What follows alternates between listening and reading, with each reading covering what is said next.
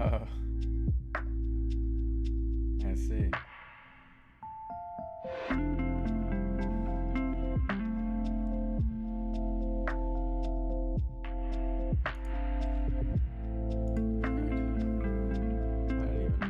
Shower or change shirts from yesterday.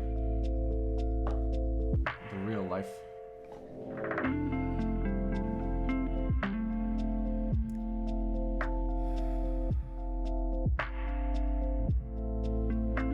Your friend asked the dev center for the queen. I don't know, Lax Beast. First started watching you at the beginning of university. Now I have my PhD and I'm still watching. Damn. Following since 2012.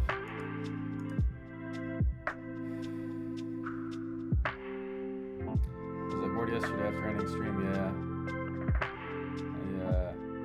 I went in the living room and I scrolled through Netflix for 30 minutes without finding anything I wanted to watch. And then I gave up and just went to bed. Woke up so early. I woke up like 2.5 hours ago. It's 7:50 here.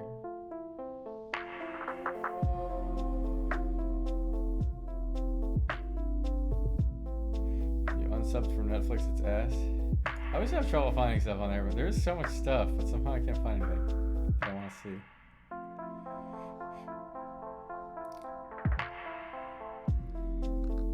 Yeah, I did see this. I want to try this. The weird magnets thing. I want to try this.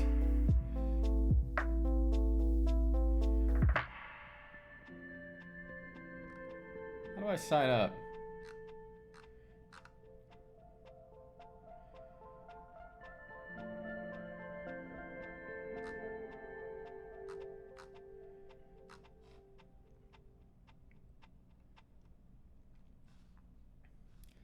You guys need to find out for me how to sign up for this.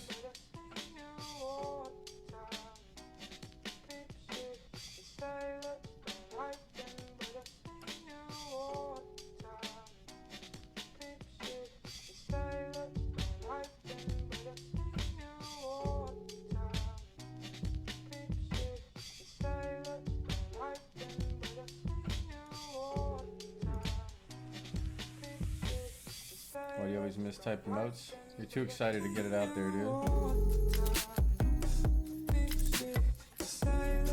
Joining in the race rides? Maybe.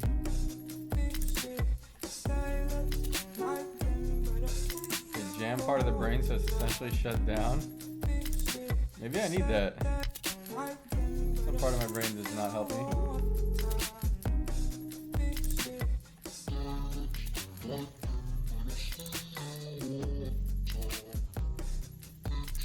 How can you see how long people have been following? This is 2017, sir.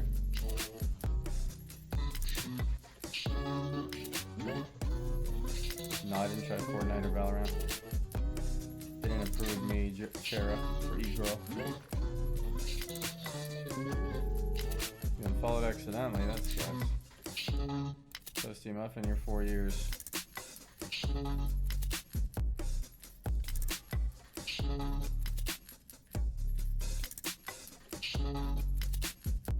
Alright.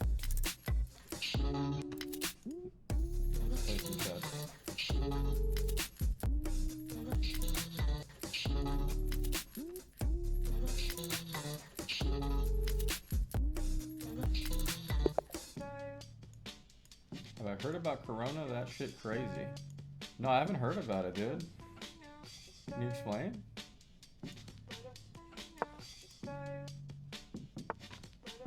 Explain. Try this.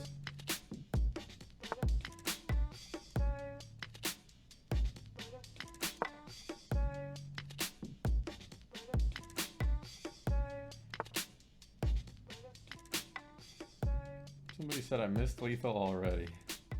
That's bad news. Dude, what if I go another pawn in? Would I rather not do that? Gotta get the bishop out first.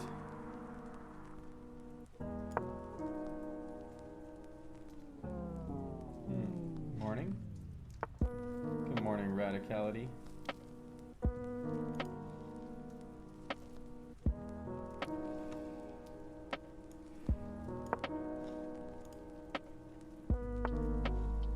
Whoa. You can't even take it though.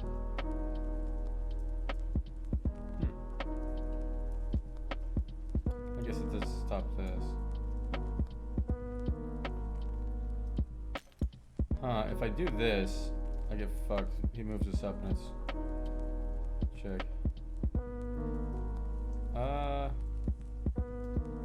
Wait, I moved up. I messed up my king side on my own.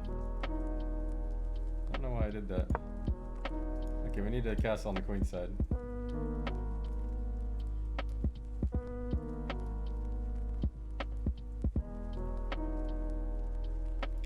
D5 horse. That does look like a nice square. Oh no, but then I lose my defender on that. He just takes it. Okay, he's breaking my pawns. I'll kill his defender first.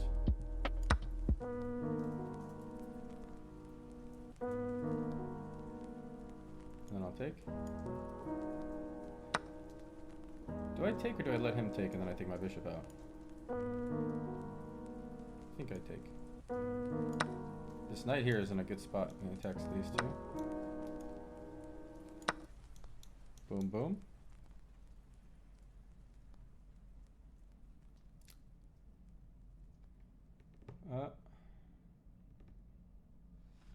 Oh, I see. Hello, dude. Earlier, I could have moved my knight here, and if he took my bishop, I could have forked his queen or king. Could I turn up the mic a little bit? You could do that. Oh shit, it's already pretty high. I'm just talking quietly, dude.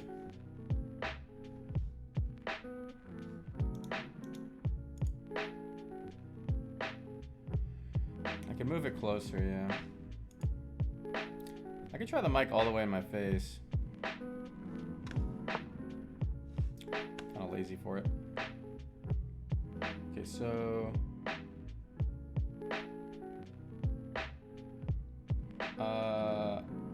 my knight here is undefended.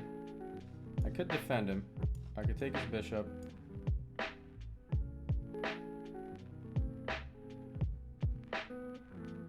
Defending him just complicates my position because then the bishop's undefended. I don't know. Maybe it was good. I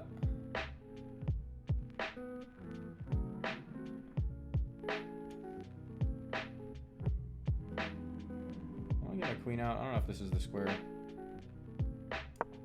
I want to castle on this side.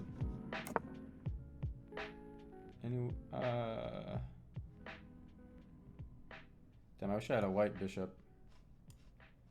Fuck these guys. Now, what can I do? My bishop doesn't do much.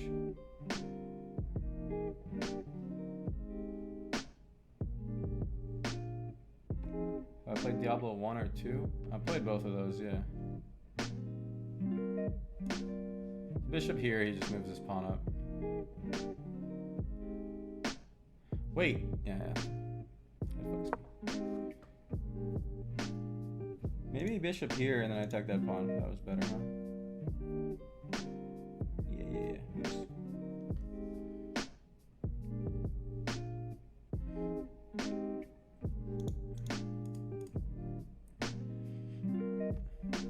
You expected me to change in one day, Don Quixote?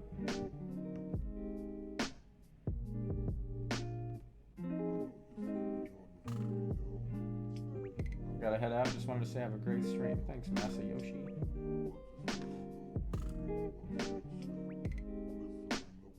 Thank you, sir.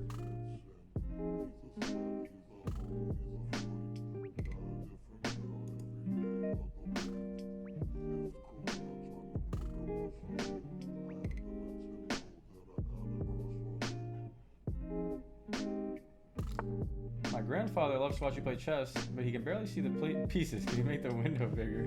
I don't think it scales. Oh, it does. Whoa, bro. Okay, that's the size. So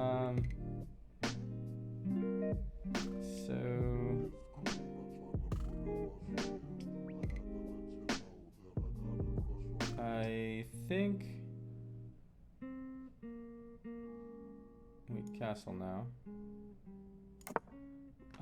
We want to get this rook working, but then I kind of, the one half open file, I fucked it up. So I put so many pieces there, it's gonna take them a while to be doing stuff. Maybe I move the bishop here now. This is threatening. Boom, boom. Got two attackers on it. Why the sad music? Something comforting in being, embracing the sad, huh?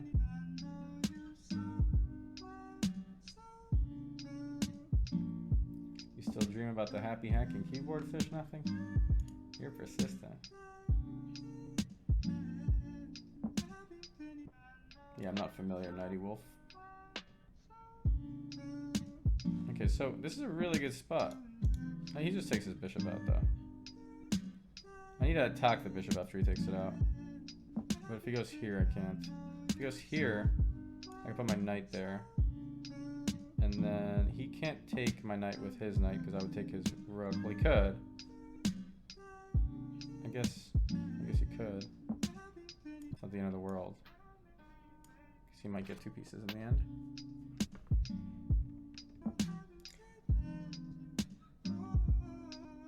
Oh, but once he moves there, then I can't take his rook. Okay, he moves there, then I can't put my knight here.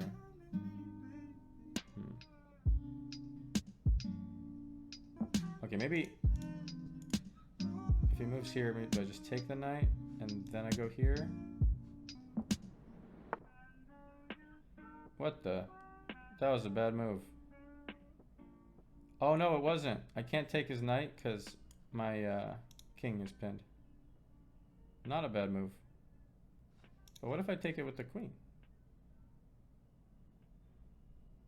Then I'm not threatening anything immediately after, but I think this.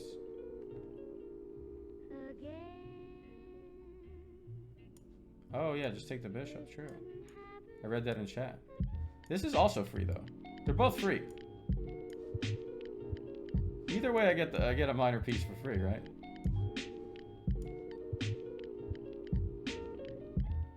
Alright, well, this does seem a little better because I'm also attacking the other one.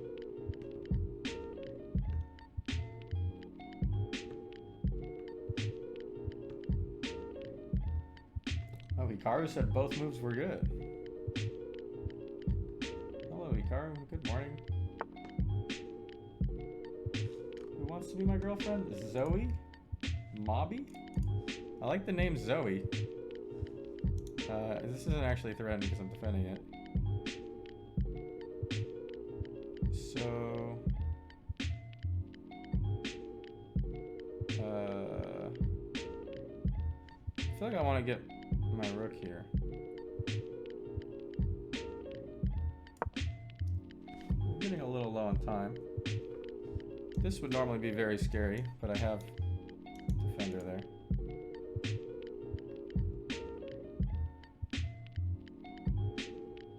Wait, I just gave him my bishop. Whoops. And I can't attack that square after he takes it. Because he's defending. I was tunneled on like looking at this square. And I didn't look at that square. Oh, he didn't see it? How did he not see it? I guess the same way I didn't see it, huh? That's crazy.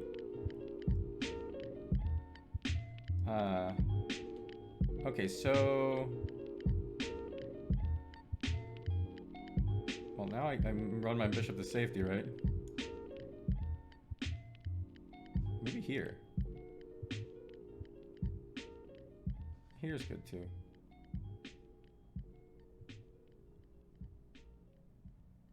What can you do to this pawn? It's fine, I think.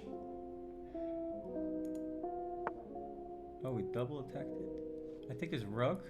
Can he really attack this super hard? Kinda. He's attacking my queen. My queen is under attack.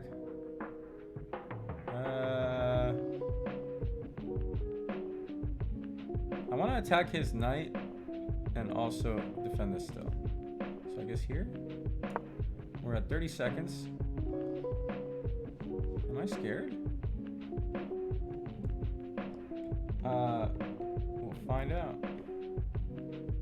Okay, we're attacking that, we're attacking that. He's attacking this.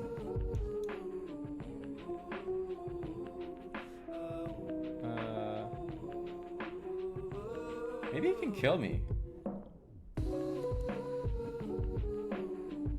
How would he start it? Well, if he starts with a pawn, I'm not that scared. What do I do actually if he starts with a pawn? Do I take his rook first? Takes another one. So if I take the pawn back, then he starts chucking me here. That's annoying. How annoying is it?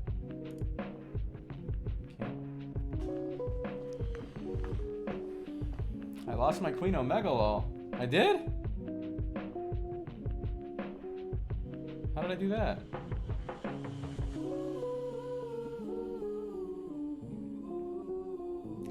He starts with the pawn, I take the knight. Instead of taking the rook. He started with the knight. So in this case, I just take with the pawn, right? Okay, and then if he takes with the pawn, we just leave that there. Now we take his rook, I think. I'm out of time. Now I go here. Is this okay? Oh, he doubled up. I'm out of time. Am I dead? What this is saying I'm dead. then is that just as you don't know how you manage to be conscious, how you manage to grow almost and missed that. shape this body of yours, I have 20 seconds.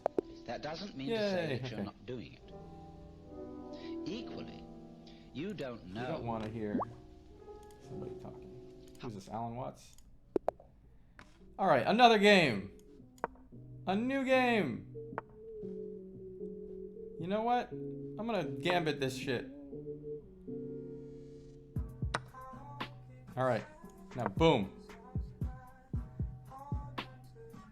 Boom. He's attacking that, I'll defend that.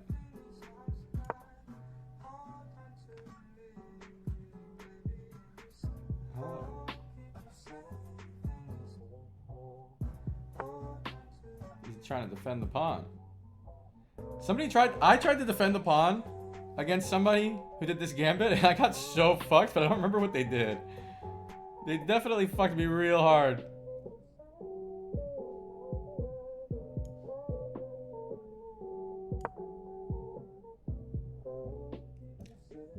Okay, he's attacking that. I'm defending that well.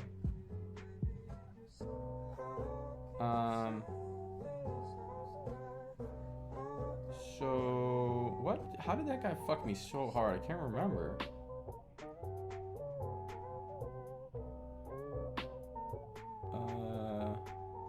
Do I start marching these forward? Go like this or something? This seems okay because it stops this.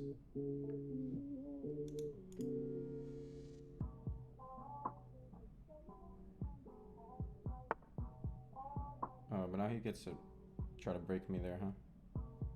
Okay, how do I do this? I need to just learn openers. Do I like my knight here? Is this a throw? Find out now. I like this and I like this. But the thing is, I'll probably move his queen somewhere that defends that still. Oh, but he can't defend that and defend that, can he? Oh, he can. He just goes home. So he goes home, and then what do I do? Question mark? Oh, he didn't go home. Since he didn't go home, I think I take this pawn. Now there's gonna be a discovered attack on my knight as soon as he takes my pawn. Am I scared about that? Then what do I do? Do I defend it like this?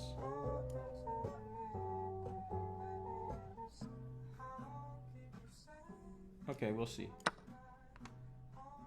So he takes this pawn, my knight's under attack. I defend this, I think.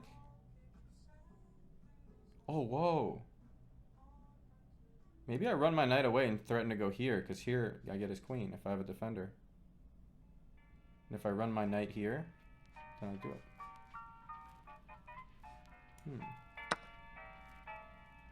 Okay, so this is happening. Oh, but if I run my knight here, he takes this. Oh, no, no. If I run my knight here, he can't take that pawn, because I'll get his queen.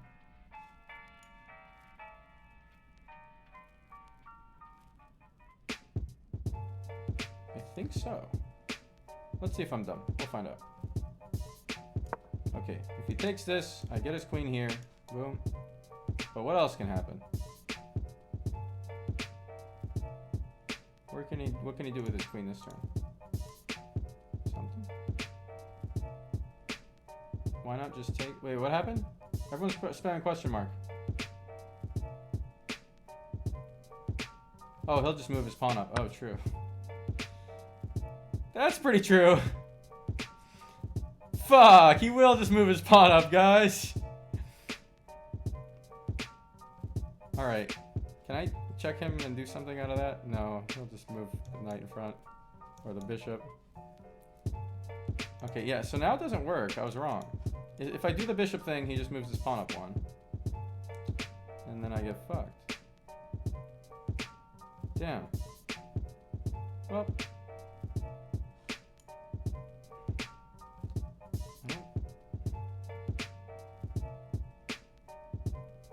Okay, I'll just confuse him with a flurry of random things. I'll go here. I'll have all my minor pieces under attack at the same time. And I'll be getting owned. Here we go, here we go. I have plans. Everybody pretend I got plans, okay? I'll randomly check him. Just believe. I got something up my sleeve, okay? I don't really. Okay, so... Okay, I guess... Fuck. Don't worry, I got something here. We're gonna figure this out. Okay, a lot of my pieces are under attack and sad. Okay, wait. What can I do? Jesus, dude. Maybe I, Dude, holy fuck, I'm really in a bad spot. Alright, if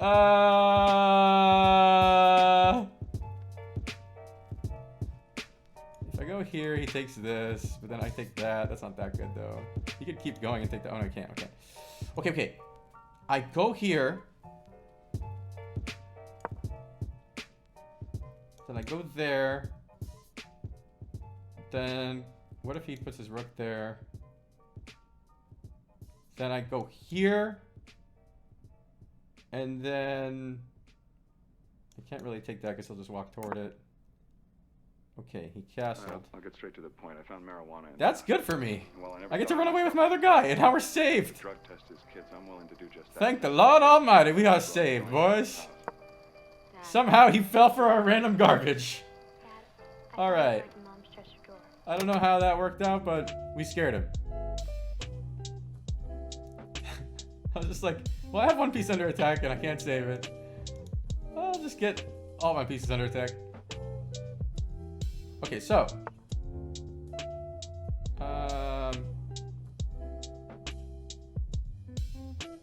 You know what? What's he doing with this guy? What is he doing with that guy? I don't see anything too scary. Maybe I take this pawn?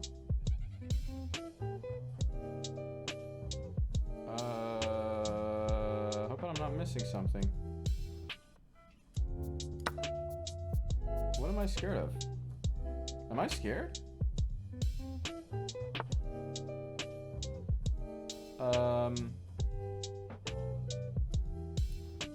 Where does this guy want to go? Do I ever want to just break open this side and just do the trade? Where I lose 2 minor pieces for his rook and his pawn? Is that something I want to think about? Oh, and then can I go here? No, because this guy's defending it. Most people are saying no to that. I'm down in pieces, it's true. I'm down in time as well. Not good. Should I just run it away? What if he keeps marching? Fuck. Okay, I think we need to keep our pieces. I really kind of want to do this, but I don't see my follow-up. Oh, I see a follow-up. Okay, I'm gonna do it. I'm gonna do it, and then I'll go here, here, and now I'm attacking this way. I got this. I'm gonna figure this out. I need to make this knight move so I can go here. Okay. I'll figure something out. Don't worry. I'm worried.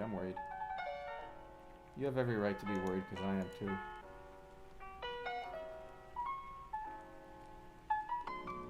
Yeah, maybe I take that knight though. It doesn't work out too well for me. Okay, I take the knight down, I'm threatening this attack. Then he takes back. Then I do. It's not so bad. Okay, he moved the knight. Yeah, it would have been pretty good. I really want to go there, but this guy's in my way. Maybe I do this. Smork? I have 30 seconds. I can't do this fork yet because my guy's under. I need to kick this away so I can do this fork. Oh, this fork's not that good anymore because now the rook's defending the bishop now that he moves his knight. Oh shit, my plans are getting fucked.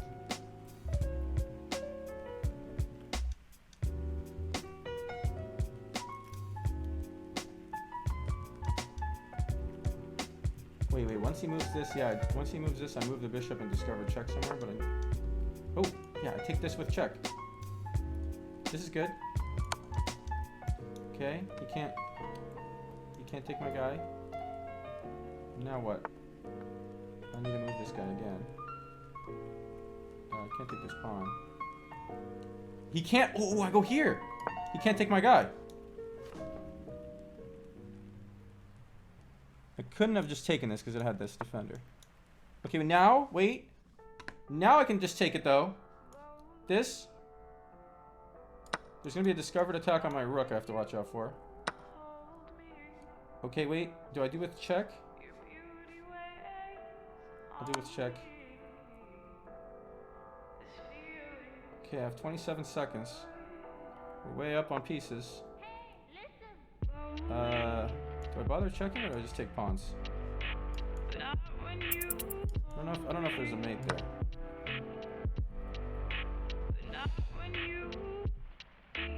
Okay, I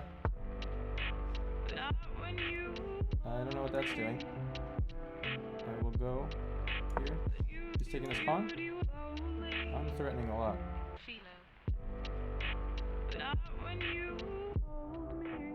Okay, what do I do? Check? How do I finish? I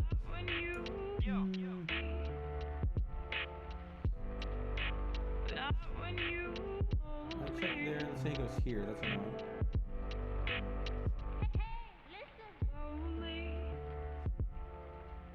Maybe I check here. Let's see, what if he goes there? Then I go here. Oh, then he takes my bishop. We went there already. Okay. Maybe I start with this.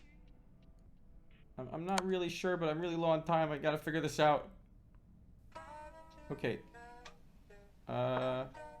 Now. Duke.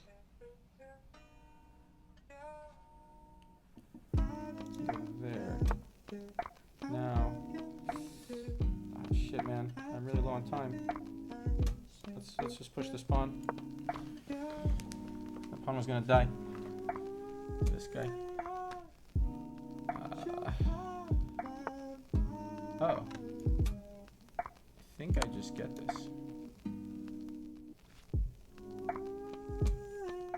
Hello, sir. Okay, no matter where he goes, I go here, right? I need my time.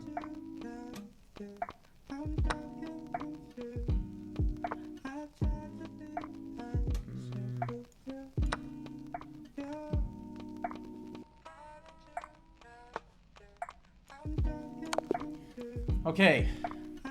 We did it. We did it.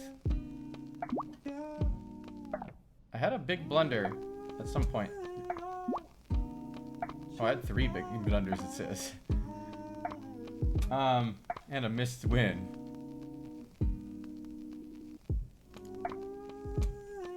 Wild game. Games are always wild when you're bad. It's kind of exciting. Okay. Let's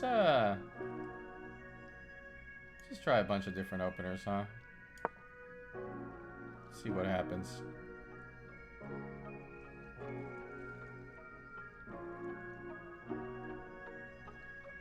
Yo, this guy's gonna fuck me up. 1022? It's the highest rated motherfucker I've ever fought. F's in the chat.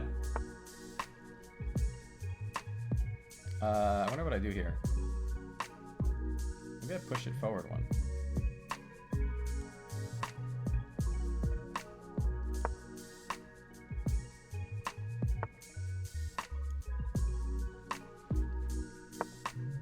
Okay. Wait, I want to do this. This starts to look nice for me.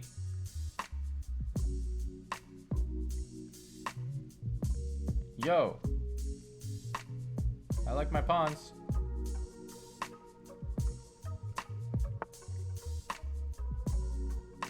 Don't know what this guy's doing. I guess he couldn't go here, but probably should have moved a different piece now. Oh, he stopped this. His fucking opening's weird, dude. I don't know what this is.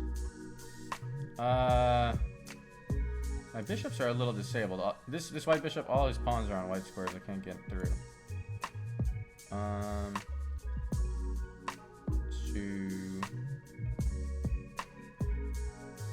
What am I hoping to do? It'd be cool to get knights in there. How do we do that? That's a real long-term plan. How do you get a knight here? How do you get there? Or actually this one maybe. There's no way I can get there, huh? Alright, so I need to take some pieces out, but I don't know who's gonna help the most. This blocks my knight. This doesn't seem to do much. I'll take it out anyways.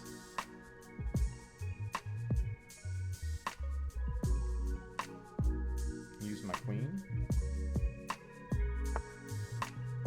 Check with queen. What does this check do really though? Okay, wait, what is he threatening? This? No. He wants to take that. The check, he just puts his bishop there and he's fine. Okay, he's not threatening anything right now, right? Could move my knight into his base. I think he's not threatening anything. I waste too much time in the opener.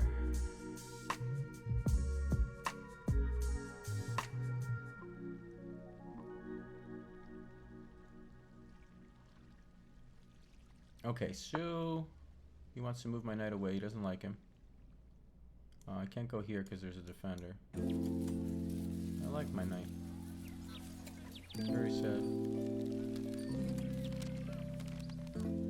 Wait, I put the queen here. And then if he takes my knight, I take his rook. Oh, but he can take my bishop then.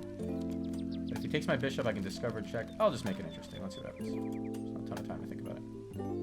You can take my bishop with check. I lose. Okay. I didn't realize that it was with check. If it's not with check, I let him take my bishop, and then I discover check him and get his rook, right? but I fucked myself.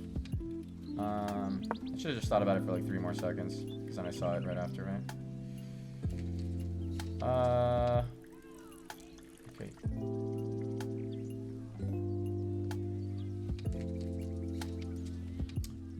Needed to think 3 more seconds. Oh, I just let him take that. Fuck.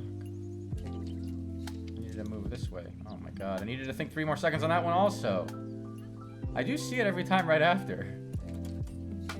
Shit. Oh my god, okay. Okay, he stopped at the discovered check. Oh, but now I get to take this back. Oh, but then he takes my guy. And then I can't take this because now this is defending.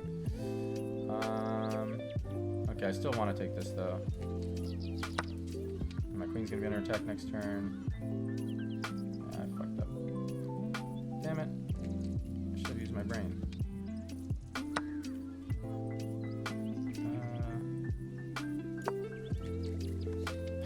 My position's shit now. Okay, I'll keep trying. Okay, so maybe he'll make mistakes. Oh my god! Wait, no, I just take it. What did he get? A pawn? Okay. I thought I lose my queen when I first looked at it. Oh, do I? No, I don't. You can't do that. It's not defended. Alright. Things are falling apart for us, boys. I made them fall apart myself, though. I did this to myself.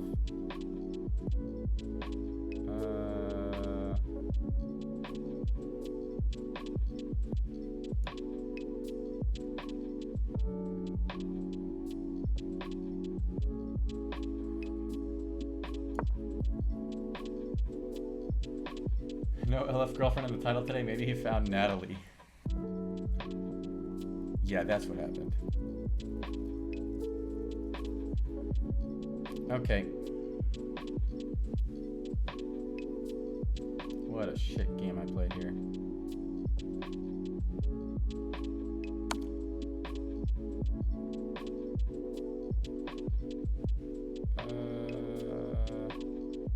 What's he gonna do after?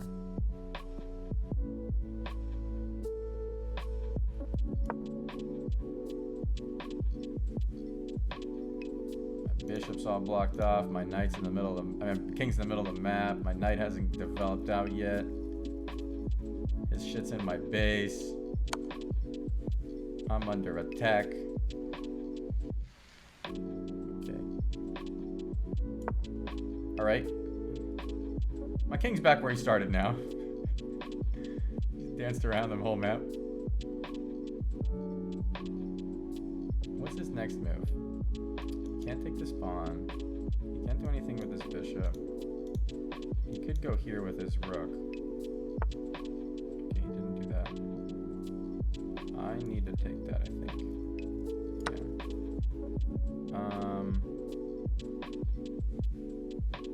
If he does go here with his rook, where do I go?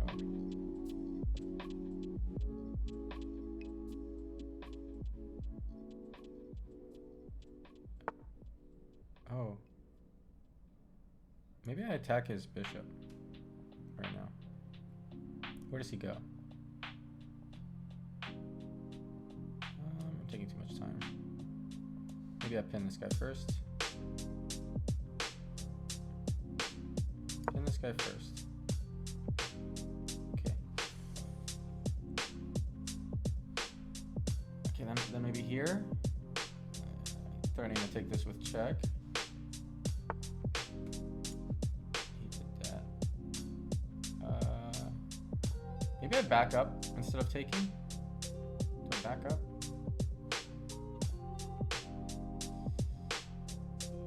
Where do I take? Oh, I can't back up. He kills it. Okay. So now we go here. We're losing our oh, he's gonna take that pawn. We can't take the pawn if I'm threatening this.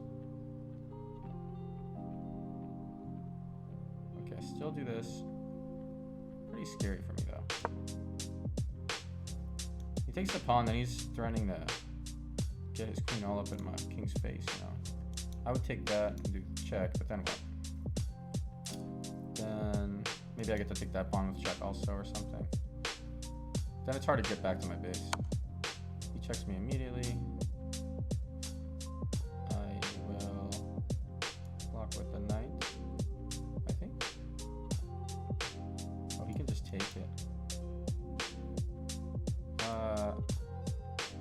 Not good news. Okay.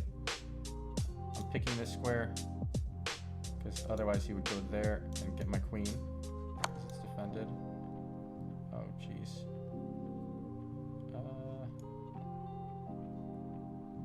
I'm really scared.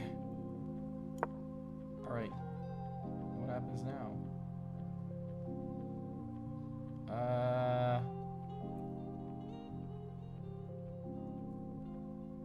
Okay, he probably moves his bishop now.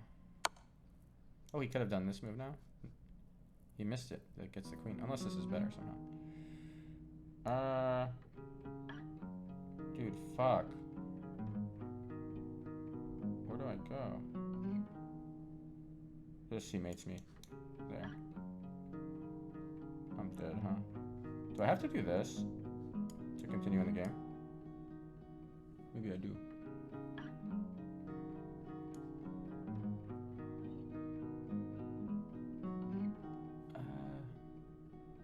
I think I might have to do this, but then I lose anyway, so let's see if he somehow messes up. Okay, so let's say he puts a rook back here. Can I keep... He can just do that and he gets my queen. No? At any time he can do that. Alright, well, I'll keep dancing around. Let's see if he eventually does this, or maybe he'll draw by repetition by accident. Probably not.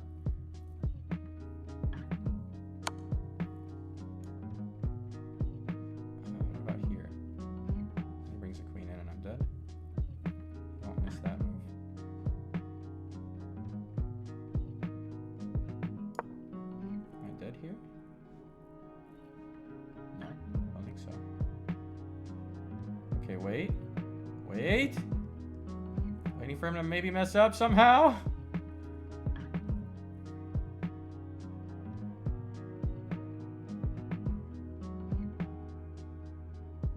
I saw some good lines for him earlier. Okay, wait. Okay, now I'm gonna die. I'm really dead.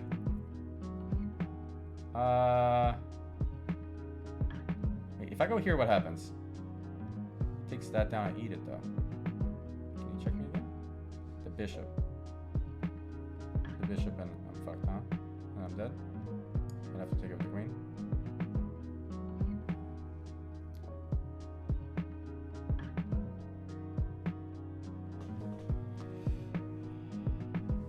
People are saying block with queen. Okay.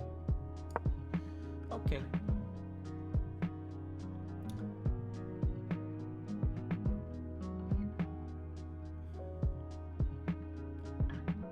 So, dude, look at this.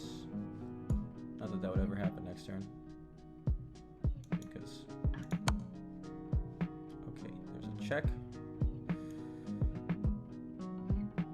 Do I go here? God, I'm out of time. Do I go here?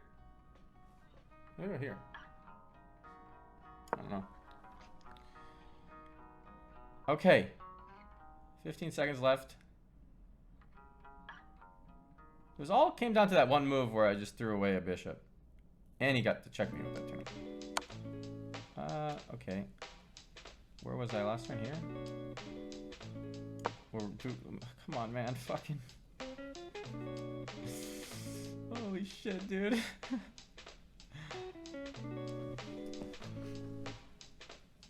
Any clockers?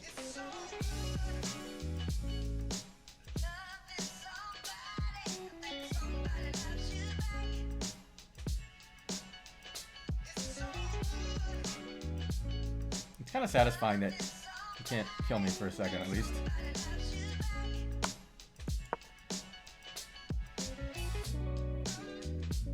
We will win on time, boys. He ran his queen away. What do I do now? I have an opportunity to do something different. I don't know.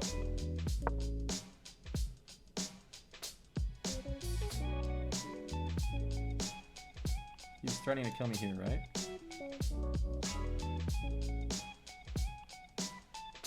I didn't have much time. I think this is the best, and then I offer the trade.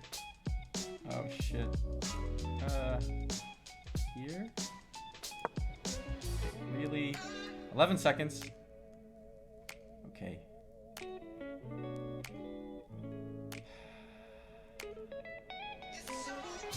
What's gonna happen next? Okay, I have to do that.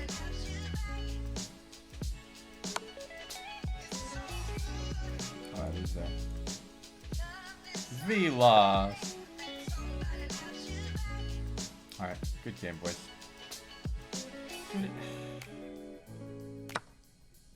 Oh, he didn't kill me. He could have just killed me. I'm dead after anyways. You can just take this rook. But I can't do anything about it. Alright. No, my queen was pinned to the king, so I had to take. If you guys are wondering why. He did the rook. The rook was in front of my queen and king, so I can't move my queen. I have to. The only thing I can do is take. I think I do this thing where I get impatient about. Like, there was a turn where I did some weird thing where I took the queen into a spot because if he took my pawn, then I can kill his rook, and then I just needed to think on that turn a few more seconds, and once I thought a few more seconds, I realized it was bad. And then I lost the game off that one move. I need to decide where I'm spending my time thinking a little better.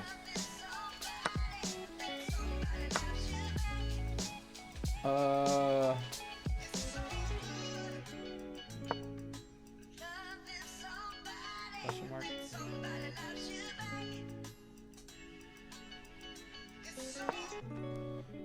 Okay. We want to get this bishop out. It'd be nice to kill that so he fucks up his pawn structure. He moves in. I think I'd take because he's attacking this as well. Okay, I'll just take. It does open up like a check here. Okay, he did that. I'm gonna move my knight. Maybe I go here. It blocks that check here too.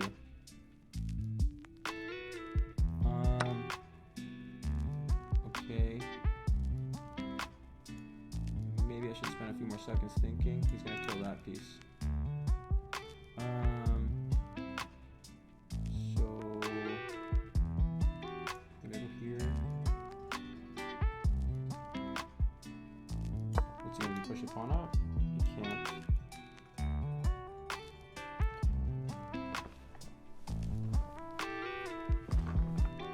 Blindfold? Yes, sir. Hello.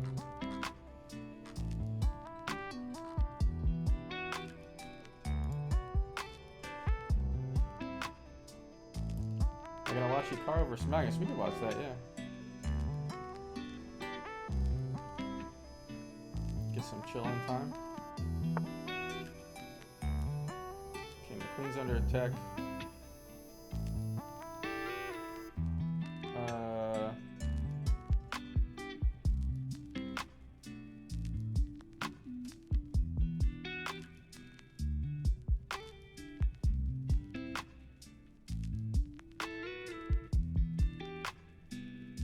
Can I somehow just go threaten to kill him? Just let him take this? Not fast enough, huh? So I go here, and then he takes this, and then I go here, and then he takes me with check here.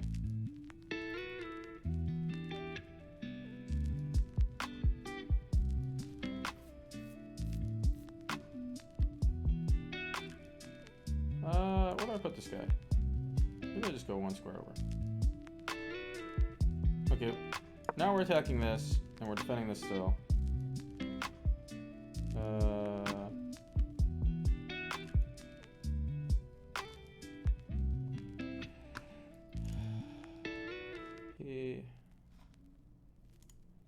He has a black bishop and I'm on a white square, so he can't attack this again. He can't go here. Okay. He needs to move his knight. Maybe he will go here and we'll just trade, right?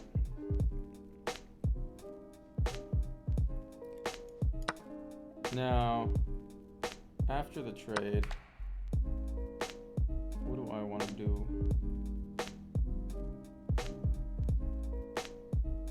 Maybe I just move this pawn up.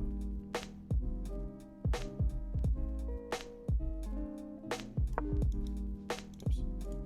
Boop. And we also need to get this bishop out at some point, just so we can castle. Oh. Do I do this? Oh, I can't. There's a pawn. Uh-oh. Does this do anything, actually? Wait, it's not. He can't go anywhere that threatens me. He can't go anywhere. I'm fine. It looked scary, though. So I guess I just take the bishop out. I hope I'm not stupid. I want to be able to castle soon.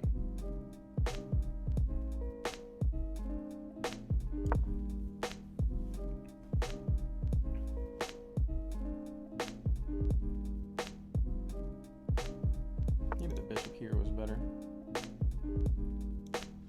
No, I end up going there anyways. Oh, but after I castle with the bishop here, then the bishop's undefended. It's pretty annoying.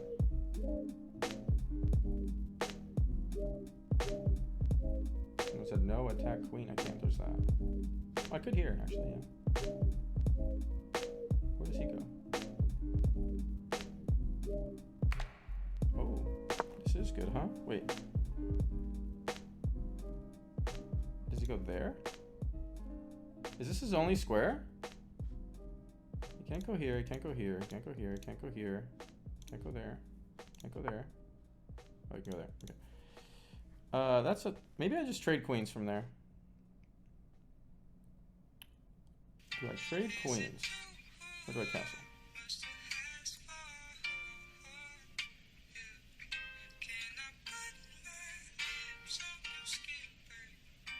Oh, you can't castle with the queen watching this, so I think I trade. Okay.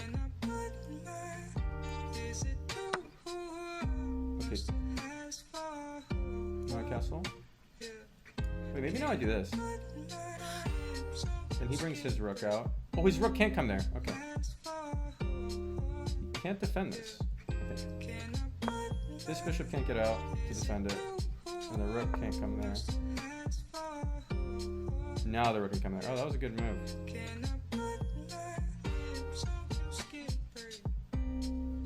That was a good move. Okay, now his rook goes there.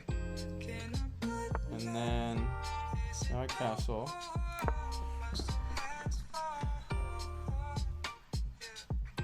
Now maybe I mean, I could slowly attack it like this. It just seems too slow. Maybe I move my... Oh. Wait, I go here! He takes me, I take this with check. Yeah. I think...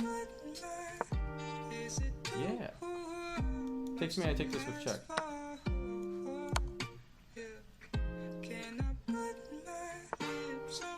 Okay, now I go here. Right? There we go.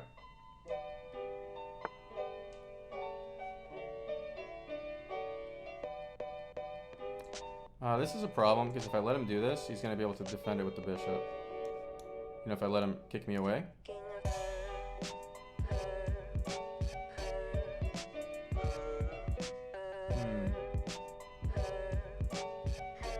That's annoying.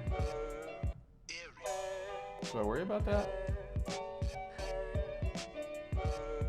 Do I just let him have the bishop? No.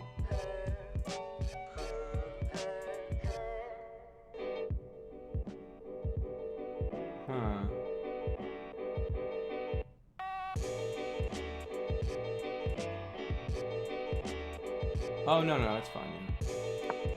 Because he can't move this, he can't move this bishop to defend, because I would take that. So, it's too slow, I still get to take this. want to do this trade. Because we're ahead. We'll take this pawn. And now we'd have to be really dumb to lose from here, but, you know, I've been dumber.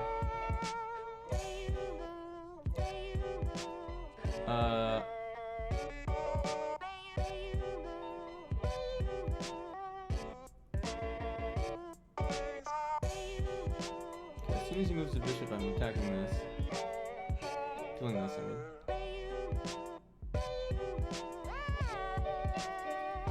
I guess, we're gonna do this next turn? This pawn? Clock? Oh, it's my turn! Oh, I thought I... Wait. Dude, I didn't realize it was my turn. I thought the last move was him using his bishop to take back my guy, but then he moved his bishop again. Instantly, I guess? Because I pre-moved. Okay,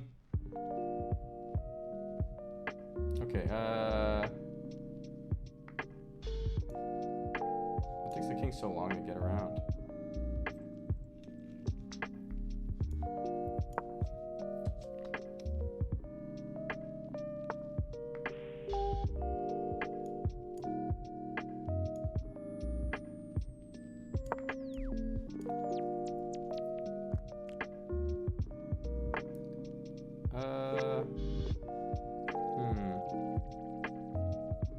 Maybe I need to get the rook working.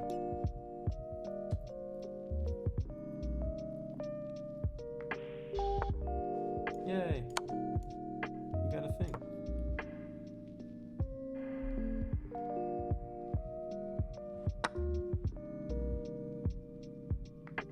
Okay.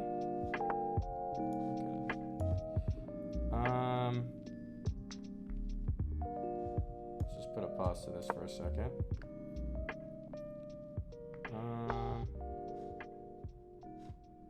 He's trying to do things. He's trying to march to that guy. I could just defend each other once he gets there. So I just keep eating pawns.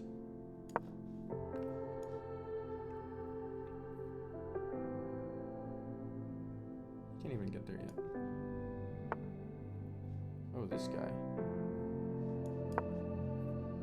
Alright, buddy. Relax. Calm down.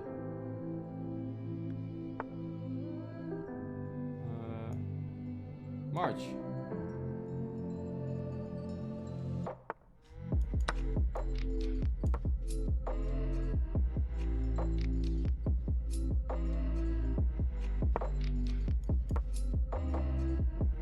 Wait.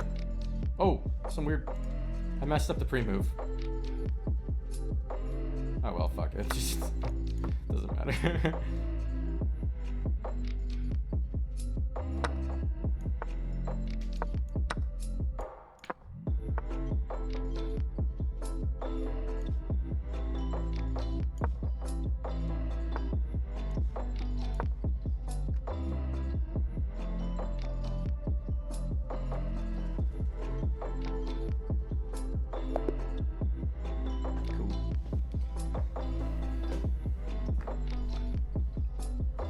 Yay!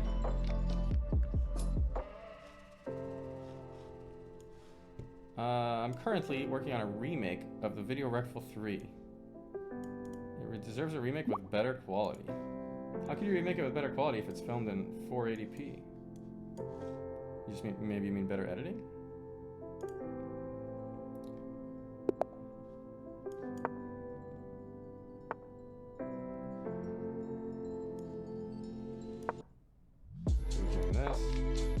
I'll try the up one. Every time I get this, I end up liking it. It's really... Oh, he doesn't like it though. He's upset. So keep going.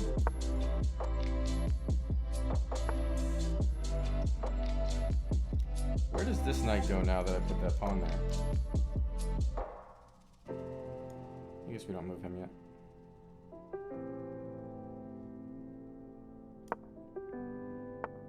Never play f3.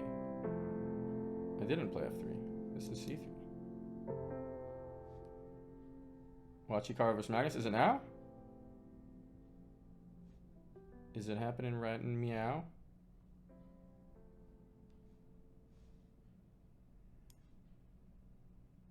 This bishop's moves are so sad. I'm gonna go here. In 10 minutes again. I'll watch it when it starts.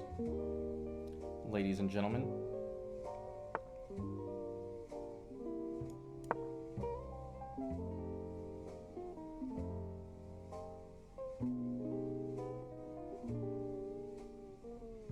Alright, we'll just keep chilling, developing. Probably castle next. Is today the final day of the Hikaru vs. Magnus?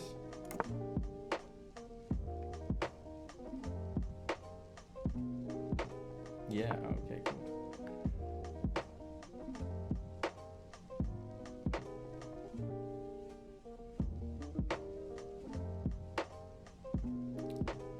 I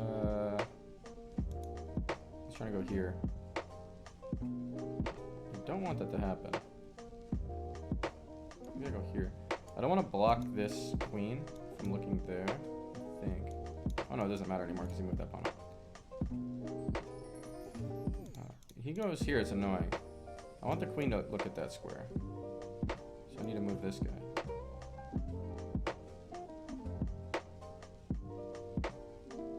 This guy.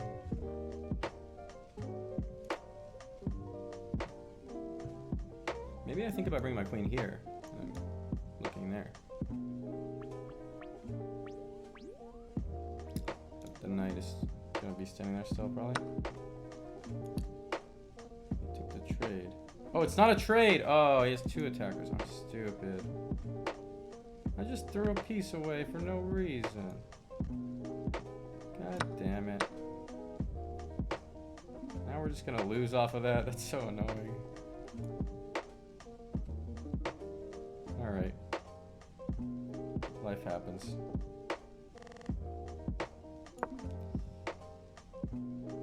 Okay, how do we come back from this? We gotta do some weird shit. Throw him off guard.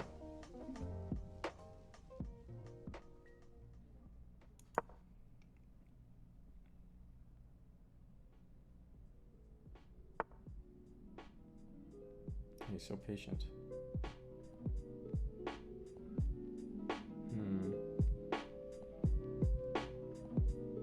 Maybe I go here. He takes this when I have that guy.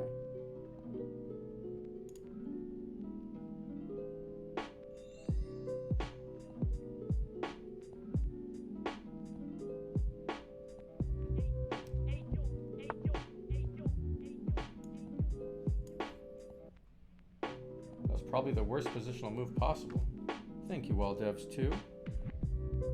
Thank you, sir. That's what I like to hear. I don't know. I see that this isn't really getting anywhere. Maybe if I kick this guy away. Can I go here? He can't go there.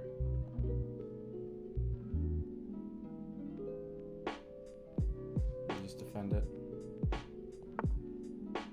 Is my opponent using an engine? Because he's 800 rated. And he hasn't even come close to making the slightest mistake. You know? Usually they just fuck some random shit up here or there.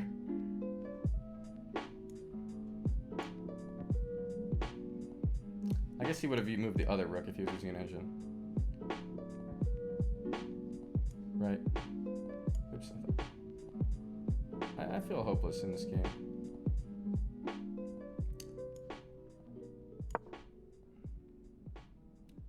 I was gonna take the pawn, but it actually ends up fucking me. It gives this guy a file.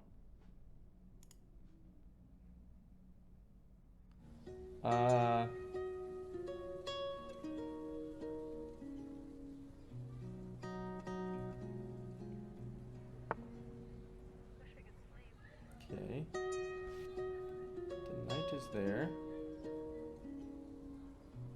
I maybe attack it with this. Maybe this.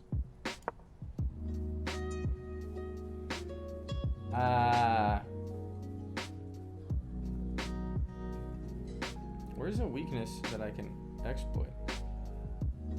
How do I get something?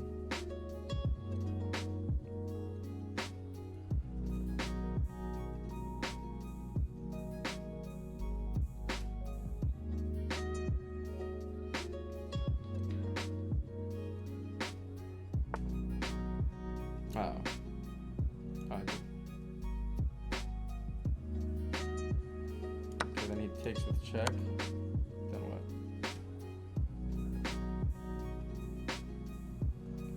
Go here. He's gonna get that pawn now. Hold on.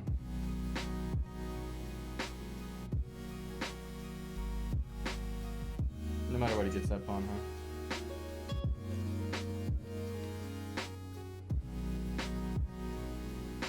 That's an important pawn, too.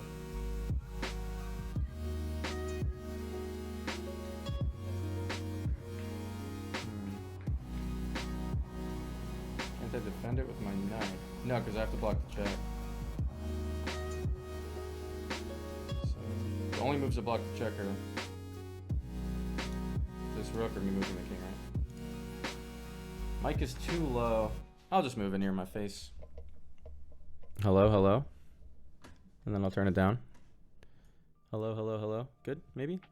How's this? Hello. How are you doing? Do 30? 30. 29. 29's perfect. Oh, you didn't take the pawn.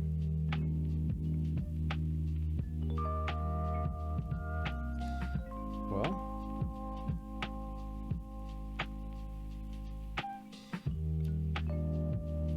I have to defend that pawn.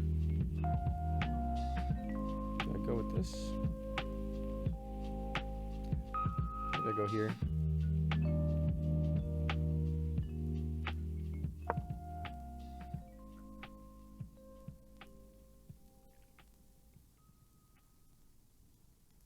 Queen? No, my queen can't move because then he just... Actually, my queen could move, but it doesn't threaten anything there, right? Okay, it's getting a little scary. What can I do? I don't see a way to break through all this bullshit.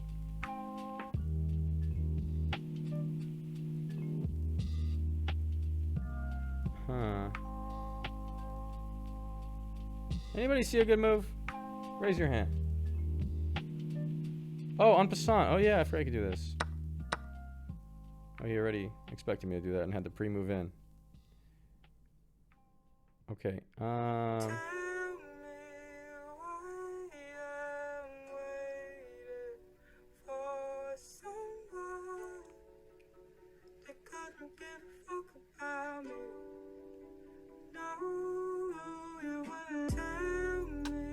I don't know. Maybe move my bishop here. Maybe my queen could go there next. He's probably gonna move this pawn up though.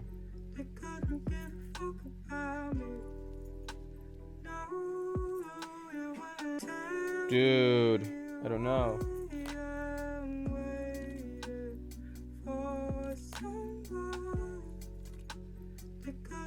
Someone wants me to move my knight here, but what does that really do? Where can this queen go? A lot of squares, right?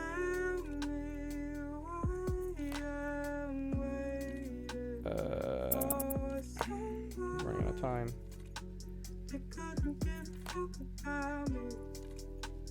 Okay, we have 24 seconds.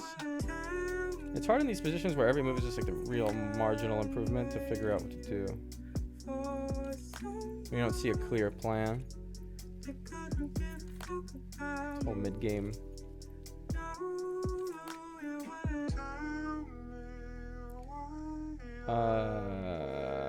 Time to blunder. It's probably the most...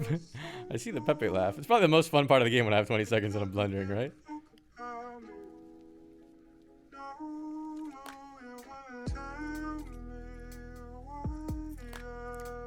Almost positive he just moves his pawn up because I'm threatening to kill it by moving my bishop. And moving the pawn up also blocks me from checking there. Seems really good. If he doesn't move that pawn up, maybe I can make a comeback. If he does move the pawn up, what do I do? He did it.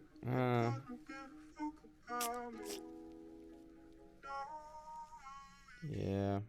I don't know what to do, and I'm running out of time. I have no time. I'll go here, and then there.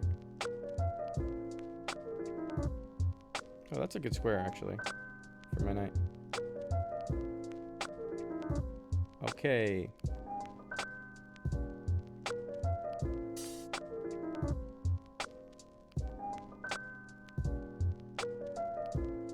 Someone said G4. I thought about doing that, but it just seems like I don't get enough from this breaking. Oh, he did it. I have 9 seconds. I have no time. I guess I take. Discovered attack on his queen. I don't. Okay. Attacking his queen and I'm attacking his bishop. This is pretty good. He checked me. Oh shit. He gets my bishop. Maybe. I get his bishop if he takes my bishop. Oh no, my bishop's defended.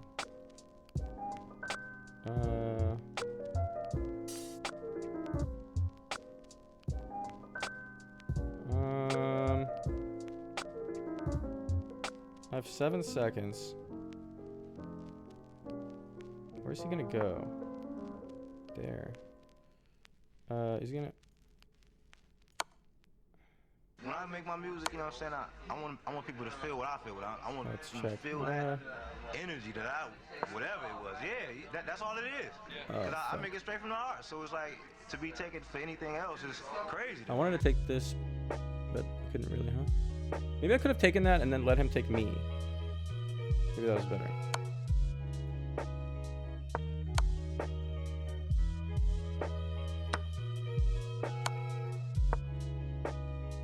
I'm attacking 2 pieces. Wait, I get ahead here.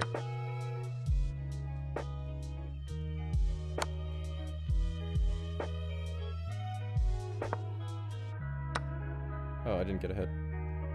Wait, no, I get ahead, I get ahead.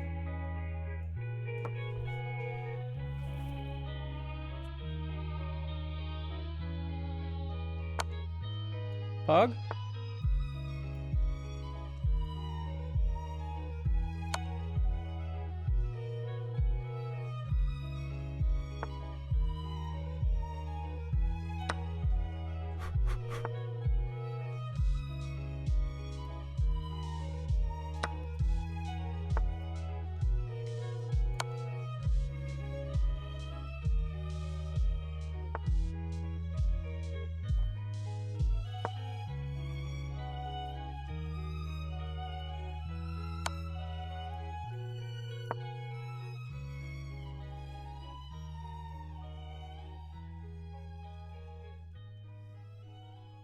If he goes here, I force the trade, I think, here.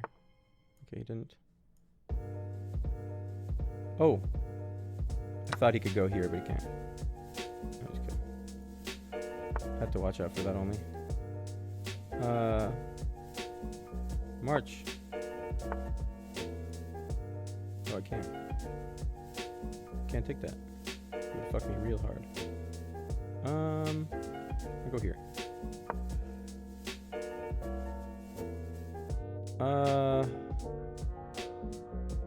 If I had taken this piece, he gets my knight and then my rook also.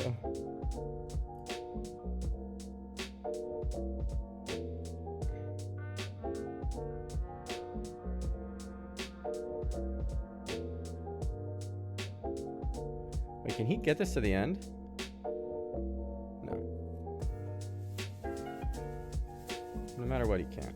I was thinking, like, if he forces me to take that thing, but I'm not forced to take it, I just take the other one. Okay, so now I take this with check, and then it forces this trade. And now I march to the end. Oh my god, that was a comeback, dude. Fucking A. I love it when it's a comeback when I have 10 seconds or whatever at the end. From 1 fucking second. Yeah, that was nice. Okay, let's watch the Hikaru Magnus game. Oh, why did I move the mic? Oh, it's because the mic kind of gets in the way of me using my mouse, huh? It feels awkward.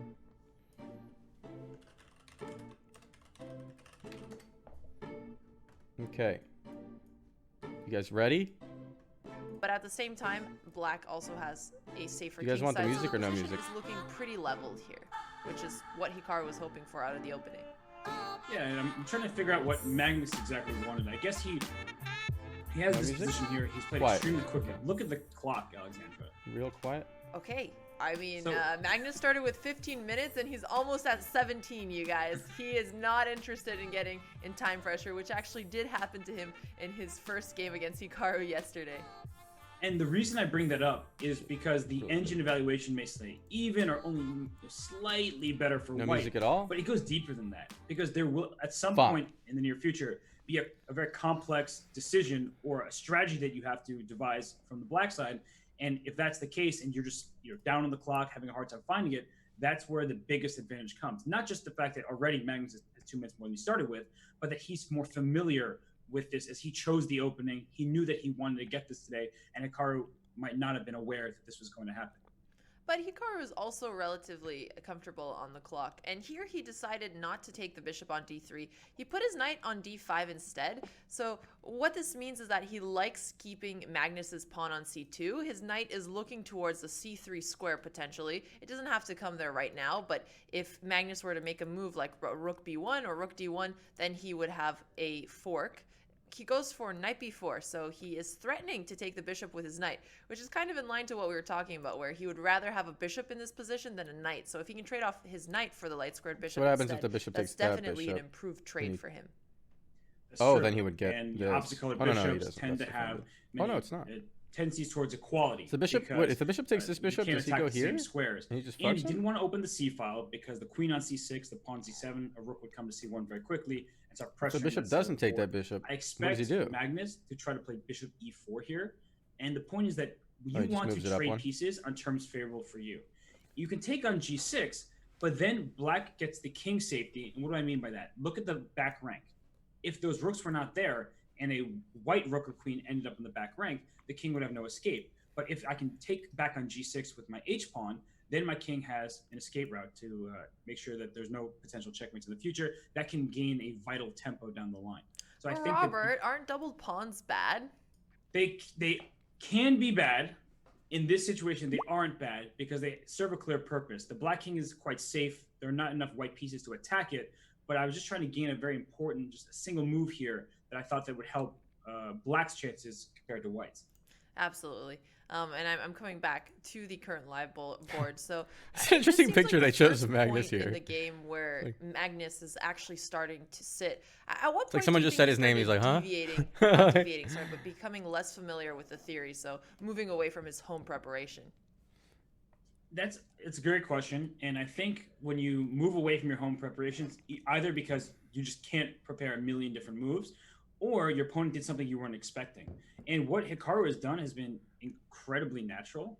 It seems like he hasn't really done anything major. He just brought his knight from a good square on f6 to a more advanced square on b4. And so I am wondering what exactly Magnus is calculating here. It's whether or not to capture on g6 or to play bishop e4 directly. So this is, even though it looks like what's the big difference between those two moves, there's a different structural element to it where either you double black's pawns to give the king an escape, or you keep back rank check potential alive for the future and will require black to make an additional move later.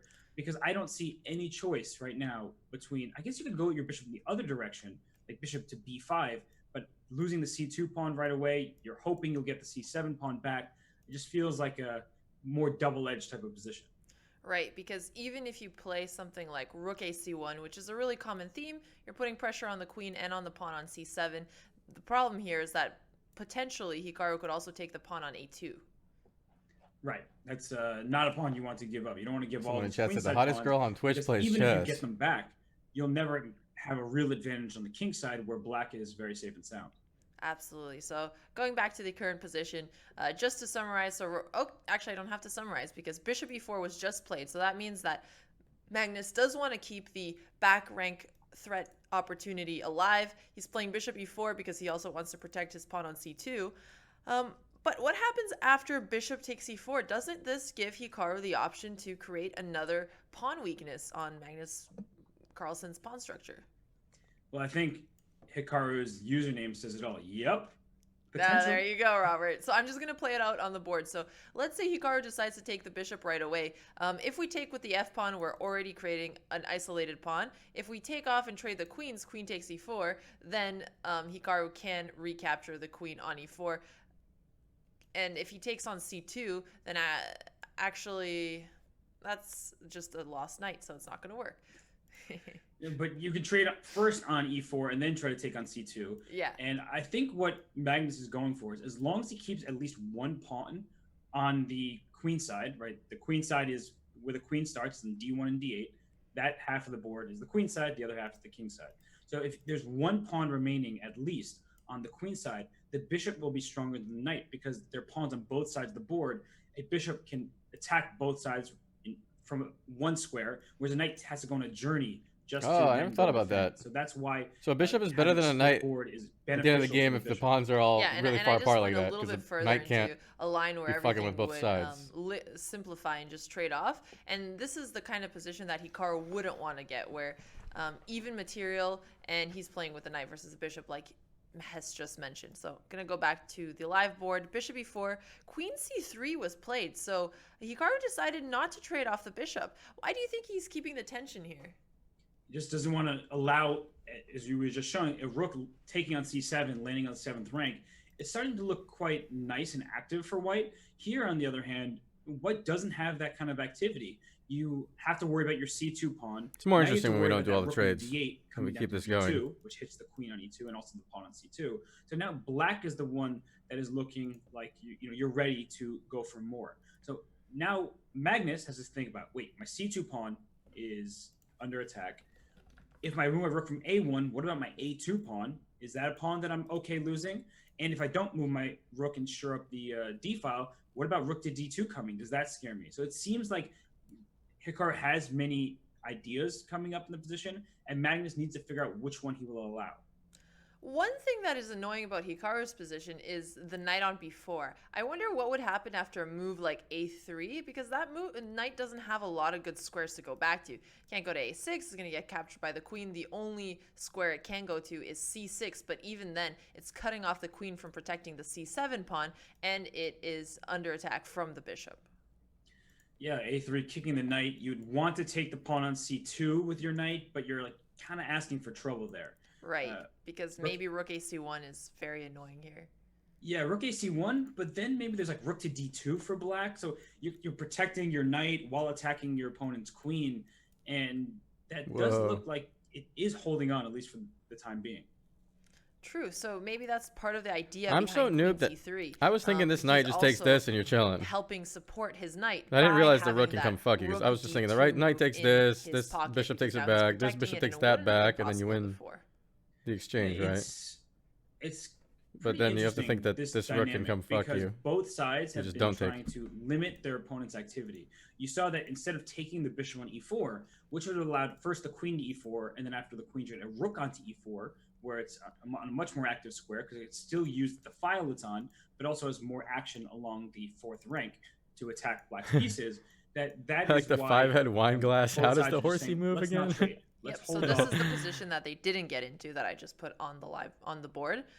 Exactly. And it's a good one to show that rook is so much more active on e4 because once it slides to the side, it'll attack the c7 pawn and the a7 pawn, whereas a rook on e1 doesn't have that same access. Right.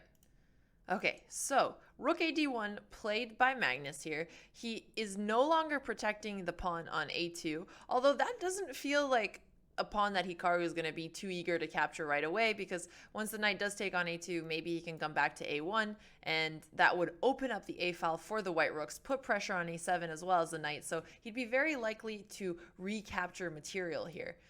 Instead, maybe Hikaru just wants to also keep the tension here. and he goes remove rook the D8. I like that rook Hikaru trade. put yep Interesting. in his name. Yeah. So why didn't he move the other rook there? Because it So was the rook that wasn't activated yet. Remember how I said that black wanted the bishop to capture on g6 so that you could get h takes and get space for your king? Dude, it's There are only a lot of 9:14 back a.m. rank checkmate Holy ideas fuck. available to white with the queen and the rook lining up in the e file. The So devs do if that. after, Wow. say, that move knight The takes admins. a2, if we just go back a move instead of rook d to e8, knight takes a2 I think actually The loses devs. because I take your rook on d8 first, and then after you take my rook back, I have this move bishop to d5, hitting your knight on a2, and I'm also doing queen e8, sacrificing my queen for checkmate. Oh, this is a beautiful tactic, Robert. So that's actually the real reason why Hikaru didn't take on a2. And also the reason why Hikaru doesn't want to trade off his rooks, although he could have moved his other rook on over and still defended against checkmate. Am I playing threats, chess so I or can was get there that something chess, wrong girl? with No. rook f e8? There must have been a bigger issue here. Probably just worried about the same Bishop stuff. takes around the back g6 rank. still works here. That makes sense. That's actually a really nice move. Yeah. That Oh, is sorry. cool. Sorry. I'll put it on the board again. So bishop takes g6, and Hikaru cannot take the queen here because he's going to get back rank checkmated. If he plays some things like h takes g6 to create an extra square for his king, then you can play queen takes e8, rook takes e8, rook takes e8, king h7.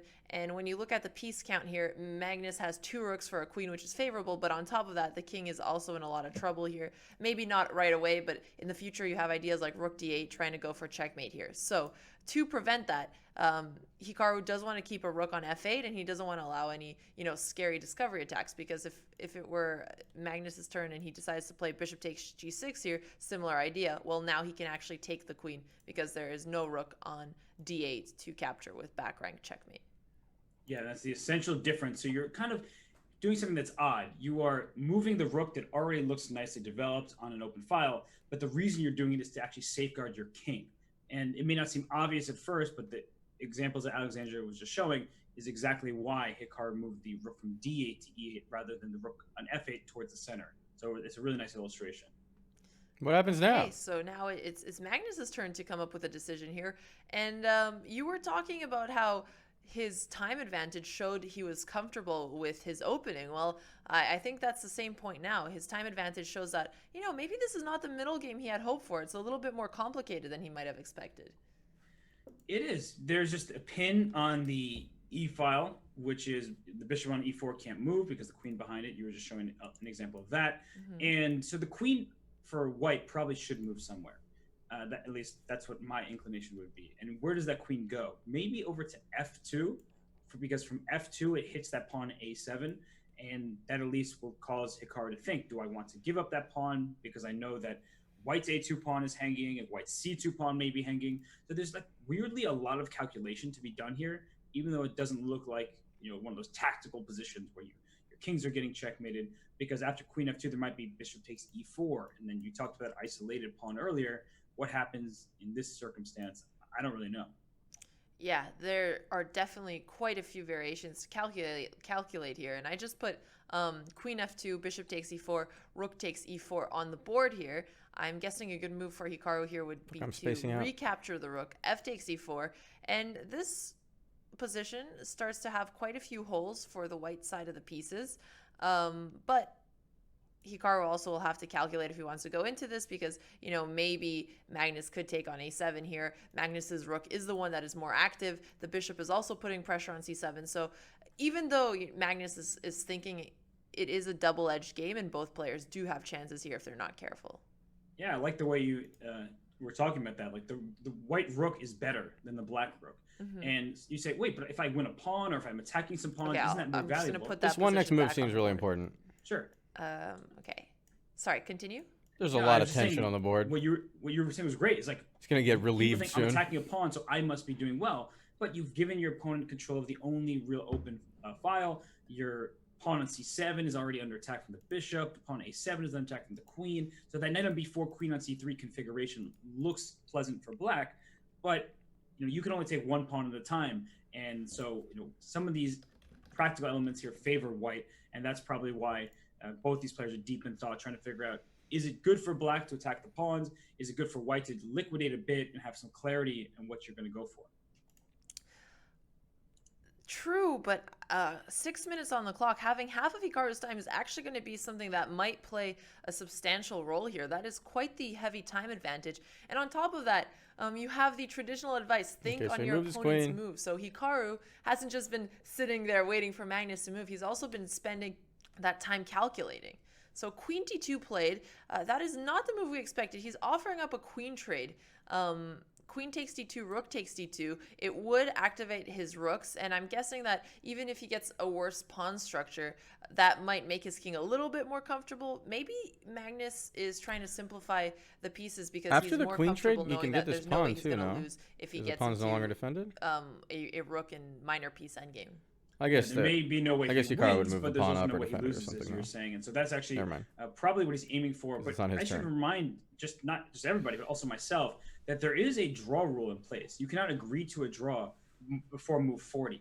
And how does that work in 0.00, chess? yeah, If exactly I tied. offer Alexandra a draw during a game that we're playing, I she would can take like it it'd be and a never draw at play the you end, huh? again so that I have a good tied score against you, Robert. exactly. You can accept What it and the extension are you game using is to over. update We split viewers the live point. like this? But in I don't this know. I have tournament, Franker you Face cannot Z do and that. better So, Twitch. there are ways to make draws. There's a thing in chess called the 3-time repetition. If the same exact position has happened 3 times, the game ends as a draw. And the reason why is you might be making the best moves, and so both sides have no choice, and you're just repeating. And okay, what's the point of continuing if you're forcing somebody into a worse decision?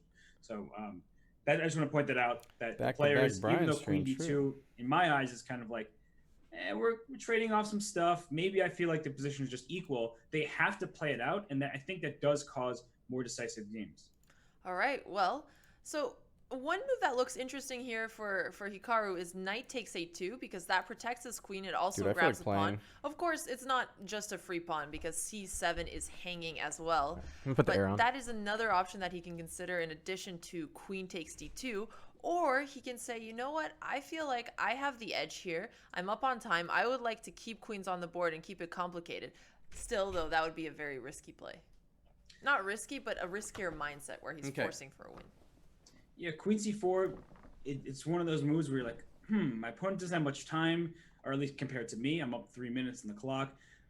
Queen C4 attacks some stuff, but it also allows White to firmly control the Yeah, if Hikaru opening keeps the file. tension going instead of doing trades If the and queen keeps the and knight position really can't start complicated, then taking the time pawns if I can advantage push you seems back, better. then you're kind of asking for trouble Oh, more so than asking for a good the move. engine And in says that fact, move's after really Queen bad, C4, I though. think C3 is a good move because if you play knight takes A2, you're like, oh, I'm going to go take your pawn. Then bishop D5, and once again, your queen on C4, your knight on A2, that spells trouble. It definitely does. Okay, so queen c4 isn't an option there. What about knight takes a2? Aha. I kind of like knight takes A2, but probably what Magnus is hoping for is after the queen trade on C3. Oh, actually, never mind. My rook on D1's under attack. I was going to play bishop to C6. Well, actually, I can play bishop C6, but I blundered, honestly. But thankfully, it works out. Look at that. That's how good chess can be sometimes. Right, because even if the knight captures your rook on d1, then you can recapture the rook on e8, winning the material right back. So this idea could actually work. Say knight takes d1 instead. I guess you could either take the knight or the rook on e8 here.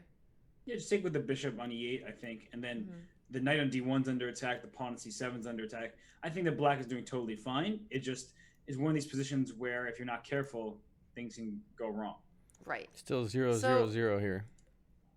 Again, we mentioned this earlier, but people are tuning in. Hikaru said that if he's able to get a draw in the first game, then he feels like he has a slight advantage because he'll have 2 out of 3 whites, including the last game here.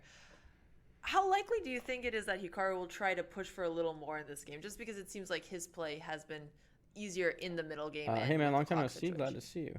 Hey, Bo the Well, monkey. he just started making some moves. He's making your Can I answer make the easier, browser Robert. bigger? I can, but it I'm doesn't glad really... because you always pose the most difficult questions to me, Oh. and now I Oh, feel wait. I take this away. that I don't have to answer it. I'll let the players answer There we the go. question. I think that right now, I did a thing. with pieces getting traded, This? the draw is becoming the most likely result. No. Because the bishop on This? G3, yes, it hits the C7 pawn, but the knight is already Now we're attacking chilling? the A2 pawns, putting pressure on C2. So I do think we'll see a mass exchange on the queen side, and if that happens, there's just not enough remaining material for me to see how either side will play for a win. Right. Wait, is And, the bottom now right the it's live Hikaru's game? turn to move. The little One tiny thing that he board? has to do at some point is move his rooks to better square. I mean, the rook on f8 has no squares it can go they're to, both so live game now? Okay. maybe a nice simple move like rook d8, offering up the queen trade, making some space for his Sometimes rook. they're moving shit around on And the big board, if but the little Magnus board is the decides to one. double up, rook that's d1 where it's currently at. reinforces rooks. He can probably even just trade off and then bring his rook to e8, put pressure on e4. Yeah, and if you just go right after that pawn, it's on a light square. You'd force white to push the pawn probably to e5, which is protected by the bishop. But then the bishop looks like a worse piece behind that pawn, whereas it's been attacking the pawn c7 first. So knight takes a2 was chosen by Hikaru. He said, "I'm just going to take your pawn. Put my face cam you under can their go ahead and hands. take my pawn on c7, but it's just a trade. And trades, trading pieces down, not so much left, not much to attack once you're taking the weak points for both sides. It does feel like, unless this knight somehow gets stranded on a2, which it won't. Because he then can black move back should right sort of- away. Right. You don't want to leave that knight there too long, because if you give white one free move, so let's say instead of that knight moving back, you play a move like h6. Then you got bishop a5 taking away all of the horse he's escaped squares. Oof. Yeah, that's what I'd be looking for. Right? Just trap that knight in there, and that's why knights can be so bad on the rim. You hear that expression, right? That little slogan, "Knights on the rim are dim." Right. And the reason why is they just don't have squares to move to from the side of the board, and the bishop would do a great job of cutting it off.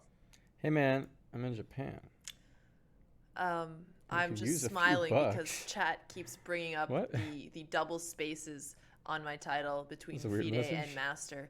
I know you guys. I didn't think that's where it was gonna go. unwatchable. Those double spaces. I really have to be grateful. What is for a you knight? guys Isn't that a horse? because you're still sticking with us I despite call it a knight, you know? the big errors in this production. There's somebody riding that horse. Okay, You just so don't see him. Magnus is thinking here.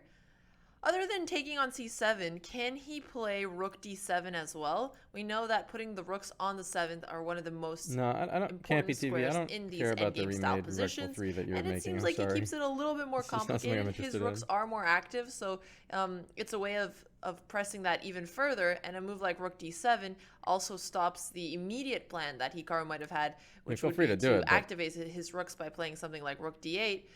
Because you can't play rook d8, you're going to lose the pawn on c7 So in a way rude? that also puts pressure on a7.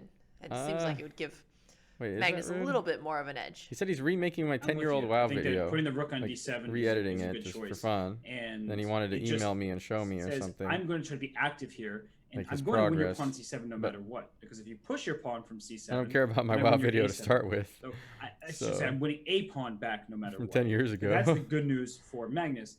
But in terms of playing for a win, it still doesn't feel like, even because finally that black knight should probably retreat back to b4, and then the white rook will take on Yeah, c7. 10 years ago it would which have been interesting takes a if I pawn got and a nice protects the edit of pawn it for c2 sure. at the time. But then we could see more trades happen if the black rook scoots right in front of the white rook and says, let's keep trading pieces, let's liquidate. I'm not going to lose this game. I don't even want to risk anything.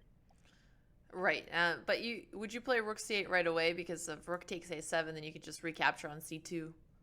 That's what I would do for sure. Just keep trading. I'm happy to. Just keep trading. There you go.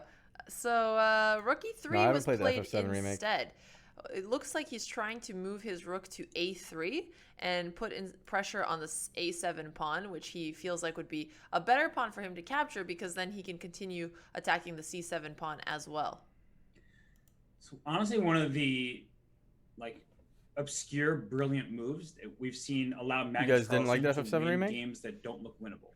And I'm not saying he's going to win this game, but rook e3 was not on my radar at all. But what he's saying is, I'm going to try to go for the queen side directly. I don't care about my e4 pawn. If I can create an imbalance, giving up my e4 pawn, but winning both of black's Defender queen side liked it. pawns, a7, c7, now we have an asymmetrical pawn structure. We already have an asymmetrical pawn structure, but we have a situation where black has an extra pawn on the F through H files, white has a C pawn, and that's the dynamic that, especially with a bishop, that you play to win. So I really like this move, rook to e3. It puts the onus right back on Hikaru. You have to find an accurate move here so that you don't get in trouble. Okay, and speaking of accurate moves, f5 looks kind of like a fun move. I doubt that Hikaru is going to play it, but it's a move that wasn't as tempting before. The reason it's tempting now is because the rook is on a square where it's not protected. Before it was on e1, the bishop was protecting the rook. And whenever you see some kind of pin opportunity, it's always worth considering. Yeah, f5, trying to take advantage of that. Also threatening f4 if you don't react well. f4 forks the bishop and the rook.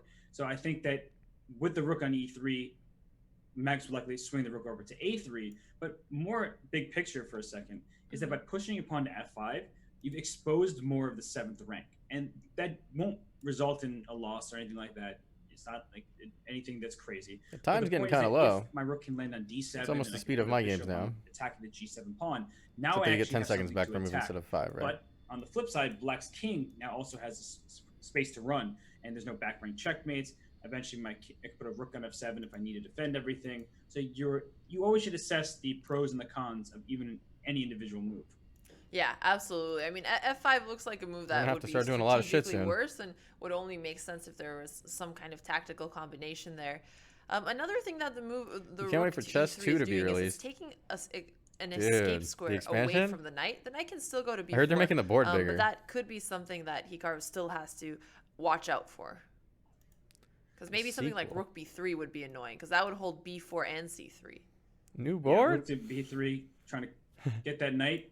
The knight, if it New stays piece? over there too long, you're absolutely correct. I guess Black does have eventually a5 or something like that to try to free the knight up. But Dude, you're right, that isn't it crazy rook to that b3 this is game really- was you don't even made consider because you're so focused on the c7 pawn, the a7 just pawn. the same and all of a pieces, sudden no someone goes rook patches b3 and ever.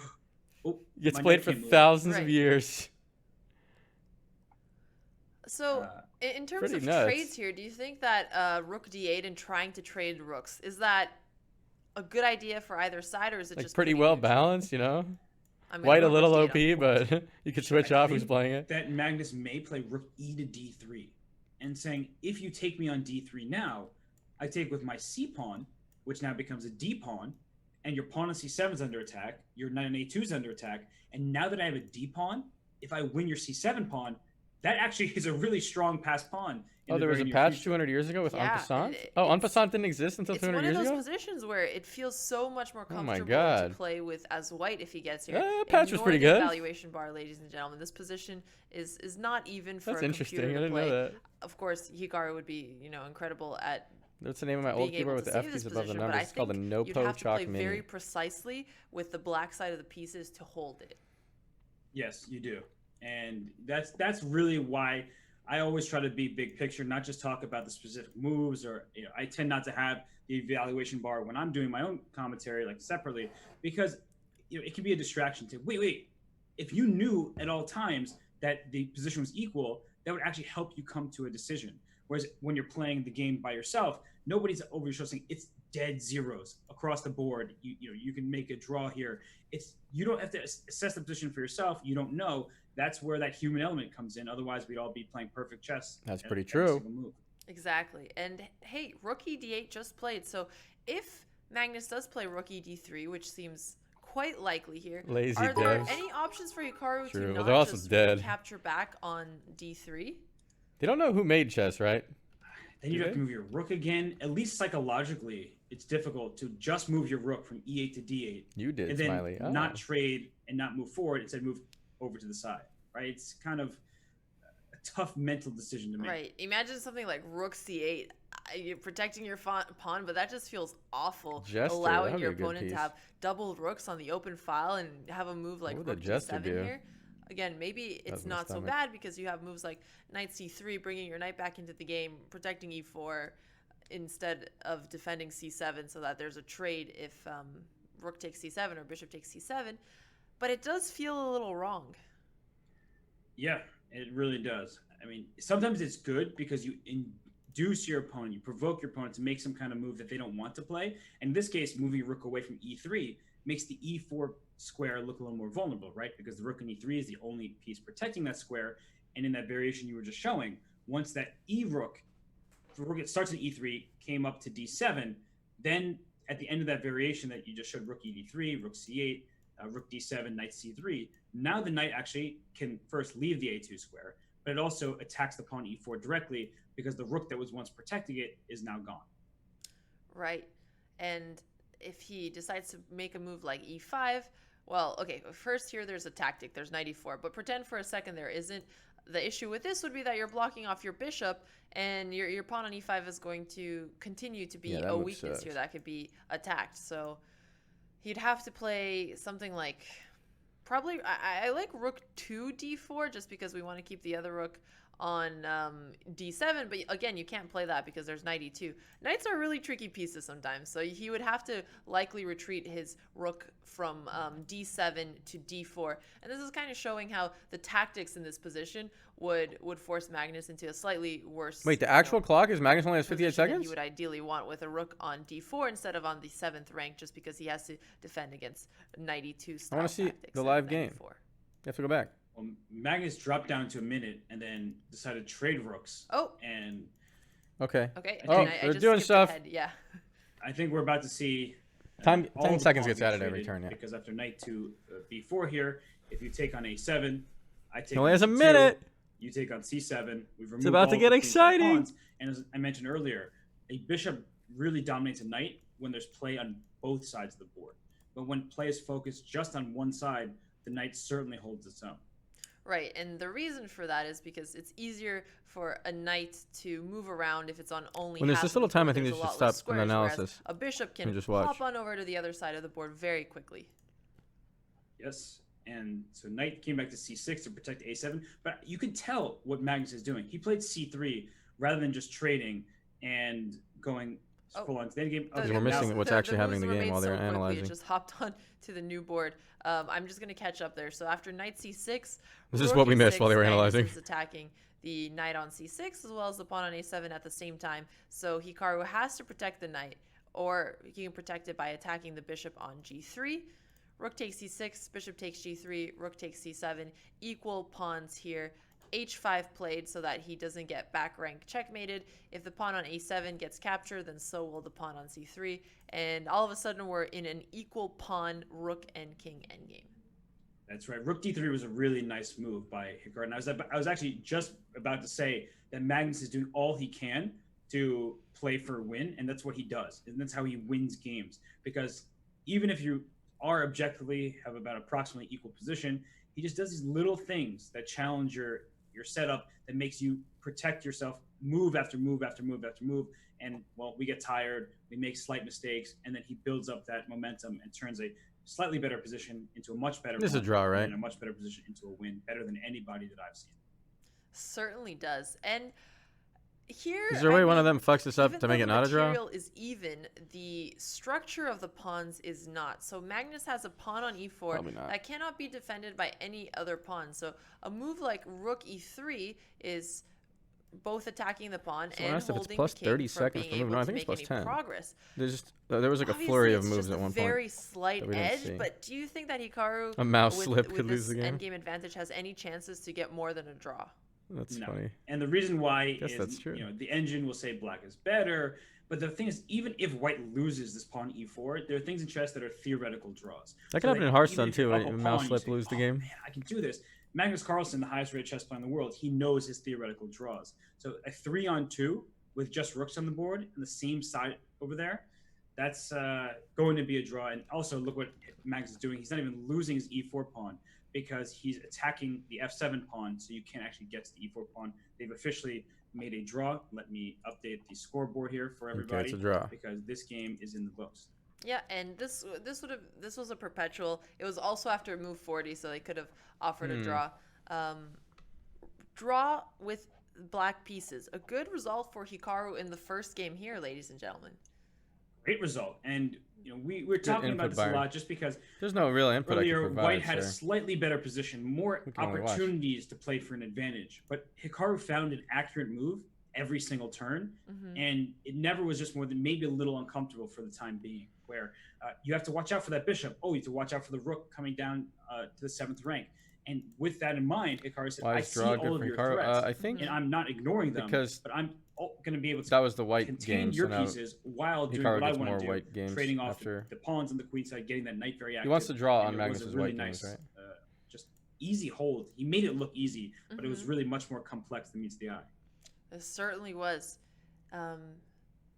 All right. Well, I'm going to pull out their player cards one more time for those of you who are watching. So we have Hikaru, who is, world number 4 in rapid time control, but in online chess, especially in Blitz, he's the number 1 rated player. So that is something to keep in mind. Magnus, he doesn't really need a introduction because he is world number 1, and he has held the world number 1 position in every type of classical format, whether it's rapid For a or long Blitz. time, dude. Holy So, fuck.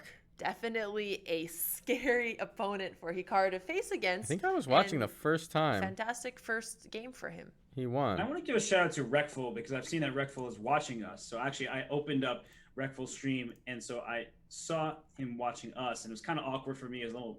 I'm like, wait, what? Am I watching somebody watching me? This is weird. But shout out to Reckful, awesome streamer, and glad you're watching some chess now. Yeah, Thanks. definitely. And okay, you guys, I know you've been complaining about the space in my name. So actually, chess.com has been really Thanks, helpful. Robert. They just sent Maybe me he'll see a that. fix. So thank you so much, chess.com. Can't Let me wait to know. see the fix. Yeah, let me know if this is better. And Robert, More spaces, more. don't worry, you guys. See, we reply to your comments. It's all good. We're listening. I mean, we see you up in here in the chat. Okay. I think we need at least 2 more. At least two Honestly, more. Yeah, I I'm a would little- like it to go all the way to the edge there. Yeah, I actually would prefer that your master title Yeah. goes over to near the start of the Teenage Mutant Ninja Turtles on my shirt. Yeah, So and that- you could become a master grandmaster. No, I can become a master Teenage Mutant Ninja Turtle. That I become Splinter live in front of everybody here. Robert is way too excited about this. I feel like he just saw an opportunity for his childhood dream to come true. I mean, if you didn't love Teenage Mutant Ninja Turtles as a kid, I don't know what's wrong with you. No, that's I'm the that's streamer fair, that that's every fair. other streamer has watched. Is that true? Master Hess. Yes, Knox? you guys keep spamming it so you can, Maybe just 'cause I've been you can streaming for live so fucking vicariously long. through you guys. I mean, I'll take it. I'll take what I can get. But Master Splinter, Whoa, what it's a true? wise little rat that Holy Master shit. Splinter was. Certainly. And Robert, I'm just going to take a second to go to the bathroom. Do you need a break as well? Because then I could put the player cards up. I'm a Oh, boomer. but we also were sent a new graphic, by the way. So A new graphic. yeah, We're check sitting this back one watching a out. chess Okay, tournament. That you sounds so gotta do this ridiculous. for me. Oh, okay. A couple I got years you. ago or Sorry. whatever, I'll yeah. update it. I'll update it. I got you, Robert. I'm your so dream, happy. Your dream I'm is like- about to come true.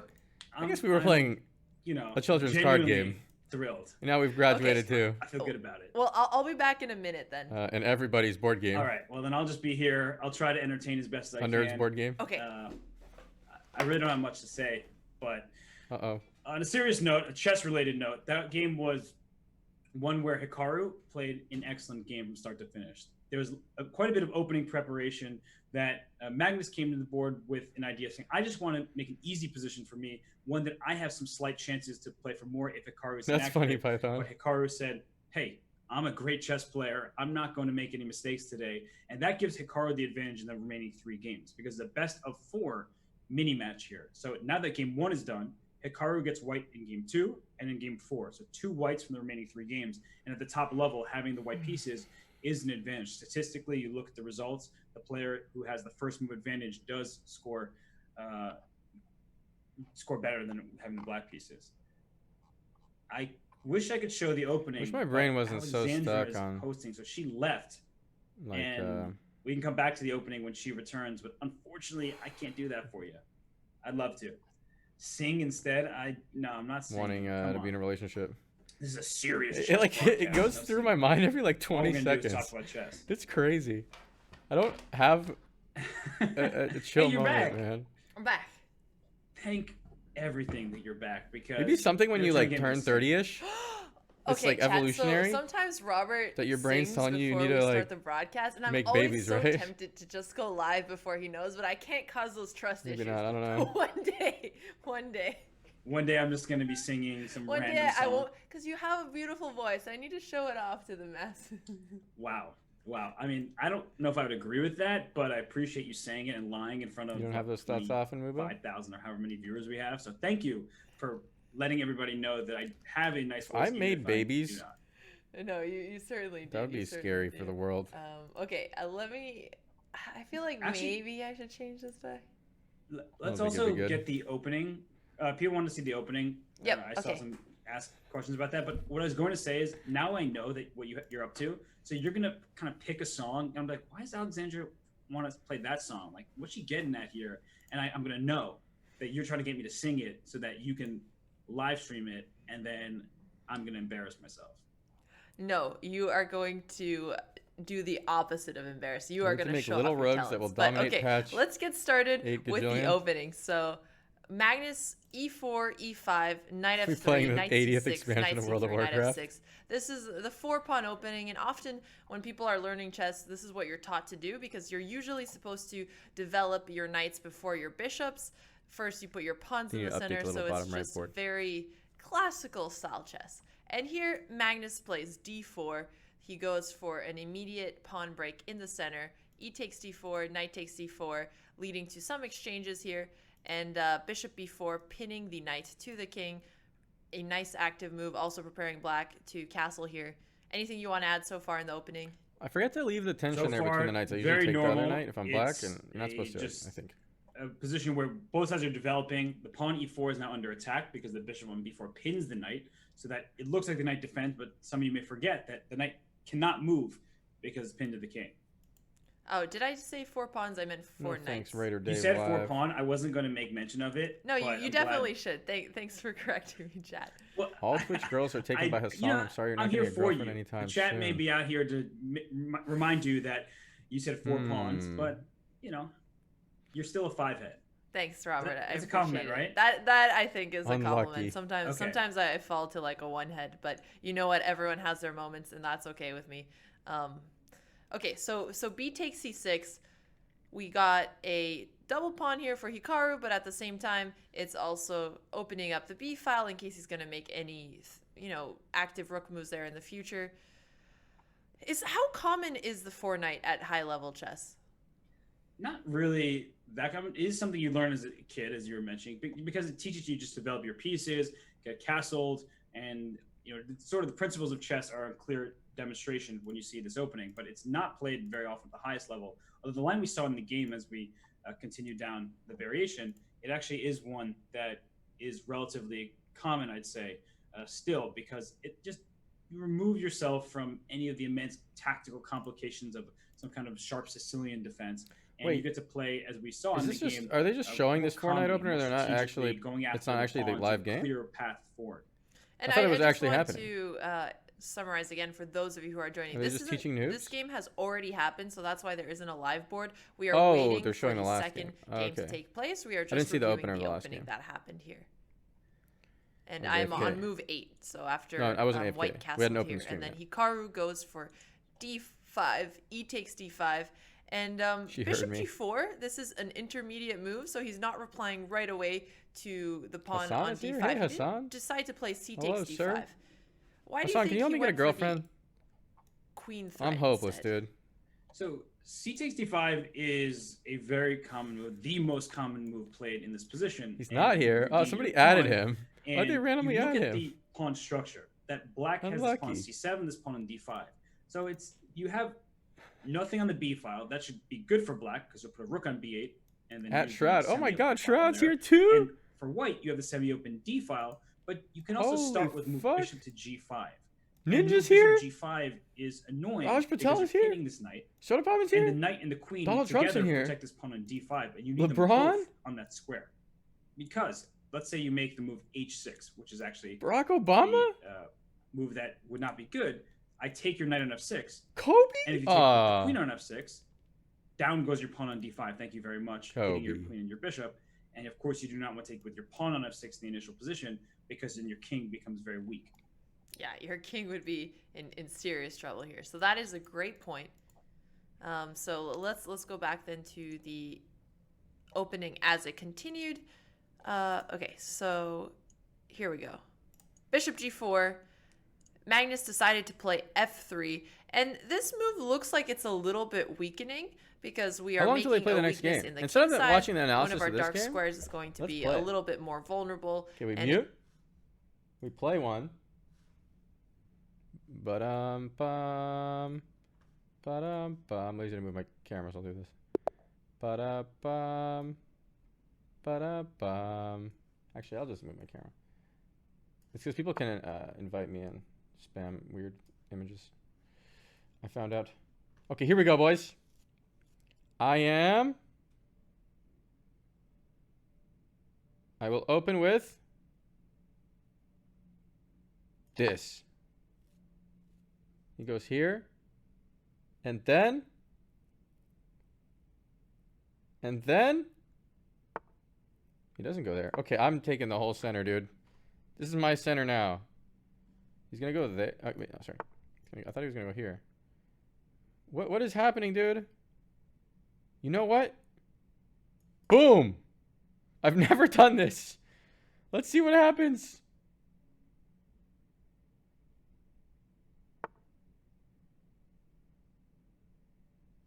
Okay, now I'll take this free pawn. Oh, but he would take my free pawn. Okay, I'll defend. Then I'll take the free pawn.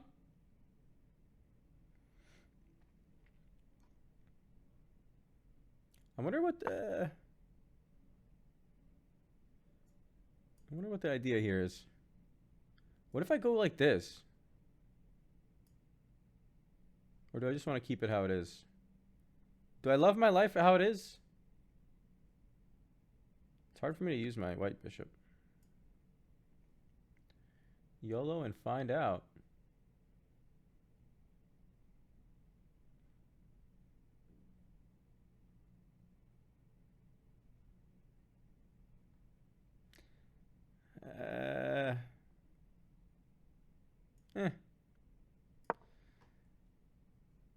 It's not super exciting to do this. Whereas my current pawns, they're very flexible, you know? I can do anything I want to do. Look at all these squares I'm watching. Oh my god, look at that. You're still just looking at the last game, right? Yeah. SSA 1938 is in chat. Listen, buddy. You gotta relax. What's he doing? Wait, this pawn's not defended. But if I move the knight, he'll move his pawn up to fuck me. So I will defend it with the bishop. Because... No! I just threw this pawn away! How come I don't think for one more second before I move? I should just do... I remember when I was a little kid, my dad was like, yo, you hold the piece over right before you move and then think for a second. Okay, he didn't take the pawn. That's good. So he could take this bishop, but I can take back. This is not scary. Okay, this is fine. I gotta do this before he fucks me. I think so.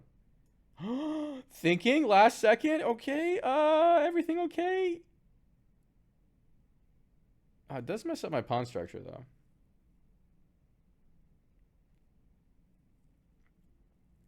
Maybe I go here because this defends that as well.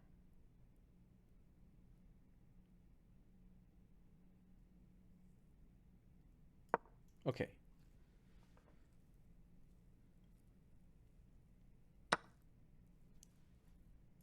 Oh, but now when I take this, then he takes that.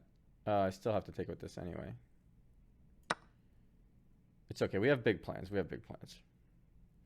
Now we do want to use this pawn because we have doubled pawns. Everybody pretend we got big plans, okay? I will castle this side. He already has all these pawns attacking that side, and I already opened up that pawn. And now, okay, now I'm defending this with that, so I can move. He attacks my queen. I think I just bring out the knight. Okay, now, according to my calculations, which I don't have any, what are we scared of him doing? Maybe moving away and then starting to move the pawns up? Not that scary. Okay, this knight isn't actually threatening this pawn because he would take my queen. Gotta do something else with my queen. My bishop is kind of stuck. I want to let him see, so I gotta move up a pawn. I think I want to move up this pawn. Oh, but now he fucks me with that guy. He heard me. Okay, I'll kick his bishop away, so my queen's no longer pinned. After I kick his bishop away, then I'll move up this pawn, because then my knight can defend that.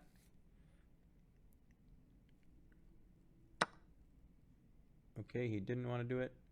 Do I want the queen there? Yes. I think so. Not immediately threatening that, but in the future. What if he goes up one and I take, I win. Okay, he moved the knight to defend this square.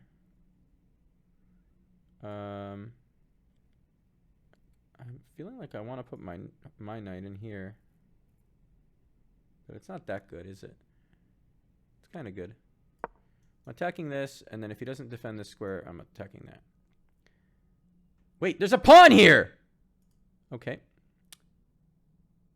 Dude, don't worry. I have a big plan, you know?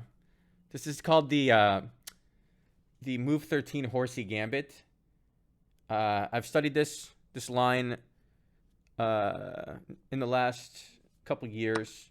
What it tends to do is the opponent is thrown off, and he doesn't know how to proceed because his horsey is stuck, and I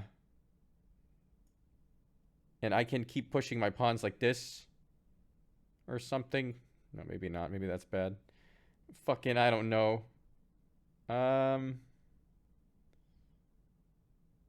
Dude, the horsey gambit sucks.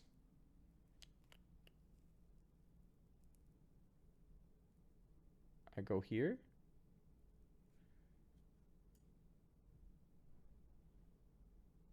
I go here. Okay. He castles. He didn't castle. Okay, the horsey.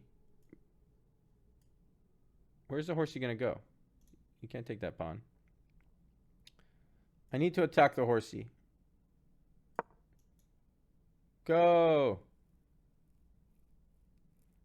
Look at all my pawns. They are ready for battle. Is there a new game? No. Okay.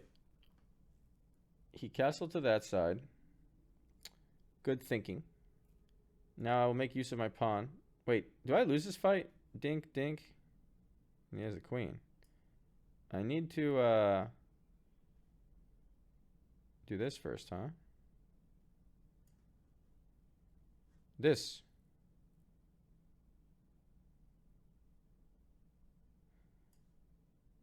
Or what about that? No.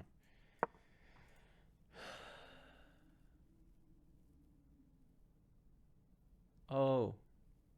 Somebody in chat said free pawn with check. This was the good move. I check here and then I take that. Maybe it'll still be available next turn. If not, what happens when I go up here?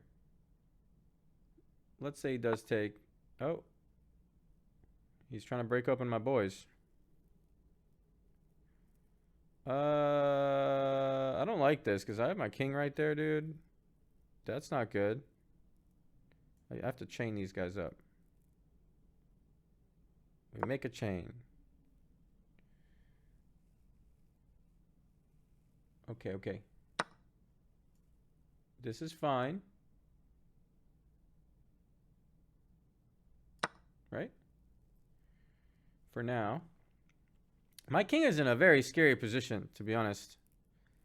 I feel like I'm losing by a lot based on the position.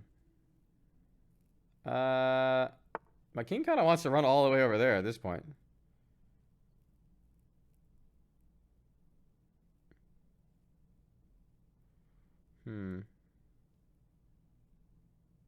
I wanted to move here, but... Okay. Thinking. How do I get over to...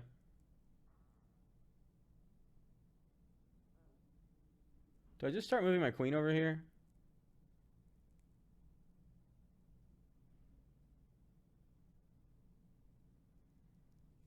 I think so. Oh yeah, music, I forgot.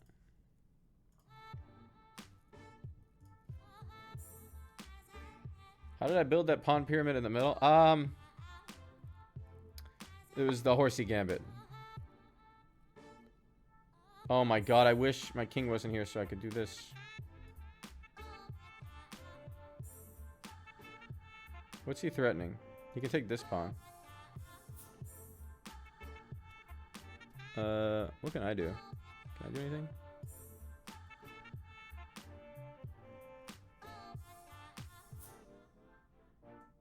Yeah, I could force a queen trade here. Don't want to just do that.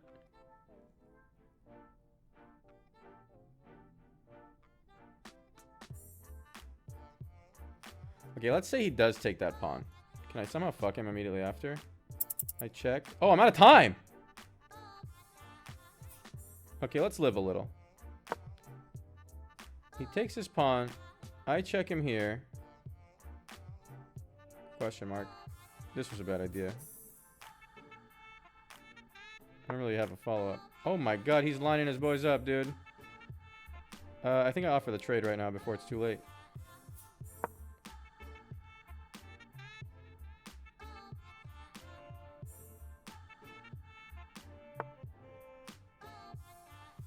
What? Okay. That was a good way for the game to end.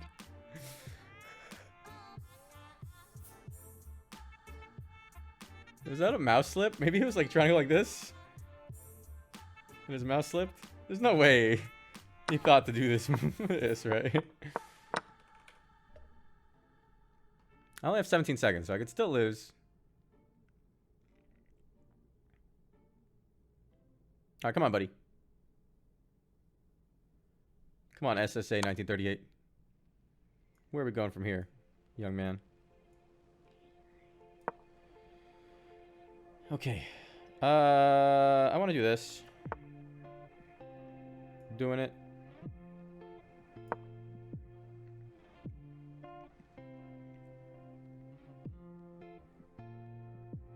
Go, go, go.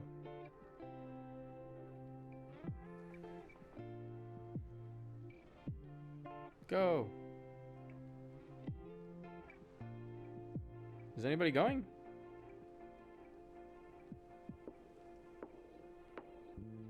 Hello. What the fuck is happening? Is he thinking how to be a tricky hobbit? He can't really do anything. This pawn is double defended. Whoa, he did that? What the fuck? What is that? Alright. I will go here. Offer this trade. Come on, buddy. Win trade Andy. Dude, I don't know what this guy's doing, alright? It's not my fault. Dink, dink.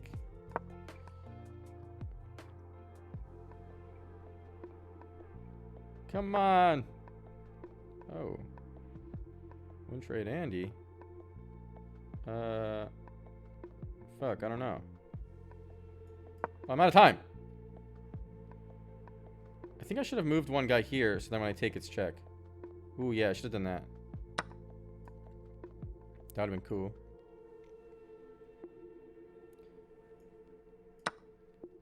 Okay, he takes and I take, then I run away with my queen.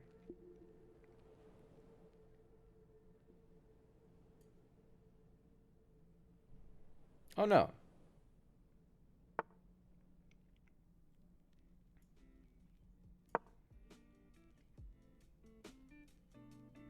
We smart? Me go face? Me go face?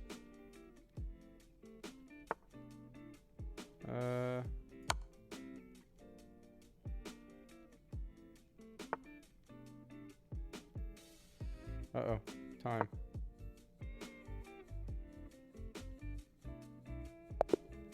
Yay. That didn't really feel that good because he just blundered and threw away his queen, but... Is it the next game yet? No. Still analyzing the last one. Right?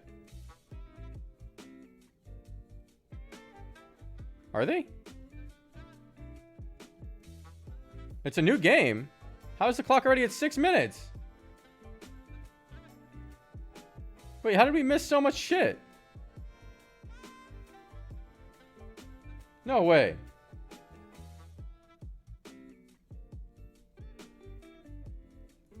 Wait, my game was only 5-5. How did Magnus use 10 minutes on his time? He just took a 10-minute turn?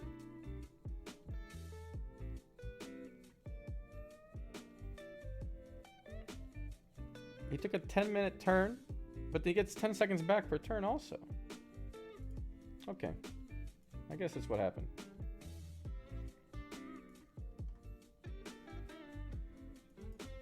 Pawn is no longer protected. And I'm like, oh, so close. Right, so you take on e6 instead, and if knight takes e5 here, then maybe even a move like rook b6, protecting e6, attacking a6.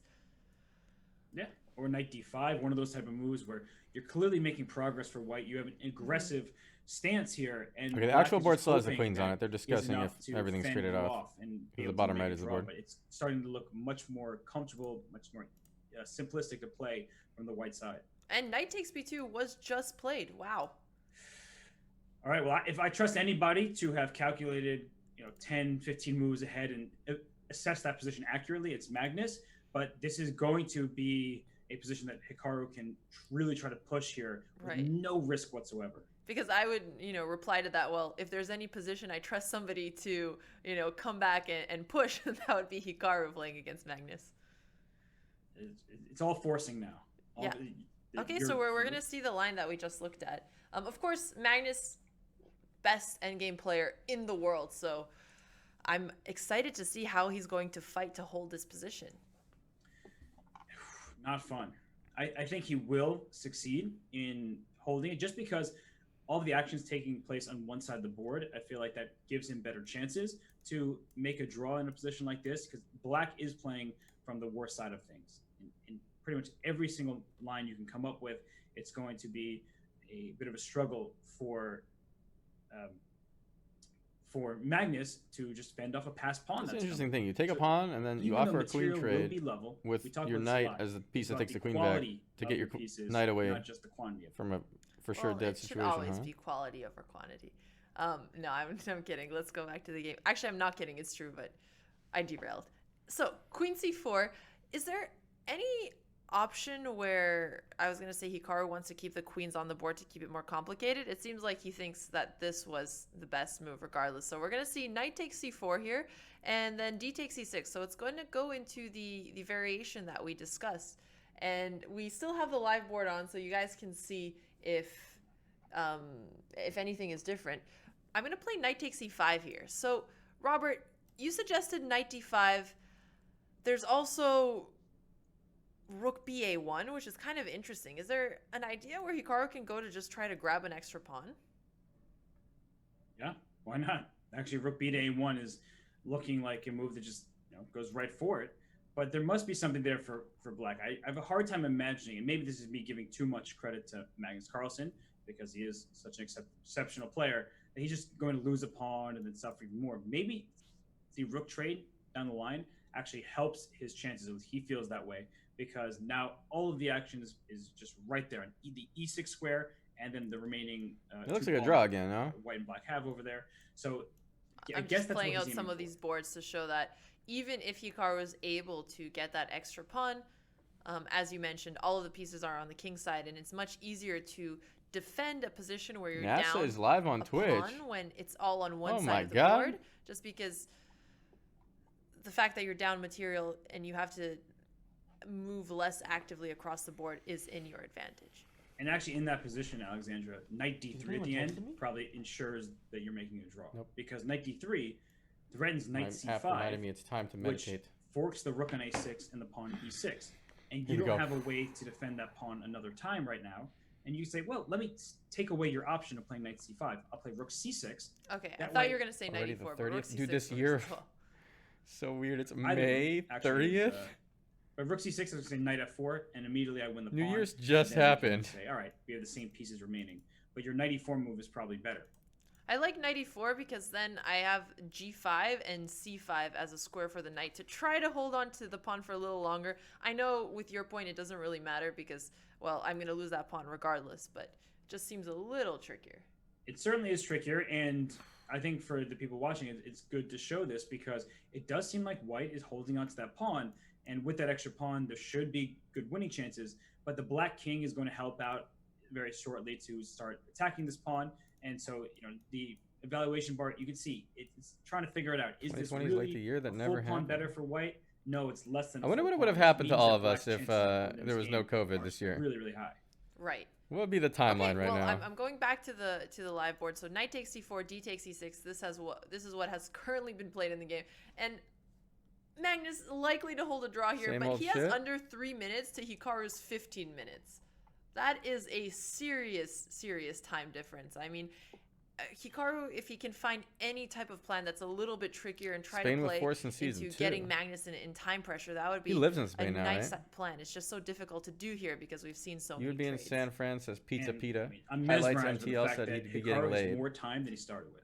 Still, yeah. Andis We're move said 26. he would And have an remember actual how job and be trying to Alexandra and I get are always family. saying some opening theory goes 25 moves. Mm-hmm. Hikaru has clearly prepared this opening out to 20 plus moves, and the rest of the moves he played pretty quickly because he understands the position. But deep opening preparation by Hikaru to make it a position where only he can win, and rook f5 played by Magnus trying to take on e5 with the rook, and that way you can attack the pawn directly. Okay, I like this idea. It's a little bit trickier than just taking with the knight right away. There's no way for Hikaru to protect it. It's attacked twice. At most, he could defend it once. So what ideas could he go for here? One thing I notice is that if the rook were on e5 and there were no rook on a8, then Hikaru can be like, yay, back rank checkmate, because the king cannot go to f7, is controlled by the pawn. So there is some ideas. Okay, I don't think it's going to work right away, but rook takes a6, rook takes a6, rook b8 if the rook is ever on e5. So let's get that rook to e5. Your idea is perfect. Let's just execute it correctly. So let's start with knight to d5 for white. Mm-hmm. Saying, all right, my knight's getting really active here. If you don't do anything, I'm gonna go knight e7 check and fork your king and your rook, or try to go knight to c7 and hit your rook on a8 and your pawn Mm-hmm. a6. Oh, So I like you this go- move a lot. This is a beautiful move. You led me to it. Rook takes e5 for black, steals the pawn. Knight d5 was just played. Rook takes e5 played in response, and now your move rook takes a6 for sure is going to happen. Yeah, because your rook cannot take. There's rook b8 checkmate, so Hikaru is grabbing another pawn, but instead Magnus is very likely to play rook e8, so now he is attacking the pawn on e6 twice, but you can defend it, not with Wait, rook in the b6 bottom right on the because live of board, this knight, actually but with happened? knight c7. And we're seeing these moves being played on the board, so Oh. they will catch up to the analysis board soon. Knight c7 is such a frustrating square because it protects e6, it attacks your rook. Your rook cannot go up to e7, where it would go under normal circumstances, because rook e7 still allows that back rank checkmate. And this is really getting a little dicey here. But I guess after knight c7, Wait, Magnus you bring it lost. to c8. Same purpose, attacking the knight.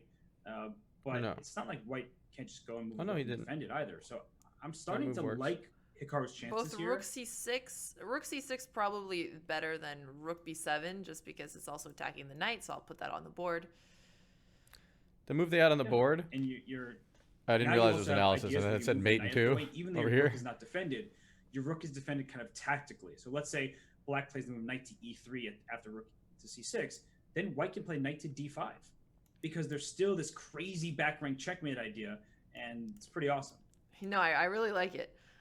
So, I mean, whenever Magnus Yeah, gets I a know, chance Kartik. to... I'm going to catch up the board to the live board. Whenever Magnus gets a chance to make some space for his king, a move like h6 would be very useful for him to have in this position, because if his pawn was already on h6, then he wouldn't have to worry about any of these back rank checkmate tactics. Okay, the knight move just happened. And knight c7. Yay! We're predicting the move, Robert. Finally. We are.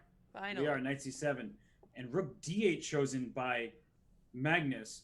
But is it just me, or did that eval bar skyrocket? Oh, that eval bar is getting really excited for Hikaru here.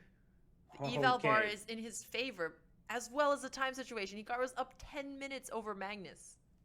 And this is a moment where Hikaru is going to go into a bit of a thing, because there's no reason to rush. He's up 11 minutes on the clock, more or less, and so rook c6. Okay, he's not going to think. He's just trying to use Magnus's time trouble against him. But that means that Or maybe Hikaru he's sees just it. thinking very quickly, Robert.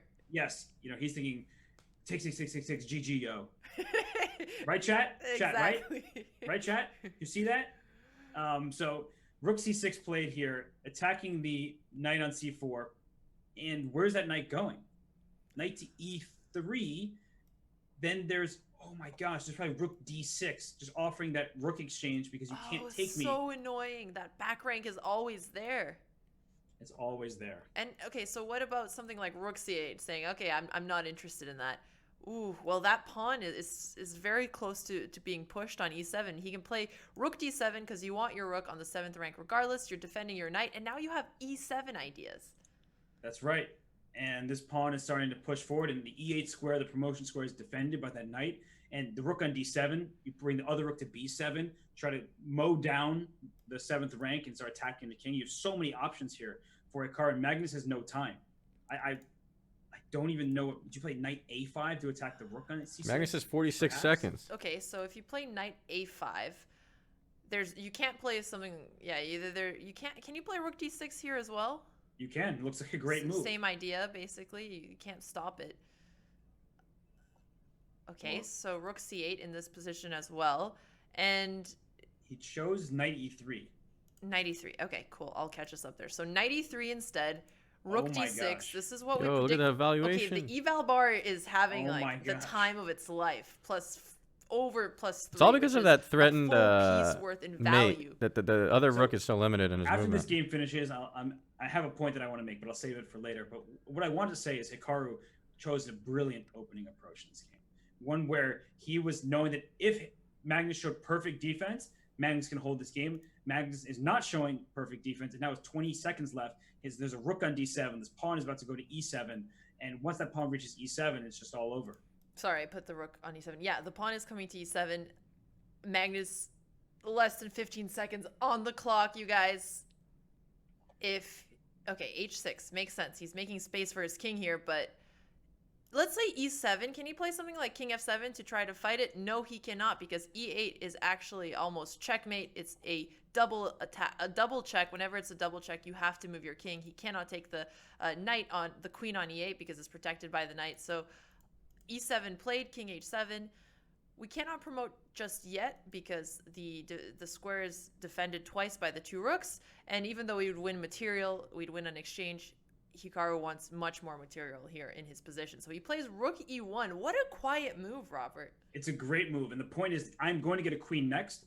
And at the end of that, once we trade everything on e8, it looks like black is a knight for rook. I'm just going to make so actually, you guys, Carlson just resigned. It's over. I'm going to move h5 so that we can show the idea you just mentioned. So the threat here is to play e8. He's going to take with either rook. Knight takes, rook takes, and now the problem is that this knight on e3 is pinned, so it cannot move anywhere. Rook d3 attacking the knight one more time, and he's going to be up a full rook in the endgame, which is an easy win. The score is now 1.5 for Hikaru Nakamura. 2 more games where Magnus is going to really have to try to push and come back. What an incredible result. Wow. And I was just updating the score there. You see it 1.5 in Hikaru's They did mention favor. as soon as he Huge took victory that, there for the your knight warlord, takes pawn for here. Hikaru Nakamura. And I just want to point out they were saying that it was a really hard position to hold afterwards, but maybe possible. And the engine thought it was possible. Maybe there was some. Queen to b3, move 22 for black. I'm there. So queen b3 entered this variation where black's pieces started becoming really uncomfortable. I see the chat going absolutely crazy. I mean, my periphery. And they should. That was an incredible result. Like my periphery, I see it all. This is turn going absolutely nuts. But the point was queen b3 here. This is a really Wait, I actually mentioned the same turn he's about to bring up. Magnus went for active defense, and it could have been a position where instead of queen b3, he should have just taken on e5 with the knight. And I know it doesn't look good. You and I were talking about this, Alexandra. D6 for white. Just instead of taking on e6, don't allow black such an easy plan here. The knight now is game under while attack. we're waiting for the next game. You probably bring your knight to d7. Should we do a sneaky so game? It saves the knight. Check It blockades the passed pawn. But now Magnus is in a very passive position, and so he's just kind of sitting there, knowing that white's better. It's frustrating. Here we go. White's pieces are more active. Sneak a game in. Boom. I gotta move this here. Oh. All right. Let's try this one.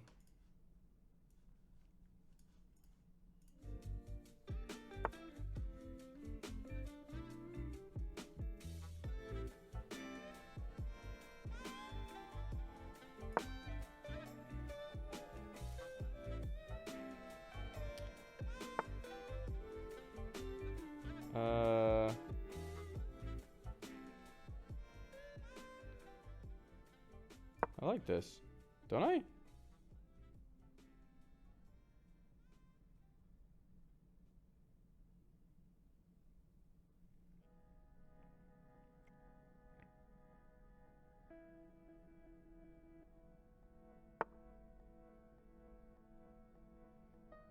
What if I just go crazy, man? Maybe I'll let him go. Oh, he takes his pawn. That pawn needs help. I just have to bring this pawn up. This is defended now. Okay. Yeah, we saw that base, Tom. Opponent is from Snustan. Snoostan. Snoosistan. Snoosistan. That's better. Just Snustan, you don't get the Istan, you know.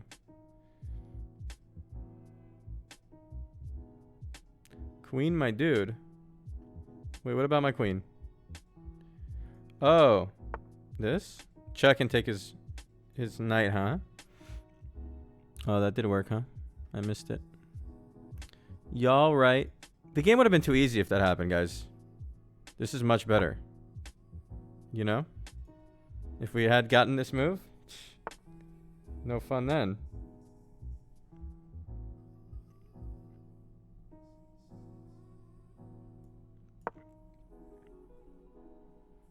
Maybe the trade is better. I hate when they get to take it back with the queen, though. It seems like he's getting to develop a piece. And I don't fuck up his pawns. I guess this wouldn't even fuck up his pawns that much. Because it does...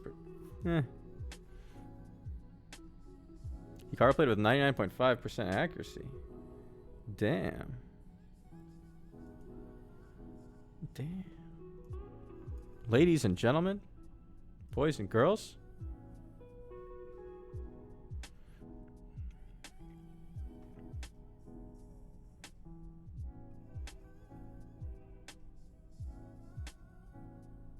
Train going outside.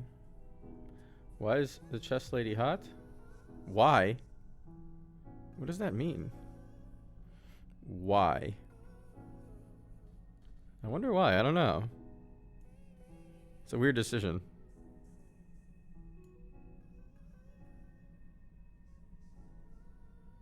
Wait a second. Can I trap this knight? He can go back there. I kind of like this move anyways. He can't go here. He can't go here. So he can only go there. He goes there. And then what do I do next turn?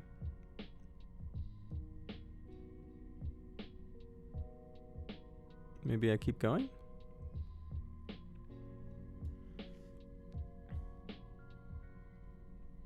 Oh, take that, yeah.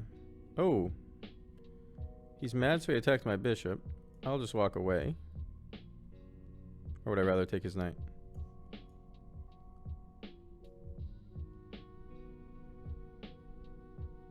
Would I rather take his knight and then keep smirking? My bishop, is he valuable? He's kind of useless here.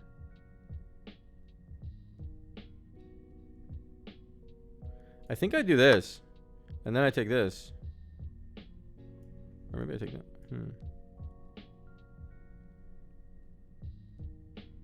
Someone said, thank God, all caps.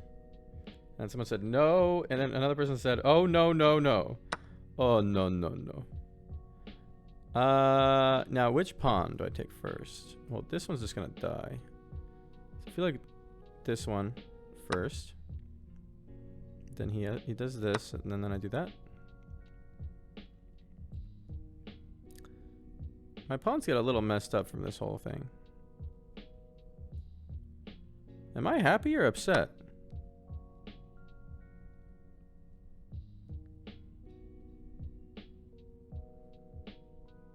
Maybe I offer this here because I want to get my pawns touching each other again.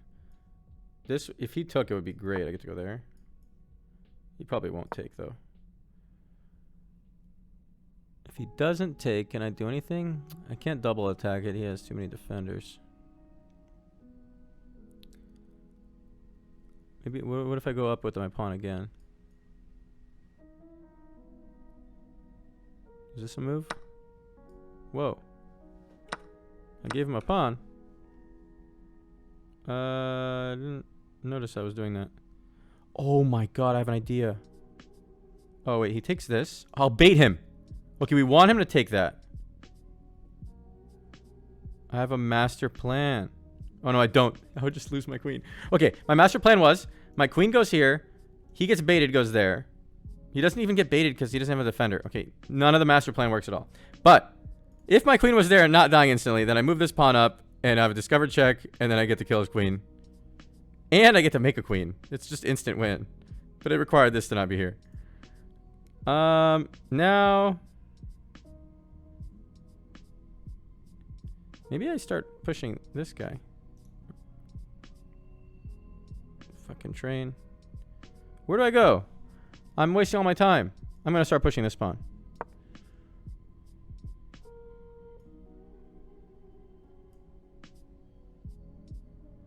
How is this gonna work in the end? What was my plan here? I didn't think this through. That was not a good move. That was just a waste of a turn. All right. That being said, I don't mind if he attacks that knight. I'm going to move my queen here. I'm going to attack this knight, and then I'm also going to threaten that I can put this there maybe. Not that that's that good. Okay, wait.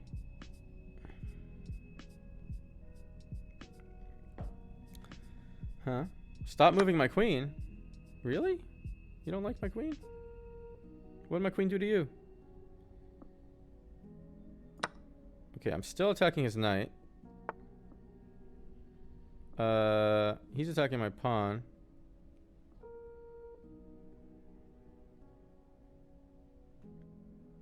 I need to get my other pieces out, huh? I defend my pawn while getting a piece out. And I'm threatening this discovered check that I wanted to do earlier. It's a move I wanted to do earlier. He moved his king. Okay. I was excited. No longer excited. Now.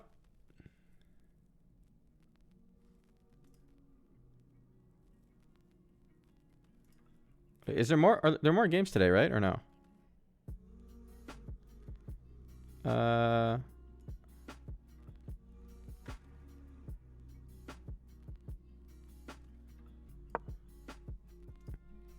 Is it starting?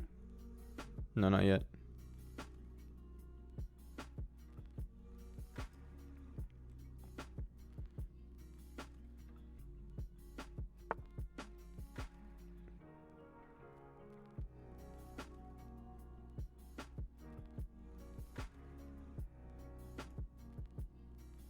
Am I nervous here? Is there something bad about to happen to me that I don't see?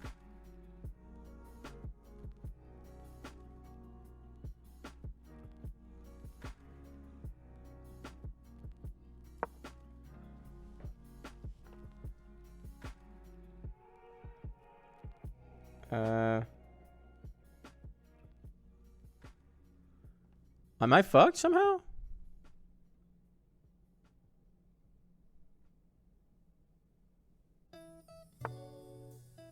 Queen trade.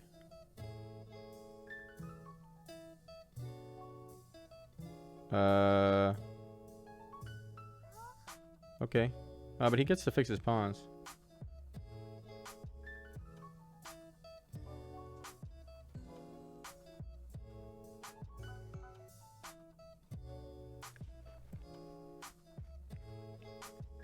Okay, I take the queen. He takes back. Then I move my rook before it dies to this, because it's no longer pinned. But then he takes this pawn.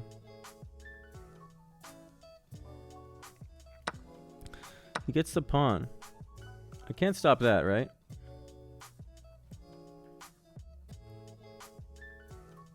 I guess I can't. I don't know where to put the rook.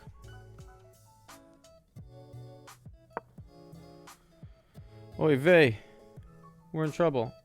Maybe I should have done the castle this side, actually. Because all these pawns are coming in, converging on my guy. which I don't like. Wait, maybe I should have had the rook here and then done this move. Would that have been a move?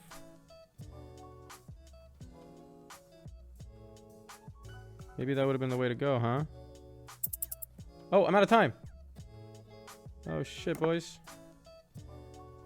I don't know what to do. I should have gone with the rook back here and pinned his... Oh, it doesn't really pin it because he has a defender. Okay. He's attacking my boys.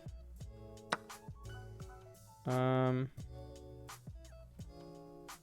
just move faster. Can't go there. Monka S.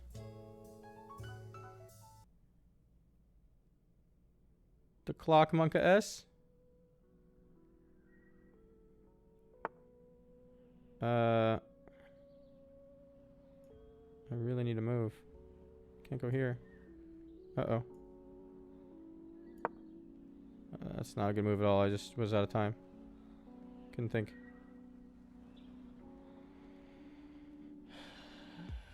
Alright. Maybe it's a good move. Let's pretend it is. Kind of want to get him in there. Oh, he's coming in. Am I scared of that? We'll see what happens. I don't have any time to think about it. Maybe I'll go here.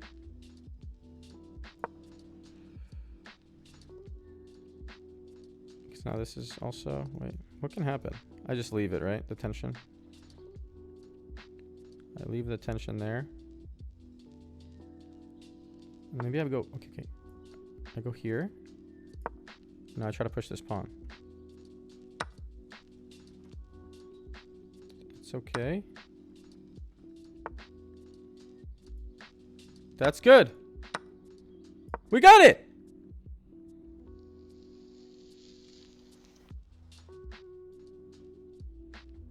He traded away all his boys that were going to stop me.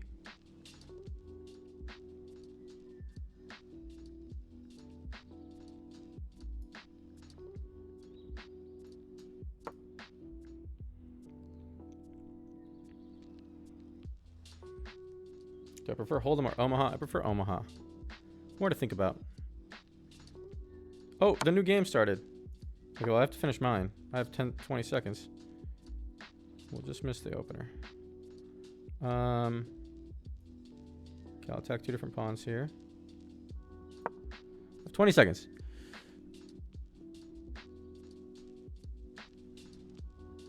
Come on.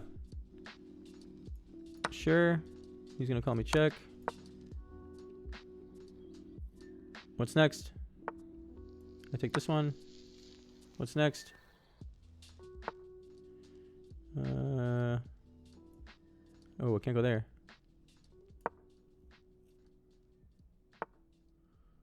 Okay.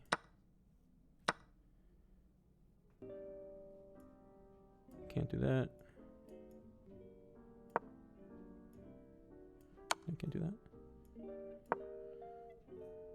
Okay, everyone's on a black square.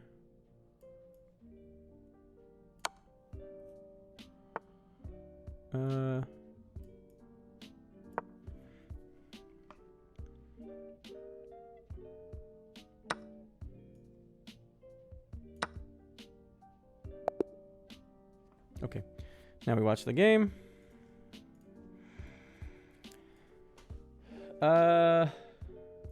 Dink. Sound. All of White's moves just feel so easy to play. And as you see Hikaru start thinking here, it's because every single move for Black seems to have a drawback and a very easy. My friend is beating Magnus right now. You should watch that shit, bro. Why do you think this happened? Do you think Hikaru misplayed the opening a little bit? And if so, it's hard to pinpoint exactly where. I wouldn't say that he necessarily misplayed the opening exactly, but the thing is, in general in chess, White has first move advantage. So pretty much any opening you play, you'll put an engine on, it'll say White has like a half pawn advantage or 3/10 of a pawn, whatever it may be. So you're trying to find a way to neutralize that edge. And Hikaru chose this line. Well, Magnus first chose the line that he knows Hikaru is going to play because Hikaru plays this variation pretty much with both colors. You've seen it very regularly from him in recent weeks. But when he captured on c4, Hikaru went with that. That way he could free up his pieces and try to play ideas as we're seeing in the game with c5 and things like that. But I don't know. I've always felt that this type of dynamic is just so easy for the player with the white pieces. And bishop d7 just played here, so we might potentially see the line we were just looking at with knight e5. And to go back to what you were saying about it being part of Hikaru's prep, if it is part of his prep, and as you mentioned, he plays it from both sides, then maybe even though it's uncomfortable and he needed a little bit of extra time to figure it out, he should likely still be able to at least What opener hold. was this, chat? Well, on the flip side of that psychology is that if you play something with both colors, you may start seeing some ghosts. You may start thinking that, wait, I played this from the white side, and I play from the white side for a reason because I think it's good for white. So then you should think, wait, am I doing the right strategy? Did I come up with the right response? Rook c8 here, played by Hikaru. I think that's a good move. His bishop on d7 isn't going to find an active diagonal just yet. So please take me on d7. Your knight e5 is very active. I would love to trade that one off for my bishop that's not doing too much. Right, so let's say that Magnus makes a quiet move, something like rook ac1. That knight on e5 is so annoying. I'm tempted to make kind of an opening no-no and play f6 here. Yeah, f6 is an option, but when you play f6, what happens after knight takes bishop on d7? So the question is, do I take back with the knight or do I take back with the queen, right? And both have their drawbacks, because you take back with the knight on d7, I then go take your knight on d5. Oh, I thought you were going to say the pawn on c4. But I'll do that after. After you take the knight, then you take. Yeah, you're right. Okay, so if we take with the knight, knight takes d5, e takes d5, and I mean here actually you could just capture the rook on d5. So this looks pretty bad for Hikaru. What if I take with the queen instead, so that I have an extra defender on the d5 knight? And then I'm wondering if e4 works, because the knight looks pinned to the queen. But this is why I always emphasize the difference between an absolute pin, which is when there's a king behind it and the piece can't move, or a relative pin when a more valuable piece is behind. So it's a relative pin, so the knight can move, and it should move to b4 after e4. So you take my queen, I take yours. But that rook on d7 will then go scoop up the pawn on b7 after that, and it's looking promising for white. Yeah, rook takes b7. Then black has to also, get his knight out of here. Knight d4 looks like a good option because you're putting a threat on the bishop on e2 as well. But as you mentioned, Magnus would be the one with the more active rook in this position. But this would still be complicated. I'm not really sure what to make of this. I'm not sure. And Magnus is still thinking, actually, so we don't have a move from him yet. So we can keep going on this line, or we can go back and suggest something other than f6. So I just want to keep that position on the board. So you can look at the live board beneath myself and Alexandra, right? Underneath us, between the two players' faces, is the live position. And if you look at the huge difference between the live position and the one that we've been analyzing, it is super hard not just to see this variation without moving the piece on the board, but not only you're seeing it, you have to evaluate it properly. In my head, when I'm looking at a position, and I can see it with my eyes, but if I just looked at my head, I say, no, I don't like this for black. White has a rook on the 7th rank. Now my pawns on the queen side are split. White has 2 bishops. That doesn't seem like it's a good trade-off for black. And so maybe it's okay. And the engine, as I see on the screen over there, the evaluation says only 0.2 of a pawn better for white. It's hard to go into a line like that unless you are absolutely certain of the consequences. Right. And this is a tricky position to evaluate, even if you have it set up on the current position, so even more difficult from where it is set up right now. But now Magnus is starting to think as well, which is somewhat comforting for Hikaru, since he's been the one doing most of the time sink in this opening. The clocks are now equal. I wonder, so we suggested a slow move, but does Hikaru have any more tactical ideas in this position here? Well, Hikaru's name has changed on chess.com there. Oh. Free the plebs. Wow. Chess.com, a site of the people. I see how it is. Well, trying to free the people and also free the pieces. That exactly is Hikaru's strategy in this position. And Magnus, for the first time, has dropped under 15 minutes in this game. You started with 15 minutes. You gain Oh. 10 seconds per move. Sorry, And the clock was not updated before, which is why I thought it was even. But now I see that you're right. He is at 15 minutes. Sorry about that. Oh, no, no worries.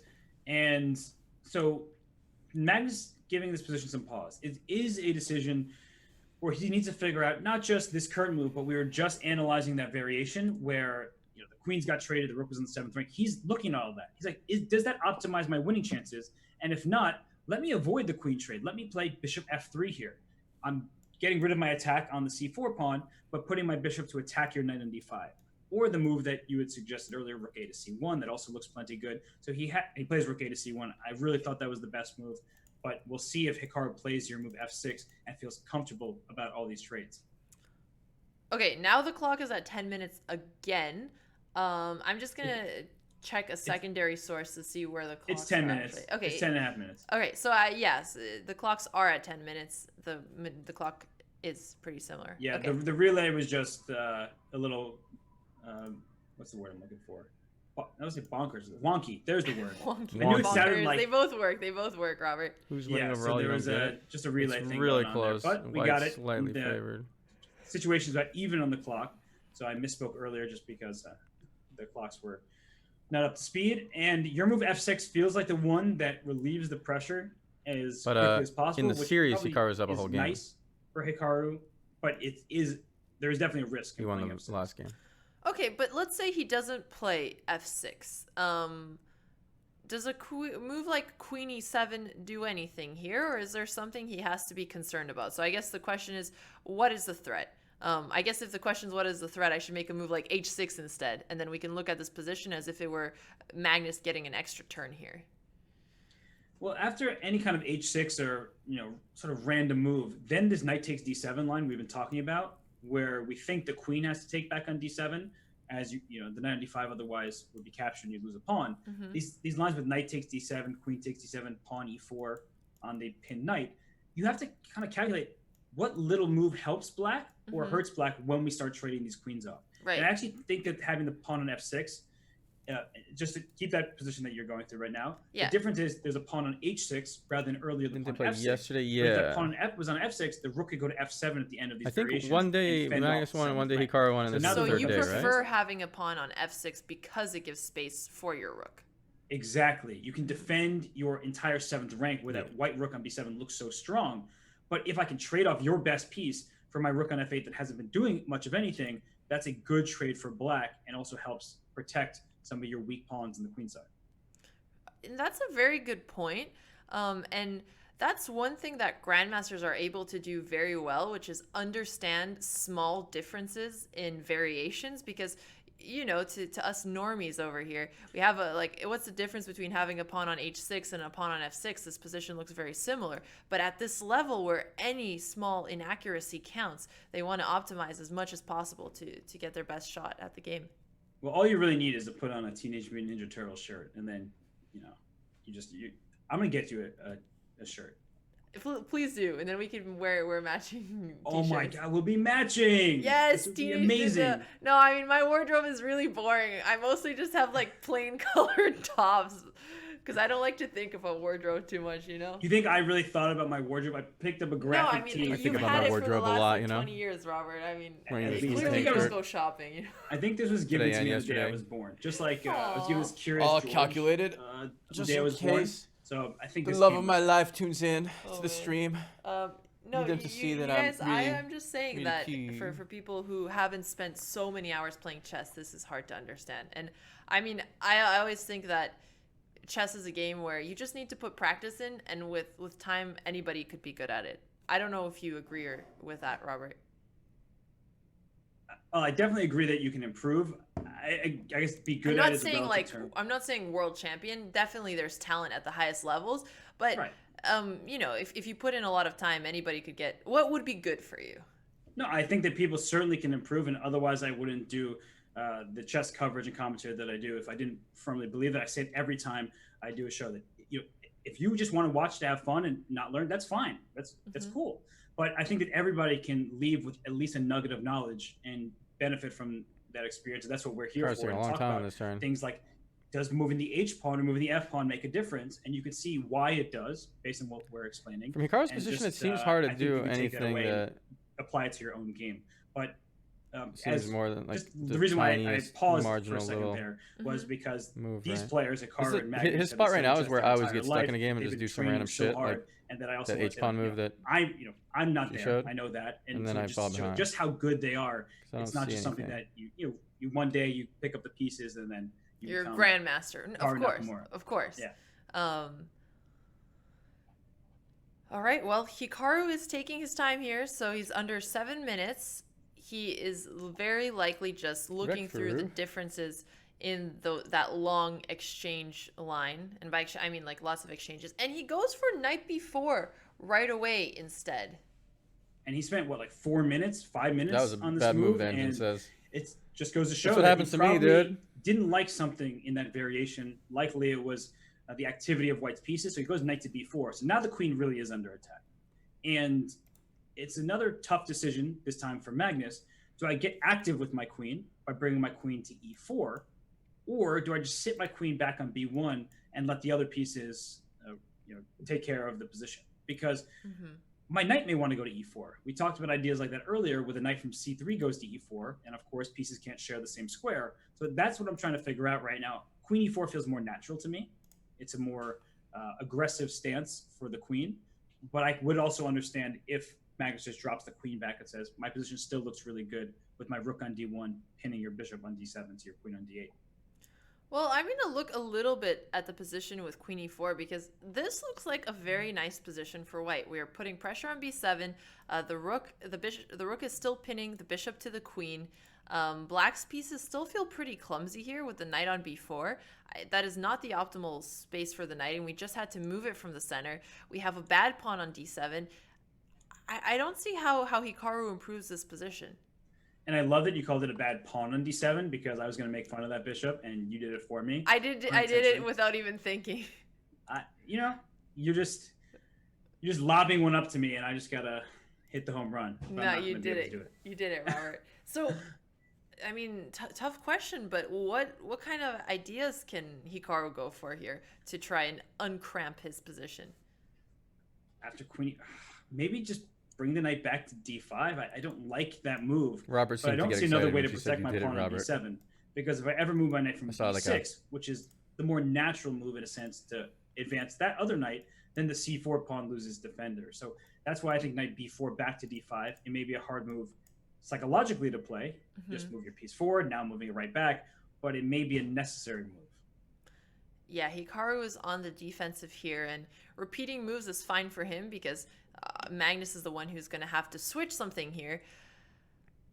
But what is Hey guys, the what's difference Destiny then? been doing Because recently? if Magnus is I haven't heard repeating from this him in a long time. position, previously his queen was on c2, now his queen is on e4. That seems like a better space for his queen because he's putting an extra attack on c4. So isn't this position just slightly Bing worse Bang, than the playing previous League, one? Terraria.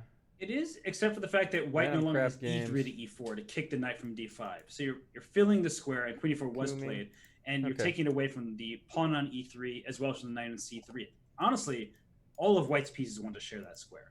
Right. It's one square and 3 pieces, so it's a hard time deciding which one to put on e4. And look how quickly Hikaru responded to queen e4, bringing the knight right back. Yep. So you guys, this did happen in the game. Queen e4, and Hikaru repeated the position. So queen f3 makes a lot of sense. We're talking about wanting to get control over that d4 square. So now there's not going to be any knight b4 at the end of that long variation we were looking at attacking the queen. And now white is going to be able to do something with a pawn on e4. Yes, and whether it's the pawn or the knight, Yeah, this seems bad there's for so Hikaru much now. pressure here. That whole variation they now looked is at a where you very move the real pawn up threat and then because you get out of the whole situation let's say you by make a move like attacking h6 each other's for queens. black, just to show this Can't do it variation. anymore. Sure. Then after knight takes d7, queen takes d7, we have e4 because in those other lines, the black knight was attacking the queen. But with the queen on f3, there's nowhere for that knight to move to attack the queen. So you simply are losing your knight in the process. Exactly. So what happened? Look at the move that was just played. Bishop a4. Ooh, Engine hated that move. Okay, so That Hikaru's feels fucked. strange because it's going to remove the knight away from the defending of c4. I understand that that bishop was, a very poor piece, so he'd be happy to trade it off. But another thing that does is it creates a direct pin on the knight, so there's no more piece in front on d7. What happens after e4? He's going to try to take a bunch of pawns by going knight takes b2. But this doesn't look good for black, and I see the evaluation bar is going up. And the reason why Hikaru did this, it's what we've been saying. It's what Magnus did in the last game. Instead of defending a bit more passively, you go for the active approach, saying, I know my position is going to collapse on some area of the board, so let me get something in the process. I'm going to take your pawn on b2, and then I gain a second pawn, maybe even a third. And here at e4 played by Magnus very quickly, understanding that this pin is devastating. And after knight takes b2, the question becomes, do I move my rook or do I just take your knight on d5? And if the position blows open, the minor pieces and the queen are going to be extremely strong. Right. So maybe we can take a look at both of those. So rook d2 seems somewhat intuitive because you're moving your rook away, but you still have that same pin on d5. The issue with this is that go back you in have time. c3 here. I want to relive my IRL traveling streams. I think you have c3. And I want to Does keep rook doing take it for c3 work longer. here since the knight is pinned? What the heck is going on here? I don't think it works because after rook takes c3, you can just take that rook on c3 with your knight. And I know you're losing your queen, but I'm going to get an intermediate move after rook takes d8. I'm going to take your bishop on e2 with check. So that way I save my knight from just being lost over here. You take back on e2 with your queen, and then I take your rook on d8. My knight, it's tempting to steal that knight on b2, but if you do it, you're going to get ice skater. That's what they call it, right? Yeah, the ice skater, the back rank checkmate. Okay, just making sure that I'm up with the latest Twitch lingo. No, you're nailing it. You're nailing it. Okay, so Ice that skated, okay. might not work. Did this just happen? You Yeah, still it did. resume Okay, doing so it after knight takes everything's b2, e takes d5. He decides for Hikaru takes the rook on d1, and now it's Magnus's turn to think here. I mean, rook takes d1 seems super Someone in chat intuitive. said- Just capture that knight back. Maybe he thinks there's. If he gets a there's, time machine, he'll something go back tricky. and No, undo okay, my he just played mistakes rook as takes well. d1. You got to stop me rook from takes missing lethal at d1 BlizzCon. is- You got to tell me right Look at before. this. So let's do Fine, material listen. count. Black has 7 pawns. White has 5 pawns. So 2 extra pawns for black. White has 1 rook. Black has 2. That's 1 extra rook and a rook and 2 pawns. But white has 3 minor pieces, 2 bishops and a knight versus just 1 bishop. So What is ice what I'm skater? getting at is white has When you a move light your rook square all the way bishop across the board and when a they have knight for a rook and 2 pawns. their king just behind That 3 trade-off pawns like by this and just pure checkmate them. material, The back that's rank about checkmate. 7 points for the rook and 2 pawns in terms kind of like how you're taught chess versus a bishop and a knight collectively about 7. They say 3 each, but depending on the position, they can be worth more or less. Let's call it about 7 to 7. A rook and 2 pawns versus 2 minor pieces. Let's call that about even. But the problem is the rooks need open space to work with to feel really good and useful. Here, it's the bishop and the knight that are about to team up and hurt the black king because the pawn on c4 is already under attack. If white were to get a free move, not only would I consider bishop takes c4, and actually E bishop takes d5 just played. Yep. So bishop takes c4 possible now, even though you took the pawn d5, because the pawn is pinned to your queen on d8. Yeah, bishop takes d4 looks like a great move here. Also, rook takes d5 could also work since both pawns are hanging here. Looks great. I mean, Rook he takes has d5. 2 good options. So the material count, as you mentioned, actually it's going to turn even soon because Magnus is going to win both of these 2 center pawns. But qualitatively, Magnus has the better pieces. You always Turn prefer even. to have the side with 2 minor pieces versus a rook and a pawn. Oof. No, Magnus is This still going to be ahead. is, yeah, this is the bounce back game that Magnus she needed means the one on Hikaru just wanted material, to avoid. not But engine it's position. credit to both players.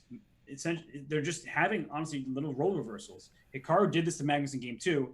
Now, Magnus doing it to Hikaru in game 3. And this is why we have such an even No, match between she these she two meant just superstars. material. She was right. Yeah, they're Like in points. both extremely Just- talented and insane players in the way they've just been going at it today, winning positions. I mean, this one just felt like Hikaru got kind of outplayed out of the opening. Is that fair to say, or was it just a tricky opening? It was just the discomfort. It just added up. You get the aggregation there, accumulation of like There's only this position 3 minutes 50 doesn't look seconds good left for me, so let Hikaru. me make this move. Or not Oh, but this four. other position doesn't really look good for me. Ooh, the engine You know, hated F it. that move. I gotta do something, so let me go It was bishop really a4. mad about it. But unfortunately, his position collapsed very quickly after that. And here in the live position, bishop takes d5 for white. Look at this knight on e5, this bishop on d5. So nicely looks so placed bad in for center. black. The pawn f7 is under attack. The pawn on b7 is under attack. And a great line here is after bishop takes d5 for white. If black tries to go rook c8 to d8, white can just go ahead and play bishop takes f7 check. A really nice move, just saying. Wait, so it's all going to your come rook on down to f8 the is last game, right? overworked, and so is your queen on e7. You're both tied to the d8 Next square game and the is f7 everything? square. So after bishop f7, rook f7, I have rook Should I make d8 chicken check. soup? And once your Sorry, queen... say that variation again because I was on the current live board after bishop d6. I should? Oh, sorry. I was thinking instead of bishop d6, if rook d8 were to be played. Got it. Chicken And soup? then And- your bishop takes f7. Right, so if you move the f rook to d8, then we're just hanging on f7. And if you move the rook, I'll start warming up the c chicken rook soup. to d8, actually, that Right still now. works. Right. Yeah, that's what I was explaining. The rook and queen for black are overworked there because you're all tied down to the f7 square. So when I take you on d8, I'm distracting your pieces. Yep, and I put that on the live board now, so that is why this variation didn't work. We are... Whoa. Hang on. This is not our analysis board. So bishop takes d5, bishop d6 just played, and bishop takes f7. This is a free pawn here that Magnus is capturing, and I mean, Hikaru wants to keep as many pieces on the board as possible, so he plays king h8. He's not going to try to trade off, but that would also just give his opponent another exchange up. But this looks terrifying. Queen h5 with the threat of knight g6. That looks good. Queen h5.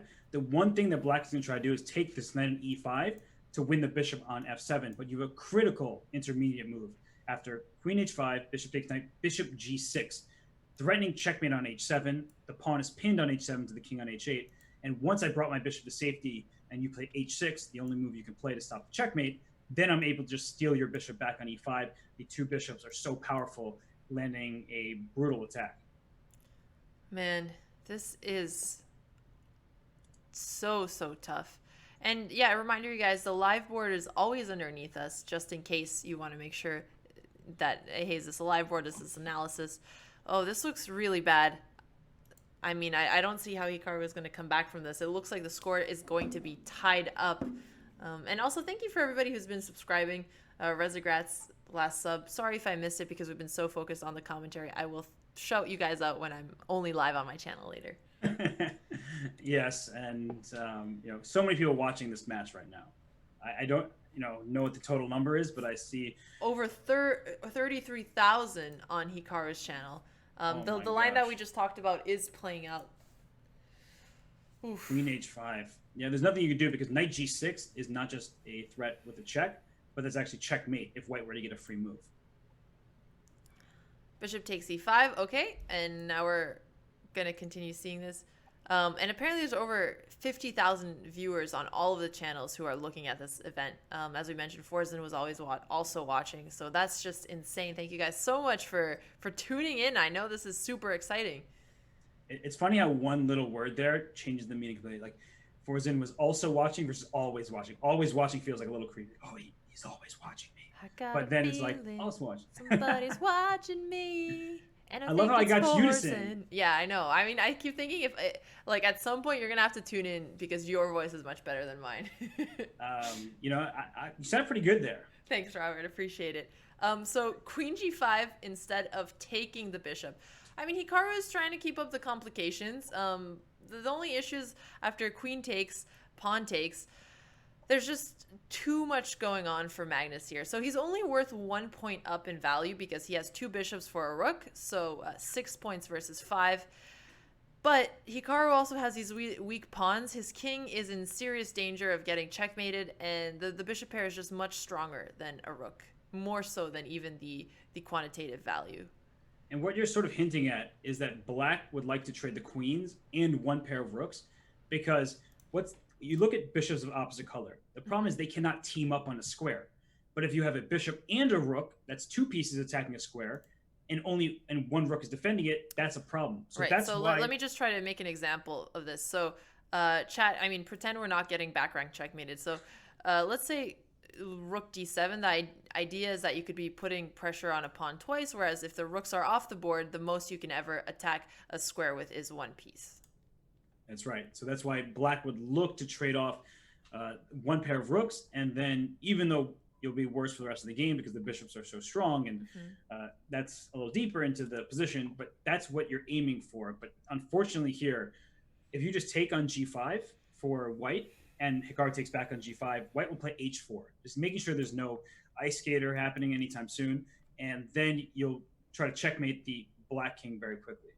Right. I mean, let's just give an example there. Say you play something like g takes h4, then you can go for rook d7 or rook d4. Honestly, they both look pretty terrifying. I can't even, I'm having a hard time picking between two good options here.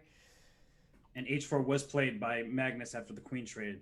And yeah, I would not be surprised to see a resignation in a few moves, just because the bishops and the pawns and the king being unsafe for black, it's just, Warm it up, boys. it's overwhelming. I took a bowl out of the dishwasher, So and then the score's dishwasher gonna was like be still in 1.5, drying mode or 1.5. whatever. And then it got One good really thing mad. for It was like Hikaru beep is that beep he beep has beep the beep, and I'm white like, oh pieces in shit, the what did I final do? Game, and Like, even gonna if that explode or game something. ends up being a draw, he does Closed get it to back. pick which color It kept he gets beeping, but it slowed the Armageddon. beeps down. It was like beep beep. That being It's like, said, what is with happening? I this don't know. new result here, who do you think is the favorite?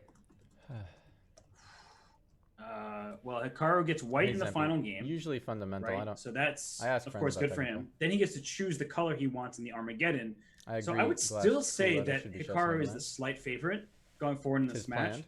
But They it's opened mid-watch. just No, I about think it was as close to a done. toss-up as you could possibly It imagine. wasn't like the drawing And phase. some people are asking what Armageddon is. So if the mini match, which is a series of 4 games, is tied, so 2-2, let's say that Magnus wins this one and they draw the next one, then there has to be some way to get a tiebreaker so that, Hikaru and Magnus don't just keep drawing and playing forever until, the first man quits, although that would be pretty entertaining.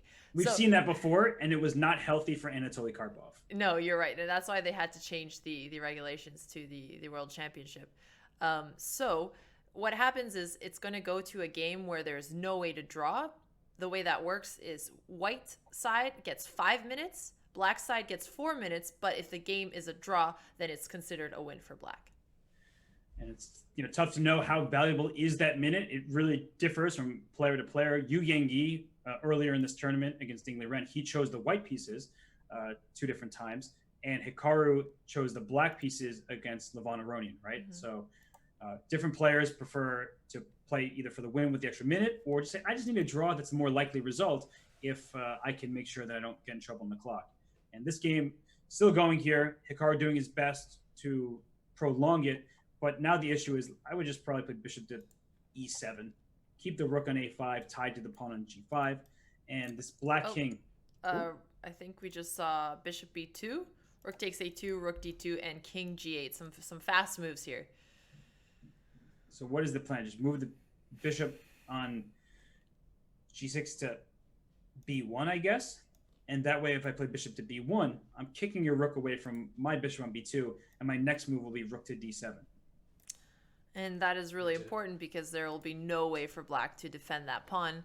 And then once he's able to get rid of g7, all of a sudden h5 is a pass pawn, which is I just remember the time where another the last time I ate terrifying soup on thing stream was that like a couple Hikaru years will ago, have and I to deal with spilled it in all this over myself situation. instantly. But going back to our discussion, it seems like this was the worst opening Hikaru's gotten so far. Do you think that might make him worried to pick the black side of the pieces that he usually Right does before I in went to PAX, Armageddon? I think. That's another good question, because this opening that we saw in this game is exactly the type of position you want in Armageddon, because you need to win with the white pieces, and so you I make know black how to play think chess? at Only every turn, and very that slightly. I 1 know how minute the pieces advantage move. quickly becomes 45 seconds, then it becomes 30 seconds, then it becomes I was down playing to today, zero. on We were stream. playing even on the clock and the top position on the board. It is a So teaspoon. I Yeah. think that Hikaru will need to figure out an opening that he feels as Oh, no. comfortable with as possible, My spoon. and I don't think it was the one we just saw. Wait. Right, because it seemed like his best chance was that f6 move, which I'll just go back to here instead of when he played knight b4. But that also seemed like it was going to be a tricky position. I'm not sure even if he would have played that he would have been able to hold. So here, if he would have moved f6 and gone into that long line that we looked at. Okay, you guys are right. Yeah, it's easy if you have the engine saying that it seems this way, but again, you get the engine evaluation for that move, and then you have to figure out what about these 8 other possibilities? How does that impact the position? We get to the live board here. I mean, this king on h7 is not a very happy piece. No, not at all. What could Hikaru? I think Hikaru was just playing on a little bit longer despite knowing he's lost, because often players do that when they're still reflecting on the game and what happened, and it just feels a little bit easier than resigning right away. And if you're just playing moves and you already know that the game is essentially over, it actually gives you some time to recover, even more time, because like you've been playing knowing that this is going to be a 0 on the score sheet for you. This is a spoon. It's going to be a tied match, but you're just playing this so that in addition to the break to get between games, you're just getting rid of this, thinking about what happened, coming up with a strategy for the next game. So I actually think that with that in mind, it may be a good idea for Hikaru to let someone play out a little bit. Yeah, I think that's fair, because they probably still get the same amount of break time regardless of when they finish, right? Yeah, I think it's 5 minutes or so between the games. Got it. So he's kind of, prolonging his break time a little bit here, which I think is important so that he can, take a little bit of a psychological break between the loss. Plus 19. And actually, even though he has the white pieces in the next game, do you think it's worse to have to play right after a loss, even if you have the white pieces? Mate in 12. They're fun to lose. Right. Are you gonna see? Right. Oh yes, there's a 0% mate of in the 12. time I is see it. Fun to lose, but I mean, he has the white pieces. There may be some. He's about to get checkmated. King h2. Now the threat is pawn g3 checkmate. Oh man, and the only thing, I mean, Hikaru can play g3 and prolong it, which is what he's doing. But you know what? I'm not even gonna say it. I'll let it play out on the board. Enjoy, you guys. Yes, I think Magnus knows how to deliver checkmate from here. Yeah. Oh, that was a free it's broke. funny actually, because the engine saw checkmate and Magnus didn't go for the checkmate. He just went for the material exchange, because when you're winning by this much, it doesn't really matter. So yeah, Hikaru just resigned. And I'm gonna update the scoreboard. So now it is 1.5, 1.5. Hikaru resigned once he lost that rook there, and that means we have a tied match. And Alexander, I believe we have a graphic to show. We just got one for what the Armageddon will entail. All right, completely if this tied. next game is a draw. All right, I if am this one's a pulling draw, it up, Robert. It's that Here weird we go. Armageddon situation. So the Armageddon is going to be a one-off tiebreak game in which the player with white pieces has 5 minutes and the player with black pieces has 4 minutes, and draw odds. There is no increment in an Armageddon game, which is really important, because having 1 minute extra if you have 10-second increment is not as big of a deal as whether there's no increment and you can try to flag your opponent, which means force them to run out of time. And let me ask you, you always put me on the spot. In an Armageddon situation, you're Hikaru Nakamura. You get to choose which color you have. Do you feel like Hikaru or Magnus is the favorite in the Armageddon? Who do I think? I think if there were just one game left, or 2 games left, I mean, Magnus was the favorite going into this match, right? Isn't Hikaru so you favored would when think it's really that fast? Magnus would be the favorite if it goes into Armageddon, except for the fact that Hikaru gets to pick, but I just don't think the choice is that clear for him. Well, the reason I ask this is because Hikaru has white in the last game. Does he just say, I'm going to play a pretty level game, take 0 risks, and if we make a draw, I feel comfortable heading into the Armageddon? Or does Hikaru feel nervous about a potential Armageddon, in which case he plays a little bit more edgy chess and then tries Come on, to bro, is the win in band remote, regulation? is it? I don't think it's clear. I think he should just try to play his best chess instead of... I think it's worse when you're trying to play for a particular result than when you're trying to play just the most accurate moves. So I think he shouldn't even think about that. And we all say that to ourselves. We shouldn't think about the result. I say it all the time. You say it all the time. But let's be real. It is pretty difficult, right? Yeah, of course it is. Fucking shit up. And that's why I forgot really about that like Try Hard 7 commentating remote. and being able to watch, and very, very few people in the That used to world be my can do official what they're sub doing emote. right now. I mean, if any, I mean, it's like, Rec 7, actually but no, then they they're took the it only away. people who can do it. Yes, even more impressive. I'm trying to figure this out. Honestly, I'm going through all of the iterations here, thinking, does Hikaru want to challenge Magnus? I think he does. I think that Hikaru, based on his second game when he had the white pieces, he'll do something like that. Big ass bullets Where from IKEA. if Magnus finds It's all a the math accurate ball. moves, then Magnus can maybe hold the balance and the point will be split. But I don't think Hikaru would be well advised to take it to Magnus. Say, you know, I just lost this game. I want to play something aggressive and try to go for a position where, you know, it's I'm living on the edge, where it may be good for me for the time being, but one little mistake there and the position switches into Magnus's favor. So I do think we'll see some similarities to the second game. And then if we get to Armageddon, Hikaru Nakamura is the most experienced player online ever. So you think he might actually be a favorite? I think so. Wow.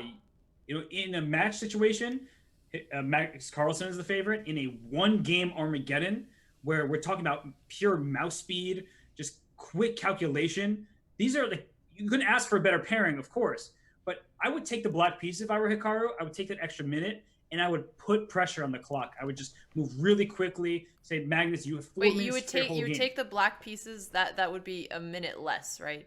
A minute less. Play very quickly. Try to, you know, take that time disadvantage, squeeze it. Hopefully that it becomes, instead of 1 minute, comes 30 seconds, and force Magnus to beat you on the board, because Hikaru is so fast. We've seen him win the Speed Chess Championship multiple times. We saw Magnus Carlsen win the Speed Chess Championship before that against Hikaru Nakamura. So in a single blitz game, though, anything can happen. That's true. And I see somebody asking a good question. What is the etiquette for flagging? Talking about chess. I mean, flagging is part of the game. When there is no increment, both players are going to be trying to do it, and there should be no hard feelings if one player tries to flag the other, as in it's not bad etiquette at all. It's just playing their best game. Oh man, I'm excited.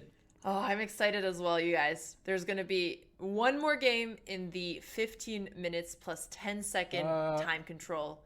If either player wins, that is a decisive result, and they move on to the finals. If it is a draw, it's going to go into Armageddon, which is going to be super, super exciting either way.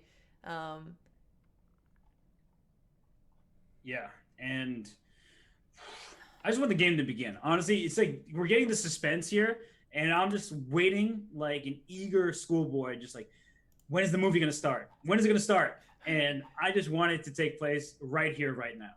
Yeah, and I am seeing the messages that you are seeing as well, and those are some interesting tidbits of information, which I think.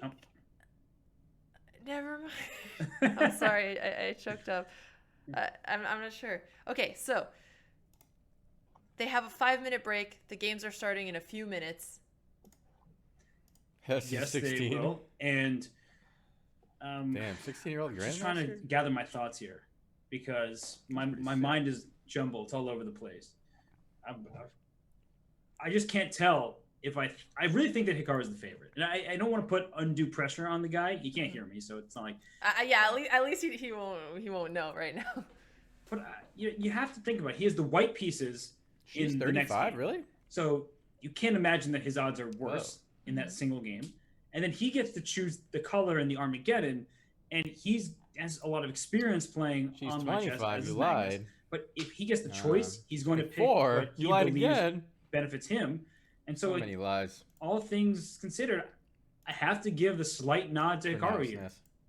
Yeah, that is actually pretty fair. And I'm getting another question of why Hikaru gets to pick the Armageddon color, because doesn't Magnus have more match points overall, which is true. After this, but that is not how it is determined. So when they were qualifying for the semifinals, it was Hikaru who was actually the top ranked seed when they were playing against. How many players were there before? I think there were 12. There were 12 to start with. The top 8 made it to the knockout bracket, and now we're left with, well, I would say 4, but Ding Liren was eliminated yesterday by Daniil Dubov. So we're left with these 2 in their semifinal, and then Daniil Dubov awaits the winner. Yeah, exactly. So that is why Hikaru is going to get the draws, and there's actually no advantage for having more game points in this. It's just who wins each set of mini matches, just like in tennis. That's right. So can we get this game going? I'm really getting impatient. I'm a super patient person, but right now I'm just so eager to get into the game. Yeah, that sounds fair. And I'm going to poll on my channel who they think is going to win. Because I love polls, Robert. They're so much fun. Audience interaction, you know? I wonder what they're going to say. Yeah, me too. I'll let you guys know what the audience is saying. So Did I put money vote on this game? in the poll, and then I will share what the public is thinking Nope. so far. Although they might be influenced because Robert just gave his opinion, and everybody trusts Robert. So I should have asked them before you. But Magnus Carlsen is the best chess player on the planet. Yeah. So you got to keep that in mind. That's true. You are giving kind of a controversial opinion. I was a hot take. I know, and I like it. I appreciate it, Robert. It's what I'm here for. Not for telling people about the chess games that are happening. I'm really here for the hot takes. That is true.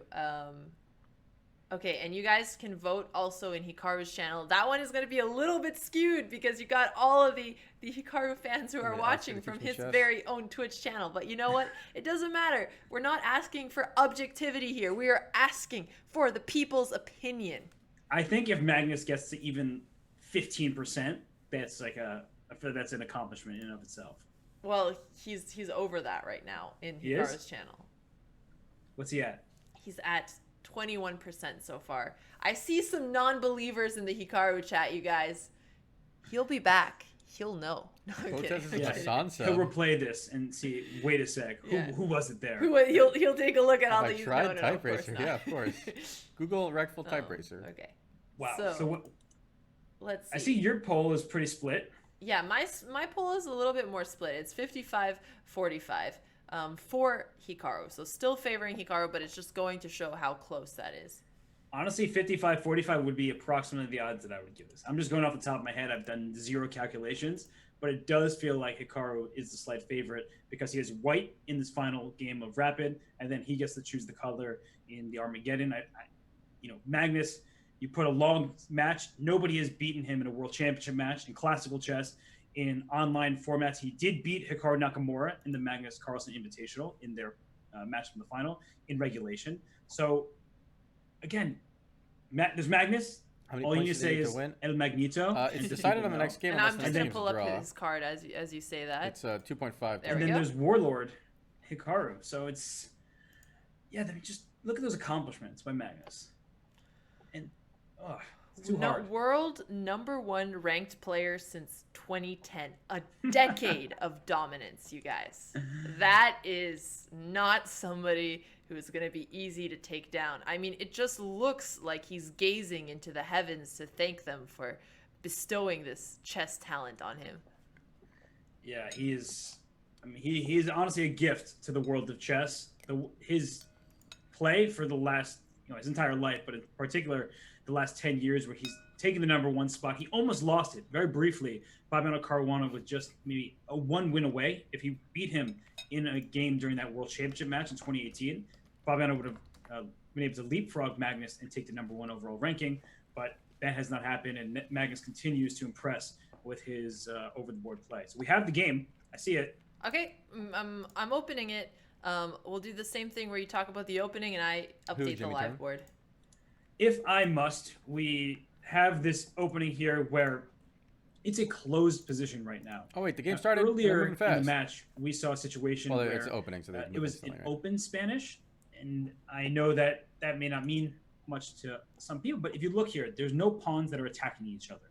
So the pawns in the center, the whole, E4 and E5, was here, they're both under attack once and defended this, one time. and then bishop here, and then you this try to think about these positions. Here, huh? Can you initiate pawn breaks? Because the side that is able to do so typically is the side with a slight advantage. If white is able to play d4 or able to play a4, and on the flip side, is black able to play a move like d5? So you're trying to weigh these options here, and it changes the dynamic completely. Absolutely. So, I mean, Hikaru could go for something like a pawn break. He can also play a more patient move, something like knight c3 here. He goes for d3. Okay, cool. So this is a very solid choice by Hikaru. This makes me feel like he's being more cautious. Yes, I think he's doing exactly what he did in the second game, where he's playing something where the engines will say it's slightly better for white, but the risk of going wrong, he's not really going to go wrong. When you go wrong, it just makes the game equal rather than worse for you. Right. So he is just trying to minimize his chances of losing the game. obviously, if he gets an opportunity to push for it, I think either player will go for it. So this is a very symmetrical position. The big difference is that you got that bishop on b7 versus the bishop on b3, and the pawns on the queen side are actually a little bit more advanced for black here. Hikaru just I always played end up doing moves a3 instead of here. like this, which defends from Can this you talk coming in. I a always little end up bit doing, more like, about what I his put my opening bishop plans here, might be now that we know he's not going for any and then I get pawn owned. breaks? I don't know, A3 may seem I have this irrelevant. temptation to but always the be point of attacking stuff. A3 is to give the bishop on B3 an escape square. Hey, Bell Because R6. oftentimes the knight comes from C6 to maybe 11 A5, plus 4, I think. which attacks the bishop. But here, knight A5, which is the most commonly played move, is met by bishop to A2. So you don't just have to allow your opponent to take your bishop, which is in a position like this where the bishop is aiming all the way towards the black king. AFK for too The long. bishop is superior. to do That is why something. instead of going knight to A5, Magnus dropped his knight back home to B8 to bring it to D7. But you're like, wait, what? Like, why would you do that? Wasn't the knight C6 perfectly fine? Look at the bishop on B7. It has a longer diagonal to work with, and you've also freed up the C7 pawn to go to C5 to take control of the center.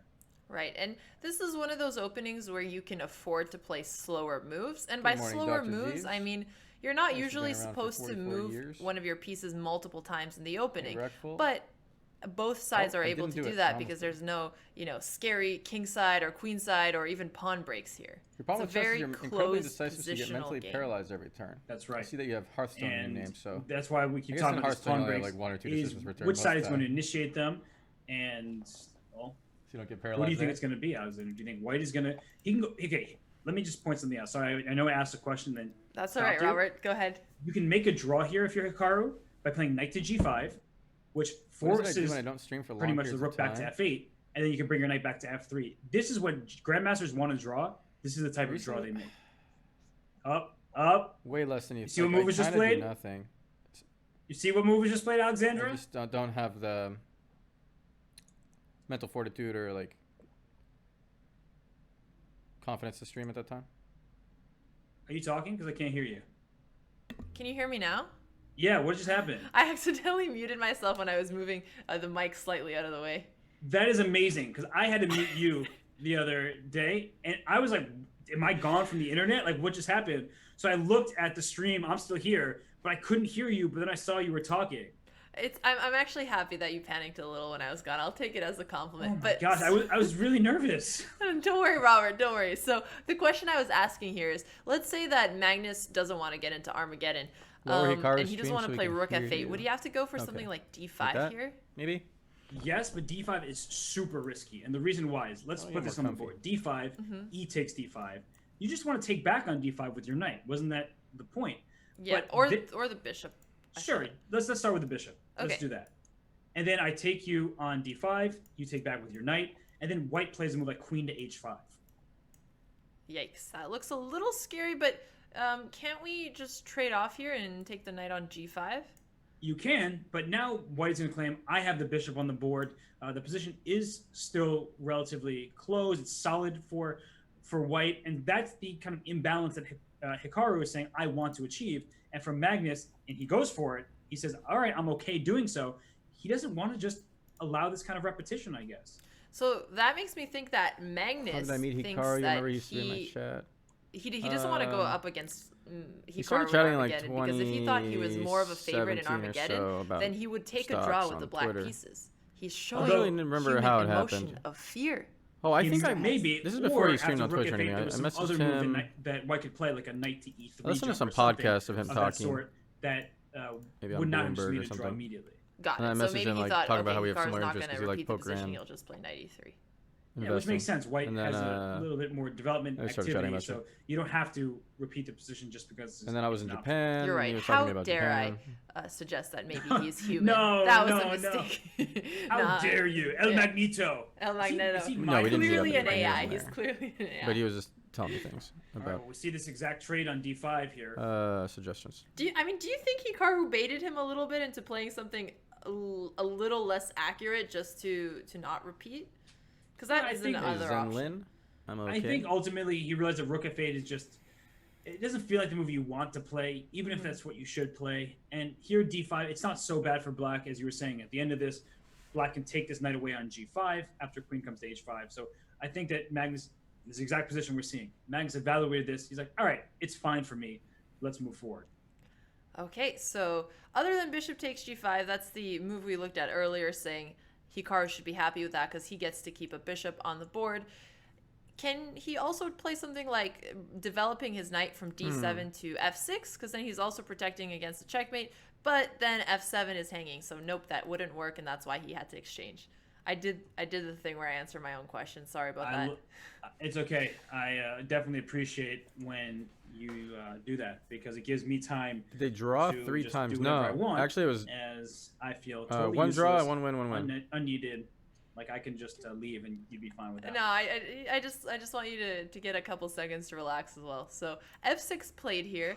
That's a little bit weakening of the king side of Magnus. But one thing that you should notice here is that there is no light squared bishop for Hikaru. So even though the light squares are my plans becoming after the a little bit quarantine is more over? weak, it's going to be I harder can't think for that far ahead, dude. Hikaru to try to. I struggle just to get through every day. So now I expect bishop d2 just because the only other so option was bishop c1, which doesn't make sense. fucked in the head He's every not day. setting up for the next game here. He's playing for a win. And now I love c5 from Magnus. Mostly because he needs to get some space here. Same, attack. haha. Yeah, c5. When I first also wake up, clamps it's down been against really hard White's recently. plan Which to I didn't used to have this because problem. Now the I used queen's to on wake up h5 and like and there's a knight on d5. get out of bed and do If things. you but imagine the pawn e5 really have out trouble of the way, just getting then out of bed. The first step. the knight on d5 falls. So that is why a move I like get kinda d4 stuck. is possible in many of these upcoming positions. So don't be surprised when Hikaru plays it. Right, and c5 would make sure that he can't play d4 right away because of c takes d4. Although, if c5 is played, then, I mean, Hikaru can try to prepare d4 in the future. It would just take a little bit more time. I see, Ozzy. That's right. And I think Magnus wants to play like knight to f8 here, just to bring the looking knight to go to on some e6, trips. stop White from playing d4. But once But people, knight once f8, flying I is don't more really And annoying. like knight f8 would stop Hikaru from playing d4. Ideally, because yeah, then the I'd queen wanna would be be protecting the knight on d5. feeling Although good going tactically traveling somewhere. d4 still works because if you knight f8, you play d4 and you take my pawn d4, I distract your queen. on by keto. taking I remember your rook on I e8 liked it a first, lot for a and then while. That would be Well, a that would problem just for black. yeah. I had that this would just be weird a I had this free situation rook where I in the variation enjoyed. I played out. Oh, sorry, not I had a this free situation rook, where I it's had a defended lot by of the other rook. energy Just kidding. when I Yeah, was on you would win keto the knight for like in the that first couple line. Sorry weeks, about that. You're all good. which people And usually so that's don't what say they have. Actually. Magnus is thinking about right now. He Just they ended get, up like, playing keto flu and f6, shit. pushing the bishop back. Then the energy but went he's away trying after to a figure while. out, I don't know if it was okay, just placebo d4 or what. is possible in pretty much every variation. How bad is that had, for like, me? pent-up And energy. I wanted what to is the run best way around. that I can set myself up and your move I c5. never felt that in my obviously, life, like might just be a wanting move to run around. Stop d4. So then let's talk a little bit about long-term strategies. So we noticed that there is, piece asymmetry Little where bit, Hikaru guidance. has a bishop and a knight versus the If you're not out of bed really early, you're In basically terms of worthless pawn on your PC the structures, rest of the neither day. side really has weaknesses. Wait, but if you do King get out of bed safety, really early, what do you potentially do, the black Travo? king is a little bit less safe. Based on those elements, what should White's long-term Feel that, plan 10 be pounds. here? That's a great question because let's just imagine d4 is not possible. If we're Haven't just used thinking the about king function d4, in a we're thinking while about now. one move. We're not thinking of overall strategy, which is what you asked me to describe. So one of the things that I'm thinking about is I have a queen on h5, and there aren't so many black pieces defending towards the king. So maybe I'll try to improve the position of my knight. The knight in f1, it's not really doing much of anything. No, I don't plan So on if I can streaming bring my poker knight into anytime soon. g3 and then into It's not that f5, fun. I move my knight from First of all, when you're in the square US, you that's can't in play on the my better poker sites. But then also, it's territory not that fun to an streaming poker aggressive because you have to put a big perch ass where I'm delay. attacking the pawn in g7 and putting some I pressure haven't even in been black's position. playing poker in a long time. Another idea that I'm coming up with is pawn to a4 for white. Just saying, I am going to initiate some pawn trades to True open memories, up some Dota. lines. What pieces love opening? The video up is too position? loud, it's hard to Bishops hear and you. rooks. I have a rook on a1. I might as well make it seem useful Is it really? by playing a4 and trying to open My up the speakers center are really board. low. And as well, my bishop on d2, it's staring in both directions. It's taking away things Okay. like the a5 square. Maybe like but this. also, if let's say black ever wants to put a pawn on h6, I'm looking already for some potential sacrifices. So the bishop just outclasses the knight in an open board. But if black can keep the position closed and reroute the knights, then black will be the side that's happy. Well, that is awesome. That is setting The up new the WoW plan for expansion. both sides there. And in terms of Only if I'm rerouting the knight and really keeping the lost position for what close, to the main do. moves I for don't Magnus think to it'll- consider here are moves like c5 and knight f8. The other thing to look at, once again, Magnus is a little bit lower on the clock. He has under 10 minutes and Hikaru has over 14. He plays queen e7 instead. Okay, that seems a little bit strange because he is putting his queen on the semi-open file where the rook is looking towards the queen, which makes it seem like d4 is even more tempting. Yeah, d4 is tempting, but sometimes you're taking a bite out of the forbidden fruit. And d4, while it's not a terrible move, I think Magnus' idea is just play queen to f7. And once you offer the queen trade, and if the queens do get traded, now that you push your pawn to d4, my knights will try to take advantage of the light squares. White has a dark square bishop, which cannot protect or attack light squares. So that's why a move like d4 can have some problems with it if the knight start going forward on the queen side especially. And that is such an important difference because just having the pawn on d3 helps protect the light squares a little bit more. So the square on c4, the square on e4. So yeah, even leveling just would one suck. pawn Avalanche can change the structure of the position so much. So queen e7, knight g3 played instead. Speaking of light squares and rerouting your knight, this knight is doing both, and Magnus, regardless, tries to go for queen f7 and offer up the queen trade, which I'm sure Hikaru is not interested in. I agree, Alcatrix. I don't think he is, because in a closed endgame, knights become better than bishops, right? Bishops need open space to really feel like they're useful. And so I think you're right that Hikaru will just drop his queen back probably to f3 and claim that that's a more useful diagonal for it. We have some pretty funny spam going on. He did drop it back to spam f3. this flower to give Hikaru power. It's a cute little rhyme, and the flower is cute. You guys are being cute. Okay, so and of course, I mean, we're doing commentary. This is not a official broadcast. We're also showing it so that you guys can watch Hikaru's games in case that sounds a little bit subjective. Well, no, I didn't. I think you're doing an excellent job. I don't know if you need any kind of words of affirmation here, but no, I appreciate it. So queen f3 played. As we mentioned, he wants to keep the queens on the board. And knight f8, this is the plan that you brought up, Robert, with rerouting the knight. So do you still like your a4 idea here? I'm not sure, because I'm trying to see the follow-up. Like a4, I know that I'm trying to open the a file by taking on b5, but that also opens up the a file for black. So it's not like a one-sided. So what's he trying to do with the knight? And I'm trying to think what other ideas come to mind, and if a4 works in tandem with some of these other ideas. Like knight f5 feels glaringly obvious. Just bringing my knight forward. We talked about it for a while now. The knight was on f1. Bring it forward to g3. Bring it forward to f5. And your brain can't handle this. F5 really do. Same. It doesn't attack anything just yet, but it does prevent certain things. It prevents black. Key to understanding humans is that we are not rational, driven beings. Our fuel our emotions. That's why propaganda is so effective. My knight goes into the d6. That is true. So, on that note, most of my decisions are just emotional. Move, but on the flip side, like day to day, black will retreat the knight what do from I feel d5 like doing into e7, and then you have to evaluate once more, like how do and feelings are what stop me from doing stuff too. When then it becomes a knight against a bishop. Right. So. Would you rather have a two knights knights versus a knight and a bishop, or one knight? And usually, some I things always like driven to mention by that two knights are usually logic better coordinated to hit your than long-term a knight goals, and because a long-term bishop. goals So usually. I think that trading off would actually favor. Usually, things that make you happy in the moment are bad for you long-term, and things that make you happy long-term are not that fun in the moment. Placed much better than like the if you knight eat, would be on e7. like so cake, Magnus would be feels good at the second. You're eating it, and that's bad long-term. Hikaru Doing it all the and a time. so-so piece for himself. And then if you're like working out and or whatever, 97, you get tired, or part of this, Alexander, it's is hard, right. The knight and you feel shitty, but good long term. Whatever. The knight and the bishop can work together really well, and the two knights can work together well for Magnus. But an issue that is really long term, especially considering the dynamic right now, is that a knight can go from color complex to color. But yeah, we are built right? for That instant knight gratification. On f8, once it goes to e6, because back in the day, for bishop, it was fine to just look never for attack my knight, and that's something the instant. Always have to think about whatever is even best if it in that doesn't moment. play a part Like in this specific game, if you find you just some want to keep that in the back of your mind of like, hey, wait sweet a second, food, let then me you think would about that. eat it then, and it's as fine. just the inherent way the pieces move. And I'll go back to serious talk soon, but now I see that people wanted to make it more fair, so there's also spam this Dorito to help Magneto. So it's between the Doritos and the flowers here. I guess this is chess fans in 2020. I can't say I'm mad about it, honestly. Okay, so the knights have been traded off, and a4 is now pushed, going for that pawn break you discussed. Oh, shit, And the Doritos coming in. Magnus has options here. He's certainly not going to take on a4 because then the rook can take on a4. Ball is so huge and you could double wash your up feet on in the it. A file. So he has the option of pushing b4 or moving his rook to b8 to just give it some extra support there. The only thing with moving his rook to I don't b8 think I've here ever is that washed it's my now going feet to in be a the bowl, white have rook I? that gets the open file. One time I put my feet in I'm that sorry. Now I'm the one. that who's little looking at the pool of chat. water with a bunch of little Spam fish this that bite your tree feet. to let the plebs In Japan? be free. We got some serious rhymers in this chat.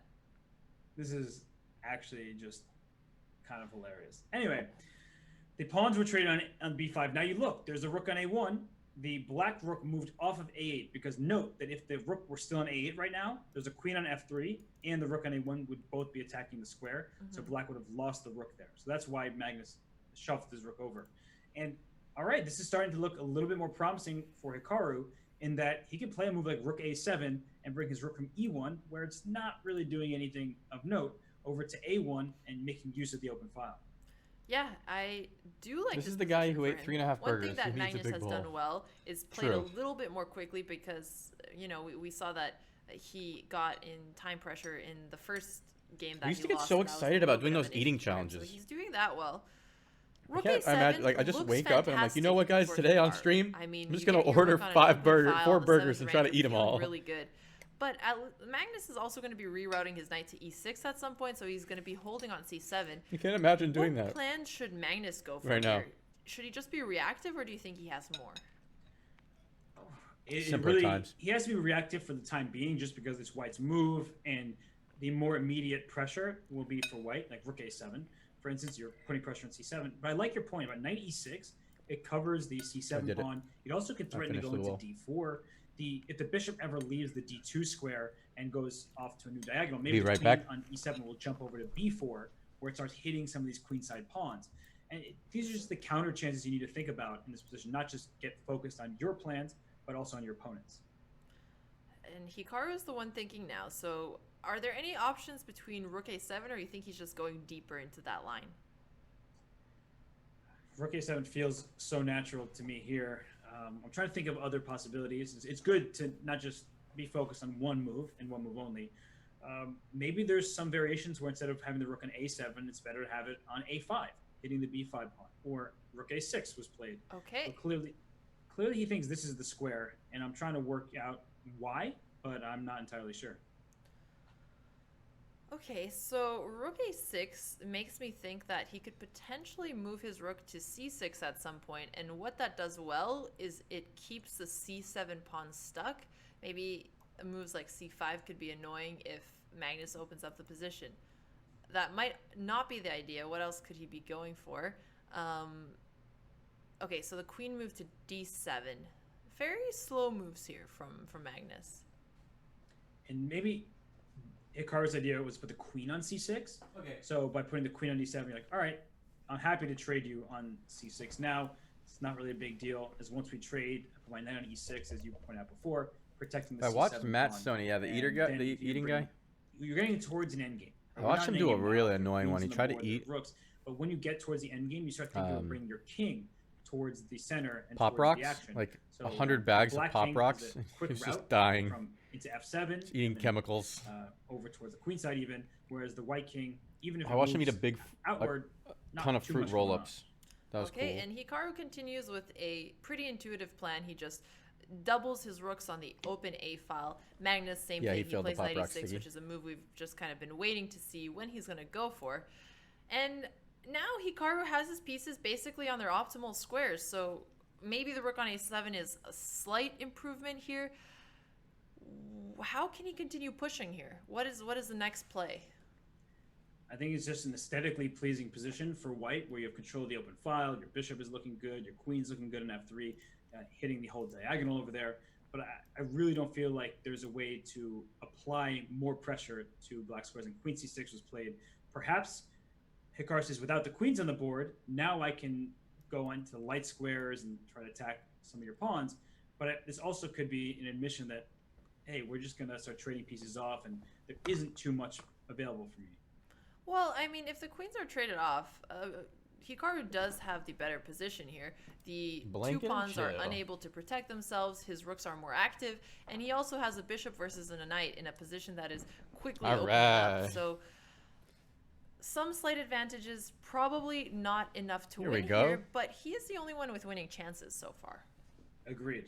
And if I'm Magnus, I'm thinking about the move rook to d6 because 3 I don't queens like on screen. the thought of you What a bringing good your simp a1 rook message. to a6 and just keeping my pieces. Now there's only defending the one knight though, on huh? e6. It feels a little bit uncomfortable, even if it's okay. But rook d6 It's called changes the LF position Gaming, the completely. chair company And Shogun. if you trade on d6 there, then you have a pawn that's gone from c7 to d6, but that pawn on b5 looks a bit lonely as well. So it's a decision that I think was too committal, and that's why Magnus decided to just bring his king. Ever to thought f7. about going back to Japan? Okay, Of king course. f7. He wanted to activate the rook. I wanted to go there regardless, so many but times in now a I row really that love the everyone move was rook like, a7. dude, there are other countries in Best the world to square travel put your to. rook on, putting more pressure on c7. I went 3 really times tying the knight to e6. Within like a year and a half for there. Magnus, that pawn on c7 One time I is one time I not went for going 3 to be months. easily attacked by the bishop. Maybe something like bishop d2, bishop a5. So he does have time in case he needs to defend it with his rooks as well.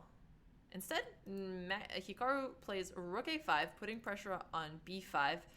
So we can either push the pawn to defend it or bring our rook in. He decides to bring the rook in, and Hikaru plays rook a6. So now the king would love to go to d7 for black, but you can't go king e7 as Paris? you lose your knight on e6. Argentina? Right. So he needs to make sure that that rook continues. Japan just felt right when you were there. Something about how people Magnus interact with puts each his other rook and on live feels b7, better a than really the US. good defensive motive for him because now if Yeah, ever it's rook weird. a7, he can trade off, and he's protecting both I would say of that his something pawns feels with this cozy move. about it there, but the people are a lot of times very Yeah, lonely this is- there. Still better for I white. think the big thing It's I like better is for that everyone's Hikaru walking because- around. And you because just rook on see c6 people instead of everyone is driving around. pestering black. Since You the want to kick restraints. that rook out with knight to d8, but you kind of want your knight on like d8 and e6 I think at the this same blanket time. smells a little weird. Because when the knight moves away from e6, white's rook can go to c5, and that's also a good square for Oh, the just white like rook dust, because it I attacks b5. It puts an attack on the pawn c7. So I wouldn't be surprised if we see some kind of knight d8, knight back to e6, forcing Hikaru to move elsewhere. But still, I've never watched this the blanket since lasting I bought nagging it. advantage is here. And I've for had this Hikaru. blanket for years. G3, that's a really slow move. That's as an you L, said, huh?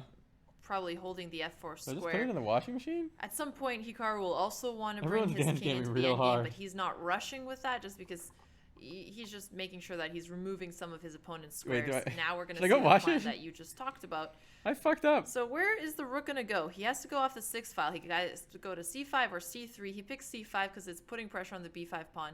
Do you think Magnus might try to repeat here? Yep. He does. He answered the And- question for us. He did. He No, answered I very didn't quickly. realize he says that. And I so think give me that. Magnus has no problem trading off Burn it at one this pair of rooks, point. and Oh. Hikaru is avoiding that by just making this repetition. So we're going to see an Armageddon? We are going to see an It's Armageddon. A draw! It's a draw! Oh my god! Okay, so we're gonna see the really fast I'm game. hype. I'm You're nervous. gonna play I'm really The scared. faster here. time thing than I play when I'm doing the Putting really up the casual updated score, online 2 thing. to 2. So 5 minute we versus get an 4 minute. Armageddon. And White only gets 4 Whew. minutes. okay, need a breather.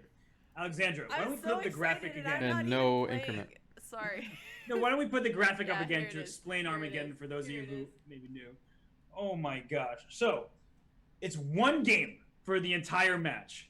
White gets 5 minutes, black gets 4 minutes, but if there is a draw, black wins the game. So white needs to win and make use of that extra minute on the clock.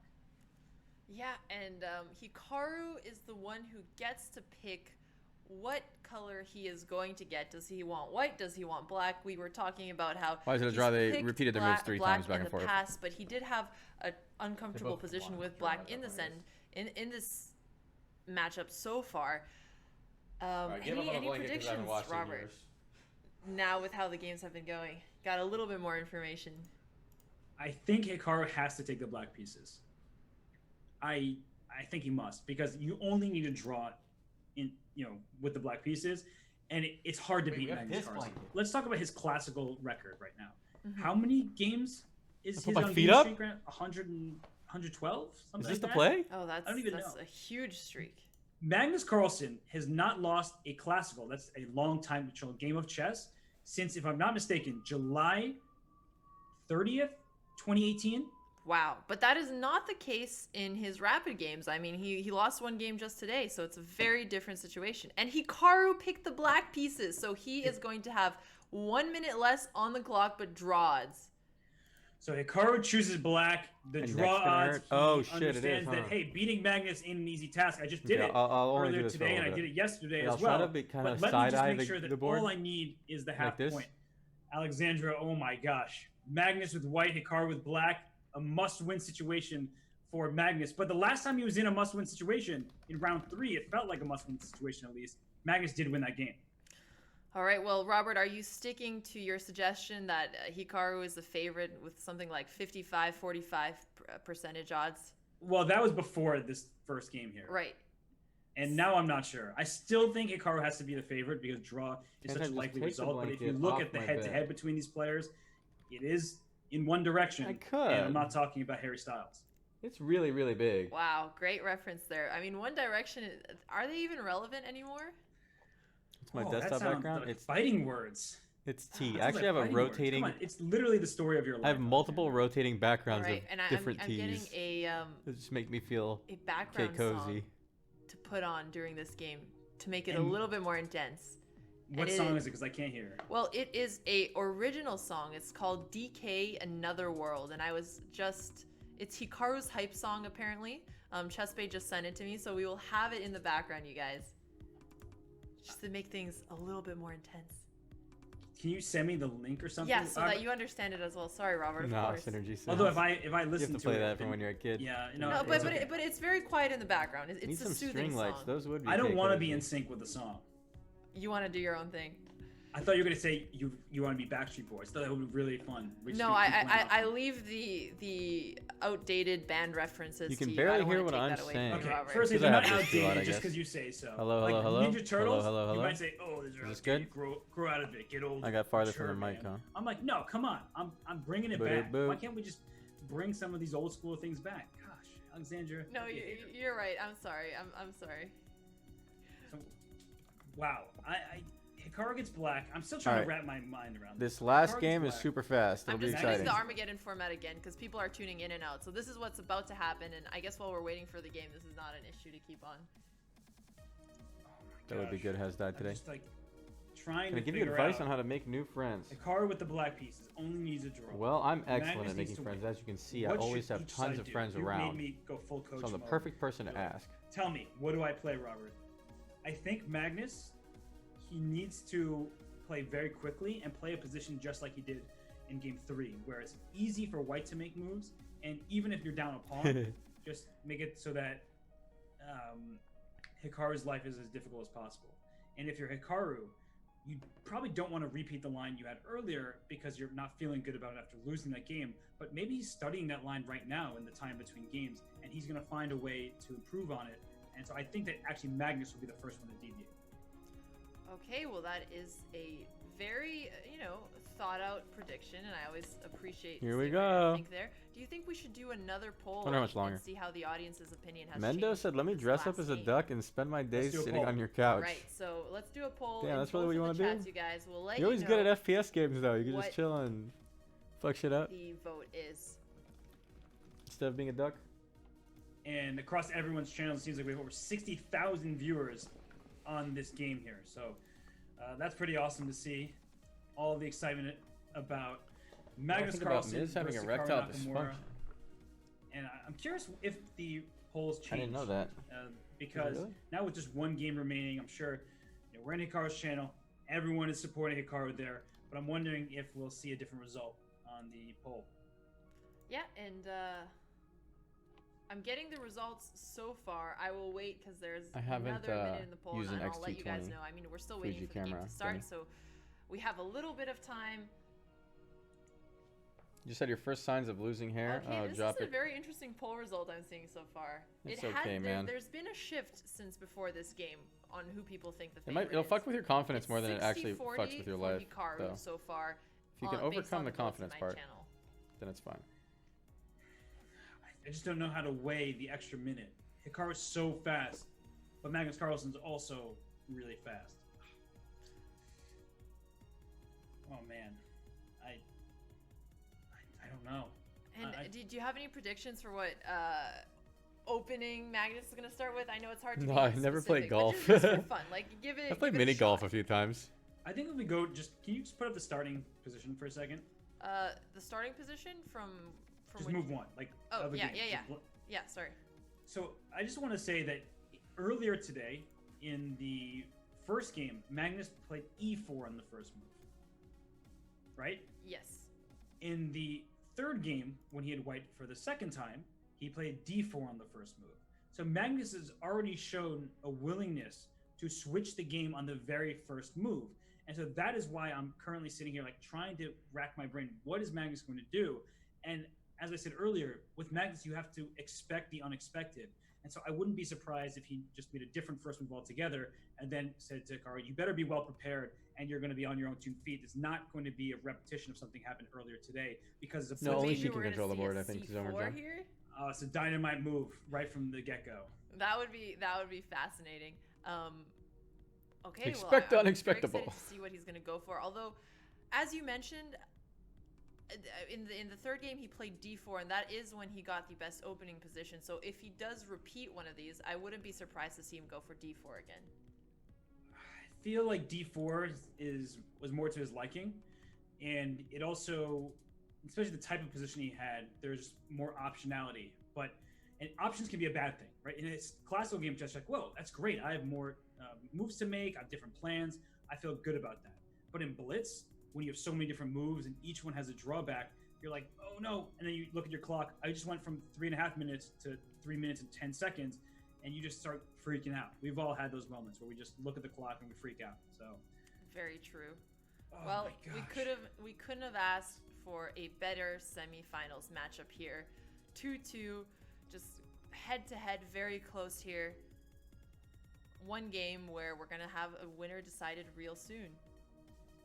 real soon. And when do we think? The game oh, should oh, be starting oh, I any see minute. it. Okay. Oh, it's starting. I got it. Okay, on it's the gonna be really board. fast Hold too. up. Oh my gosh. And we have the board. I mean, I'm really just trying to keep my cool here, but I don't think I've been this excited about like a game since 2018. Okay, it's 5 minutes versus 4 Well, minutes with that's- no It's been years. Very fair. That's very fair. increment. Okay, You don't I get have any the time back live after board moving, and started. if black draws, then they win. Car with the black pieces, Magnus with the white pieces. 5 minutes versus 4. I'm just gonna refresh it to see if the clocks are popping up properly here. Is there still music? Because I can't hear it. So Yeah, I'm just curious. yeah. what's going on. There's still music. Music. I kind of wish I could hear the music so it would soothe me, but now I'm just. I guess the music is your voice, right? That's what they would say. That's exactly what they would say in my dreams, because my voice is actually not something most people want to listen to when I'm singing and not talking. All right, so the clocks are going to show up after move 1, I'm being told. So we're waiting here. We have the game set up. The anticipation is there. All right, and you heard me go full auctioneer mode earlier. Am I going to have to do that again? Is that what's going to happen? Because they're going to be moving so quickly that the speed of my points are going to have to move at the same kind of time? Absolutely, Robert. We're going to keep up with the Here we speed go. here. We're going to be talking a lot faster, so Oh, very man. different time format than what we've been seeing until now. And I think the shorter the time format goes, the more it favors Hikaru. And we see d4 moved by Magnus Carlsen.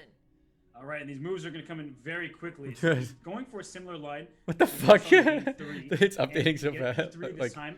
Bishop e2, same exact variation. Weird. Oh, d takes d4, and a6 played by Hikaru. So this is a difference. The knight went to b6 in that previous game. they're pre-moving like the next All one. right. Oh, wow, the moves are coming in so quickly. So c takes d4 on move 11, e takes d4 followed up here. Knight b6. So do you think Hikaru is playing this game? What the Whoa. fuck? The moves are lagging a little bit behind their speed. They are playing so quickly that even the relay looks like it's going nuts. It is going nuts. And, well, this is actually standard opening play from both sides here. And the bishop on c6, you give up the bishop pair so Wait. that when black goes b takes c6, you're so It reinforced. just was lagging on there. d5 Yeah, square. because the So timer wasn't moving. isolated pawn often wants to try to move. What if it's gonna lag through Can't the whole move here thing? because look at all the black pieces staring at d5. The knight on b4 is safe and sound, and it's protecting the pawn c6. You can't kick it because you have no pawn to hit it with, and the bishop on g3 is in no way going to attack it. So I still like white's position.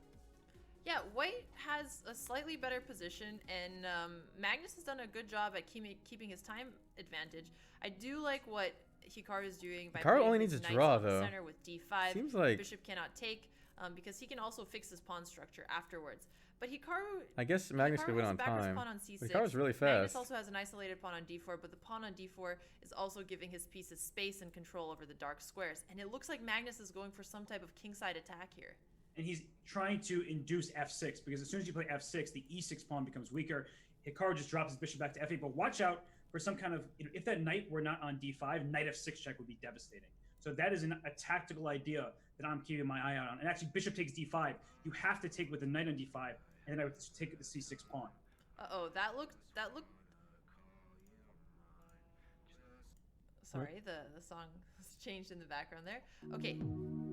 Oh shit! All right, You know the what? bishop I'm went just to not d6. going to leave music on. Okay, so the bishop went to d6. And that was, again, this by playing f6, your e6 pawn feels weaker. There's a light square bishop for white, so that knight on d5 has to stay there. The pawn on c6 feeling like a target. I would try to play rook c5, rook d1 to c1, go after the pawns on the queen side. Okay, and bishop takes d5 still looks tempting here. Oh, it's a good move. Yeah, Because bishop bishop takes takes d5 was d5, really good. it seemed like we would have had to see the knight take. But okay, it doesn't matter. This was not played. It is a rapid time control here. Sorry, a blitz time control here. So they're going to be moving much faster than That ever king move is before. just he didn't know what to do on that turn and wanted to pass the I'm starting to worry a turn. little bit for Hikaru's pawns here. He's the one who's Like, 'cause been on it's the so fast? defensive here. Again, he still has draw, so it's not the worst thing in the world. And he's, look at the time situation where white is still ahead on the clock, of course, but it's not the full minute that the game started with. But we're getting closer to 0. There's no increment whatsoever. So you can spend some time if you're Magnus, as long as you keep at Oh, least to get a off the slight bishop's advantage. diagonal. Right, and one thing that Hikaru could be going for is eventually pushing. Well, she wasn't e5. lagging. Like I Is don't. there any? He does have to be careful when he plays it, though. Okay, man, maybe because stop he's gonna lagging. open up You don't see the d file, timer and then move, there's though. going to be threats on his d5 knight. Yeah, and anytime you make a move like e5, moving your pawn off a light square, and you're having a bishop for white on the light square, it can be dangerous. I would try to go after the a5 pawn, knight b3 here. Just moving the knight back, attacking a5, maybe getting my knight into d4 and over into f5. At some point, watch out for that knight to go from c5. With Hikaru all the only way needing over a to draw, d2. it seems He like he's plays gonna instead get it. rook His d2, the preparing time's to double pretty his even rooks now. here. He can still play knight b3 now as well to defend his rook, or rook cd1. Both good options here.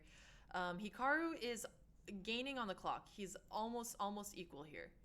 And Alexander, maybe just refresh so the clocks will tick. I know Yeah. it just happens with the relay, but right now it's about equal on the clock, but I don't think the position is equal. I think that Magnus actually has quite a sizable advantage, and I see the evaluation bar saying plus 0.6 up to 0.8, all this stuff. But I think just practically, it looks really nice for white. You can drop this bishop home to f1. 2 minutes in the near left, future. though. The c6 pawn is weak. The a5 pawn needs defense, and here bishop f4, rook e2 maybe. Oh, rook e2 is a really intimidating looking move, but then Hikaru could just Wait, when there's retreat no his increment, queen won't it back. just And come what down is to the issue time? after the rook trade? There's so much Then game the left. a5 pawn, though, you're losing the defender. You get Queen 0 e5 seconds back per defends turn. a5. So rook e2 played by Magnus, and where's that queen going?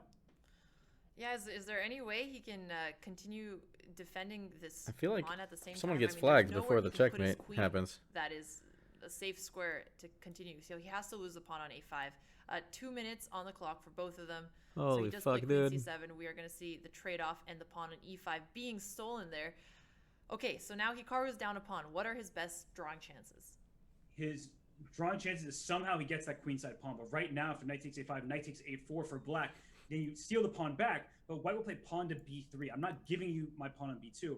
Actually, maybe queen b3 attacks both your knights as well. So it's not just about this pawn on the queen side is what I'm trying to get at. There's also the king on h8 is less safe than the king. Oh, that was a really bad move for black, apparently. Okay, Hikaru just played queen e5, and the engine evaluation went nuts. It looks like it's a blunder. I still like your move with moving the bishop away, because then we're putting pressure on c6.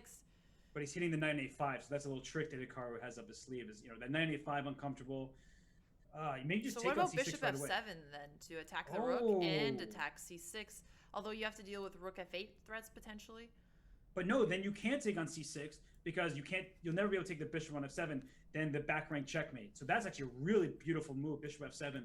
Nice find there. Well, you led me into it, so Magnus taking his time here. Oh, he moved knight b3. He didn't play it. Okay, Hikaru that move apparently some was really chances bad. now. Oh, and Hikaru's up on the clock, is he not? Yeah, he has 1 minute 39 to min, Magnus is and fucked. somehow Hikaru kind of survived this, and now his time situation is okay. Magnus plays bishop f7, but it's too late. It would have worked better previously. Yeah, that's a move too late. It was rook c4, so he's hoping for He's some just- back rank stuff, but rook takes f7, rook takes b4. Hikaru only needs a He draw. covers the b8 square, so you're not going to be able to checkmate me. And he's b8, ahead on so actually time. you can take this bishop. And the position lose 0-0. your knight in the process. Hikaru's got it. You go knight takes b2, and the queen is That's holding it. everything together. Okay, Right? well, this is as good as the position has looked so far for Hikaru here. The Armageddon format is Oh, weird. queen e1 check! Queen e1! The rook's hanging! Oh, he my blundered the gosh! rook! He blundered a rook. He blundered the rook! So Magnus went in for Oh, it. that's a He's now bad. down That feels bad to clock. lose that way He's instead of also it just down a rook. losing from the And draw. Hikaru And he wins the game. resigned. Hikaru just defeated Magnus. He is moving on to the finals in the Lindor's Appy Rapid Challenge. Dang. Magnus had It what happened. looked like a winning combination. The time but thing he made it really missed, exciting. And he ended up getting in time I didn't pressure. like He that a had draw a would full be piece. victorious for one person, Oh though. my god. But I guess it What makes sense just because someone has to have happened here? black. Hikaru Nakamura withstands the pressure, what looked like a much worse position. And The I'll eval go ball back was- to that It position was as swinging well. up for white, and then, wow, in one move, the game concludes in black's favor. Oh man. Okay, Oh let me go back. I wonder to what the that engine moment. wanted So it was Magnus rook to do when he was takes up. e7, It was knight takes a5. It said he was up 3 queen, points, e5, and here when is Magnus has a bunch of time, he would Magnus always played actually knight find the b3. best So move let's here. just look at the idea. So bishop f7 would have been interesting here. So if the rook just moves away, Oh, yeah, somewhere that's- like that's the move. c8. The problem is that this pawn That's- is just hanging, and Magnus is going to be up 2 full pass pawns. Instead, if Hikaru would have tried to attack the bishop here to get some counterplay, the problem with that is that Magnus doesn't have to retreat his bishop. He can instead take on c6 because of the beautiful tactic that Robert actually pointed out. So knight takes c6, queen or rook takes c6. I feel like it doesn't matter. I'm just going to take with the rook here. And actually it does matter. You take with the queen, because then if rook takes, you have queen c8, knight takes. I'm going to play it out on the board. Queen c8, knight takes, rook takes, and then either way he blocks with yes checkmate. So that doesn't work here. And if he can't take the bishop in this position, he's just playing against 2 pass pawns. I can't believe it. Damn, it came down to that Just- one I'm in move shock because where he didn't move his also, bishop like, here. She 47,000 actually saw the people move. watching on Hikaru's chat. Shout out to She all said, of "Oh, you bishop for there." believing Remember? in your warlord Hikaru Nakamura. But Magnus, I mean, this game was going his way. There were many moments here where you just Let know me he was know like, if there's another position you'd like to go back to. there are plenty of them. Actually, there was a moment that you called my attention to, in fact, on Right. move, what was it? Move 25, black went queen to b8. Okay. And you were saying, oh, bishop takes d5 is still possible here, but I think we both weren't looking for the exact tactic that makes it so strong. Is after bishop takes d5, if you take the queen on g3, I don't take the queen back right away, right? I take the pawn e6 with check, and then I am up a piece into the endgame. Right. And if you 'Cause the king take moves back, see- away, oh, and sorry. then, I was we're looking at just the able chat. to recapture the queen, and now I'll go back to the other position. and after bishop takes d5, if you just go c takes d5, so if you just take back with the pawn, then I have knight takes f6 check, which is brilliant because the rook can't capture the knight on f6 because your queen needs the defense of the rook, and the pawn can't capture the knight on f6 because the pawn is pinned to the king. So you'll be able to steal a pawn there with that move bishop takes d5.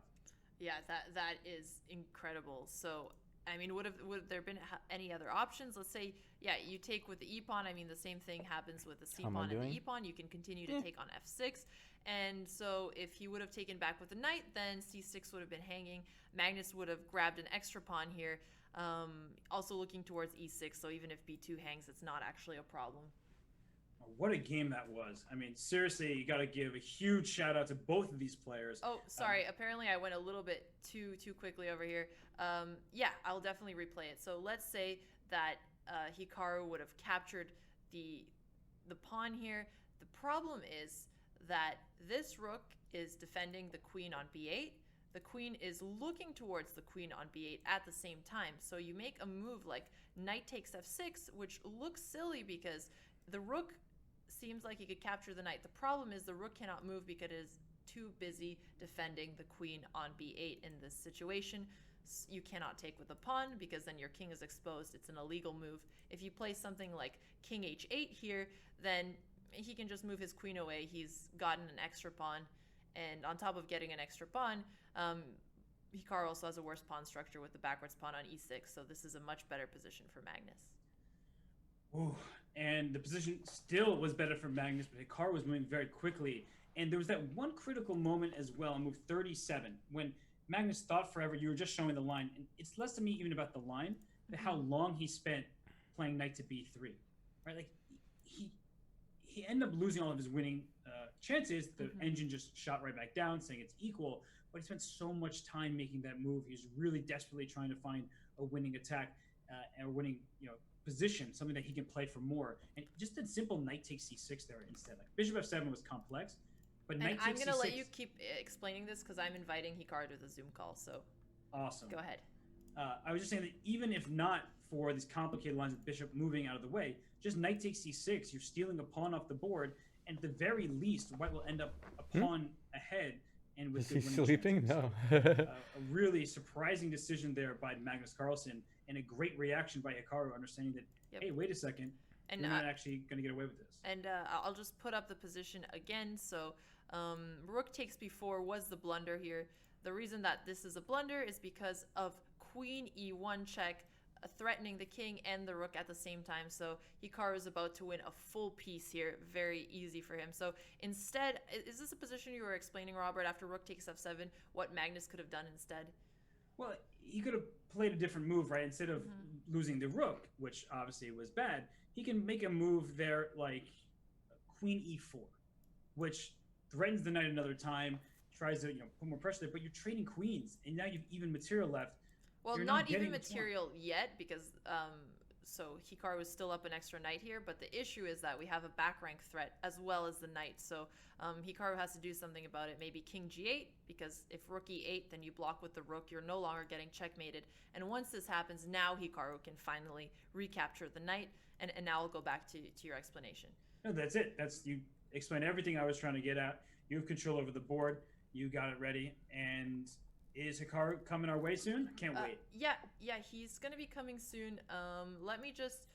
I'm going to pull up the brackets so that you can explain them while I set up the Chess 24 is interviewing him. All right, well, now that Hikaru Nakamura has defeated Magnus Carlsen and moved on to the finals, he gets to play Daniil Dubov. And Magnus Carlsen was seen as sort of the ultimate test, but there is one more match remaining, and Hikaru is not going to take Dubov for granted. Daniil Dubov is the 2018 World Rapid Chess Champion. This is a rapid tournament, and Hikaru just beat Magnus, who was the 2019 World Rapid Champion. But, might be nice to time travel and beat the guy who won the year before that. So Dubov is very strong. I think he's been underestimated thus far. So by people are saying like everybody. Hikaru would But shut now that he's in the some final, people up, like when I lose on Thursday. So what's the thing? Like, I don't get it. Like, who is he gonna shut up, and who am I gonna lose to on Thursday? Like, I'm definitely not losing to Hikaru. So what's the thing? Like, why are people saying that?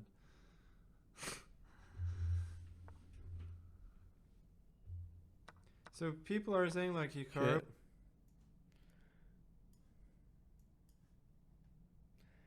On Thursday he didn't lose though. On Thursday I think he did 3-0 him. day off specifically tomorrow, on Thursday. the rest day, and the finals will begin on Monday. Okay, yeah, and I'm back. We're still waiting for Hikaru, who he will be joining soon. Oh no, the layout changed too quickly. That's okay, guys. Hikaru will be coming soon, and the layout will look okay. Essentially, Hikaru's face will replace that chessboard there. Yeah, exactly.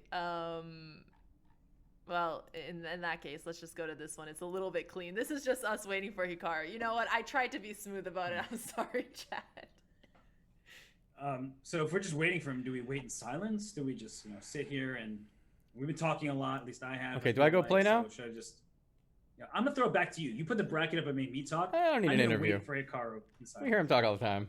I mean, You when guys is wanna see the interview? the last All right. time that Hikaru beat Magnus in a head-to-head match? I ask you because you usually know these, but if it's a tough question, we'll just get somebody in our chat to reply. It's possible that the answer is never. Honestly, this might have been the first time. This may have been the first time. Wow. I can't think of any match over a long series of games where Hikaru was the winner after that match. He's beaten Magnus in games, obviously, but I can't think of a single match when they played head-to-head that Hikaru won, except for this one. Right, and we're not talking head-to-head in a direct game like Chad is saying. We know that he won yesterday, but overall, because it was a best out of 3. Right, and wow. Yeah, I can't think of a single other time. And he also was down 1-0. He lost the first match, and he got swept in that first match. That first match made the prospects look really bad for Hikaru. You couldn't write this story any better. You really couldn't have. It had all of the, the plot, everything thickening, seeming like it's an impossible feat for Hikaru to come back through. The impossible opponent. It was just perfect. What a story. I feel it is a great story. I feel like I should do an audiobook. And on May 28th, 2020, when the world was locked down in quarantine, Hikaru Nakamura, he went against the mighty beast of Magnus Carlsen. El Magneto took the lead 1-0. But then the next day, the sun rose, and there came Hikaru Nakamura, your warlord. He was injured but not defeated. He came back and won. He tweeted at Magnus Carlsen saying, Monkus. Then, with 1-1, everything hanging in the balance, Hikaru goes up 1.5. We see a 2-2 tie once Magnus Carlsen wins game 3. They draw game 4. Hikaru chooses the black pieces. All he needs to do is make a draw. And no, he doesn't just draw. He checks. He hits the rook. He wins it. And he wins the match and makes it to the finals of the Lindor's Abbey Rapid Challenge. Alexandra, back to you. I have nothing to say after that brilliant performance. I mean, the only person who can top that is Hikaru joining us on this Zoom call very soon. All I did was add some background music for you. That was beautiful. Chat, wow. You guys were here. Hess is a gift. These games were incredible. I mean, Magnus must not be feeling too good now. Let's maybe talk a little bit looking into the future. How are Hikaru's chances against Daniel Dubov? You probably were talking about the bracket already. No. After I just did all that, you're immediately throwing it back to me? I'm sorry. You're right. You're a gift. I don't deserve you. No, whoa. No, let nobody tell you that. That is... so you're asking me about Daniil Dubov versus Hikaru Nakamura. And we heard Hikaru's thoughts about Daniil yesterday when, after Hikaru won the second match, he was praising Dubov, saying this guy is a really creative player. And over a long series of games, a long classical tournament, it just feels like Daniil hasn't been able to kind of maintain the pace that he sometimes starts out on against these top players in the world. But in the rapid format, he won the 2018 World Rapid Championship, and he's clearly in good form in this tournament. So there's no reason that Hikaru Nakamura will take him for granted. He's like, whoa, this is a fantastic player. He just beat Ding Liren, and if he just beat him, he could also beat me. Hikaru's chat, he's in versus Reckful's chat, spamming simp, yeah. Who wins in a certain match or a certain day doesn't necessarily mean that they're the quote-unquote better player overall, but it happens even in a single game. Whereas if somebody who's an international master beats a grandmaster in that one game, then it's like, whoa, that can happen. Hikaru is waiting. I'm about to admit him to the Zoom call. Oh, let's get him so I can stop talking.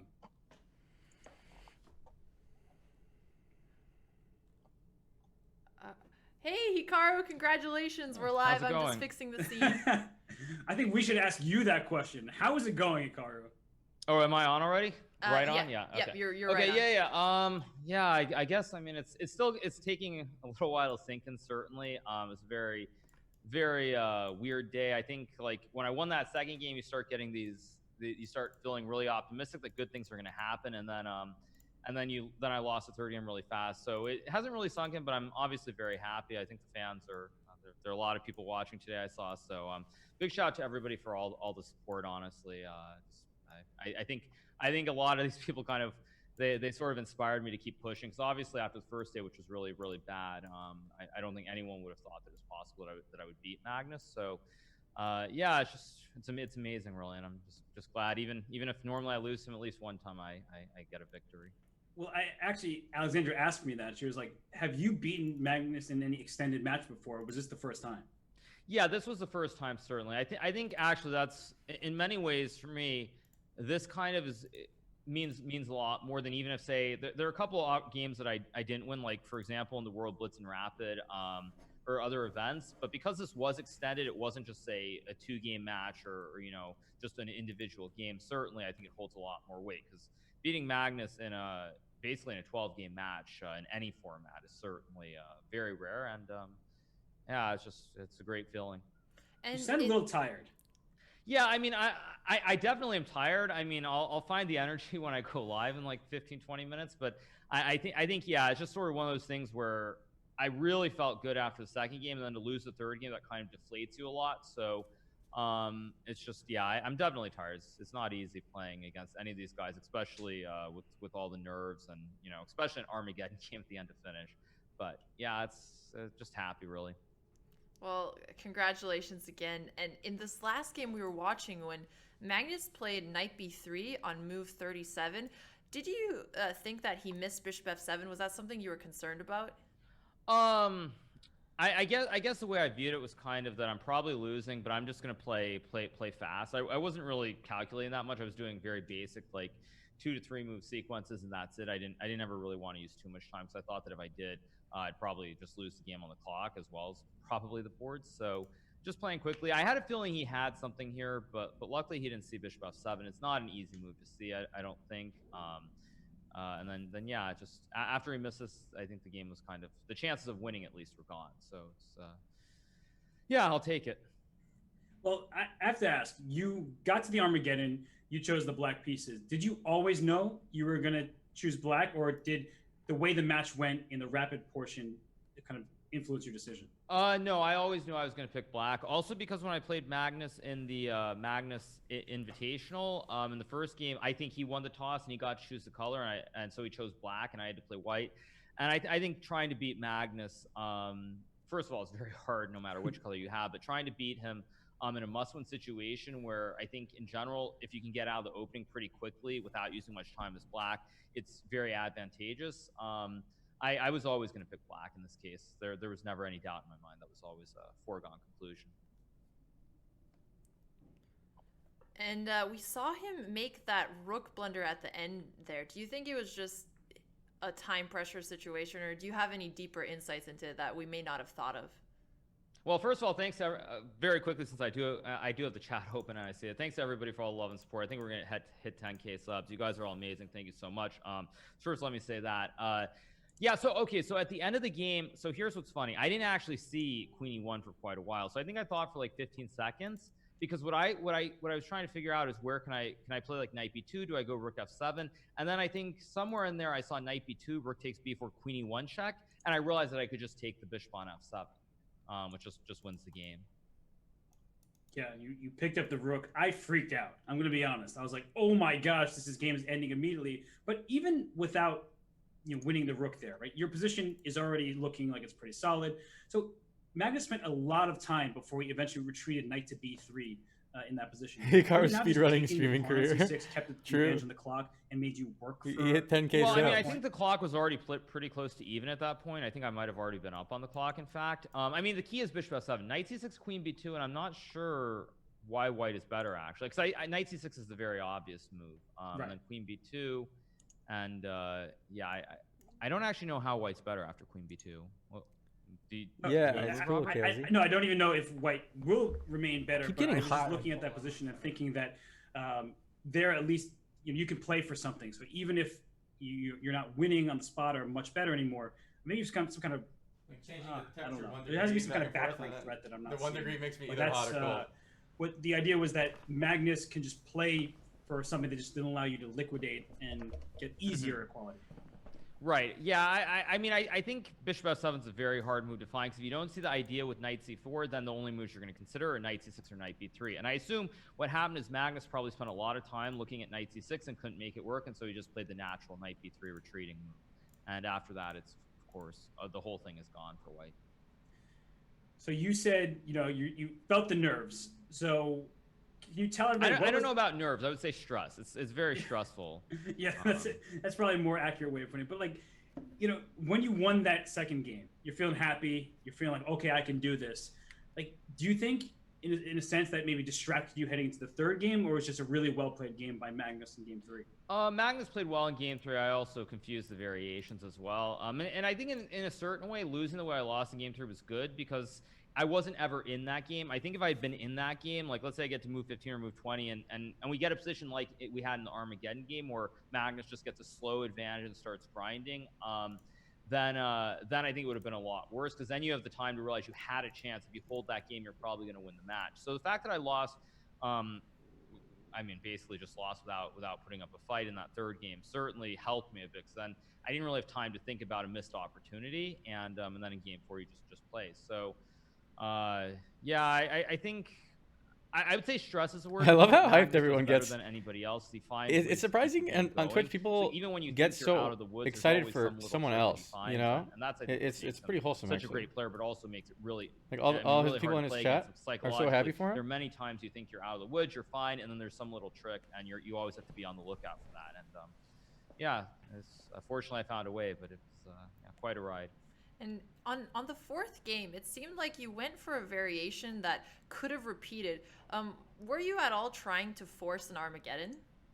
If he had played Rook F8, I would have gone back and then decided. I don't know what I would have done. I wasn't really happy with that variation specifically, so I think most likely I would have repeated, but in the heat of the moment, I might have done something else as well. So yeah,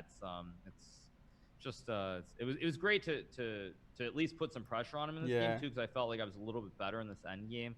He defended and there was nothing. Still, I wasn't ever in danger, and I think that also helped as well. When you're in the last game, in such a situation, let's say that Magnus gets some kind of advantage out of this. He gets an open center, and like I have to struggle to make the draw. I think that also would have affected me a little bit. But the fact that it was pretty smooth, a smooth draw in fourth game also helped for the Armageddon. And just like, yeah, I felt like the fans certainly want the clown fiesta at the end. Flat Earthers are tuning into NASA's chat. Got what they wanted.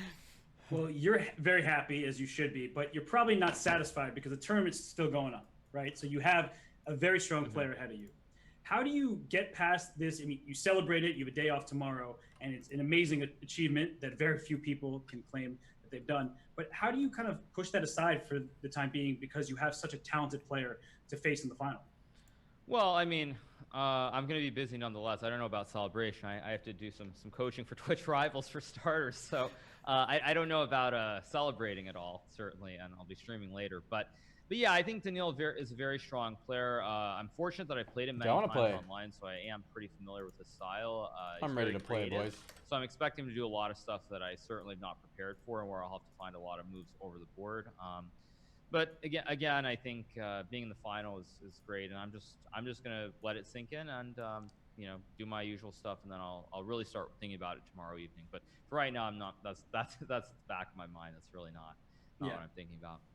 And you will be coming on shortly and doing your usual the game time has analysis. come. So for all of the viewers who are watching, you guys will get to see the inner workings of Hikaru's brain very soon. Right.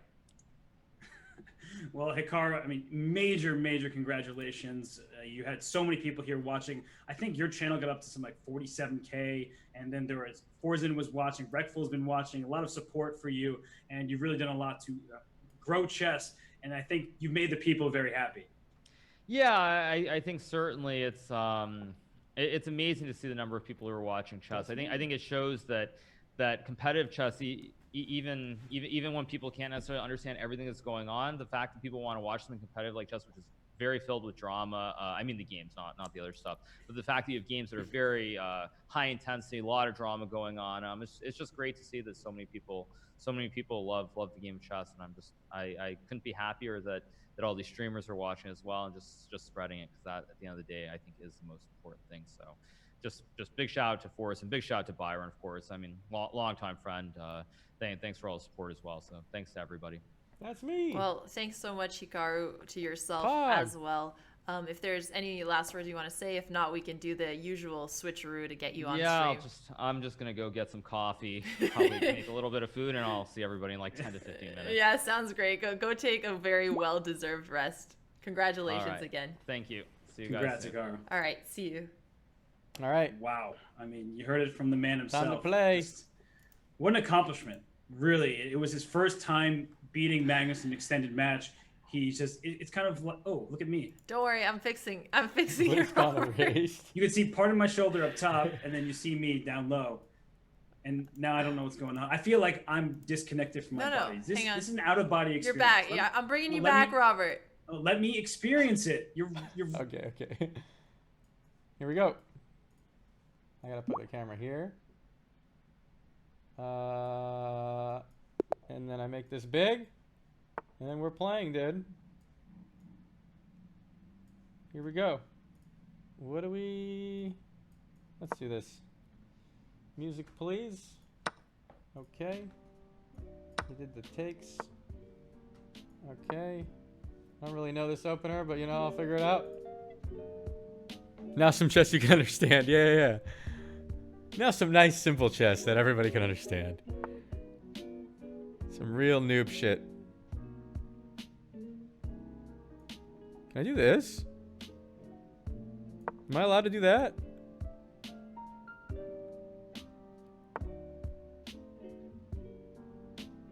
Huh. What if I go here and threaten this? Let's see what happens.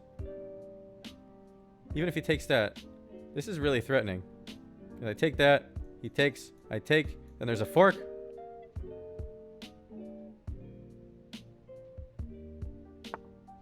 Okay, he stopped it. Now I take the pawn, I think. Or do I go here? Now I go here. What's wooden shield? Yo, what's the wooden shield, boys?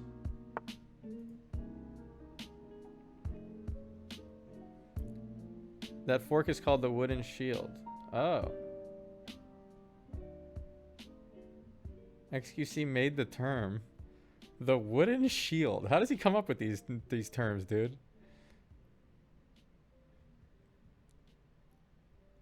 I'd like to see the clip, yeah. Fucking this pawn is double attacked right now. Maybe I go here. Because then he can't do this, because I would do that. The wooden shield, okay. Yeah, he's attacking this pawn. That's called the wooden shield. It's the wooden shield. Look. Bing. No. Bing. Bang. Pow. Bing. Boom. What? That's the wooden shield. It's the wooden shield. It's the wooden shield. Dude, what? Because it makes an X. Not sure how. Okay. Okay, he took. Now, I think I take here. If he takes here, I take here. So he's gonna take with the pawn. And maybe I castle this way. That white square bishop's gonna be annoying for me later because this.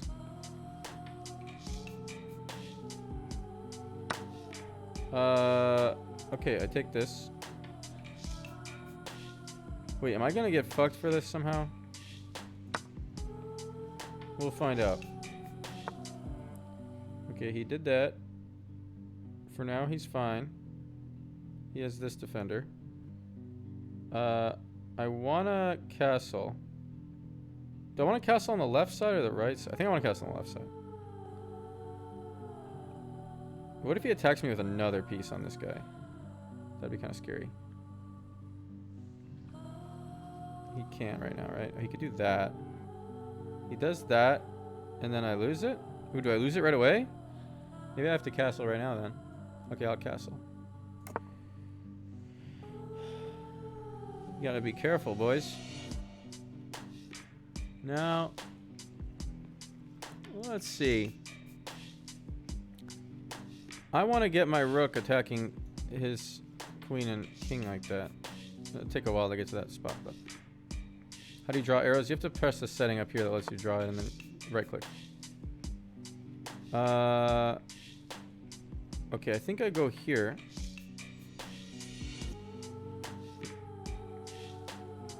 The trade seems worse for me because he gets in a good position to attack my guy. Free knight. How?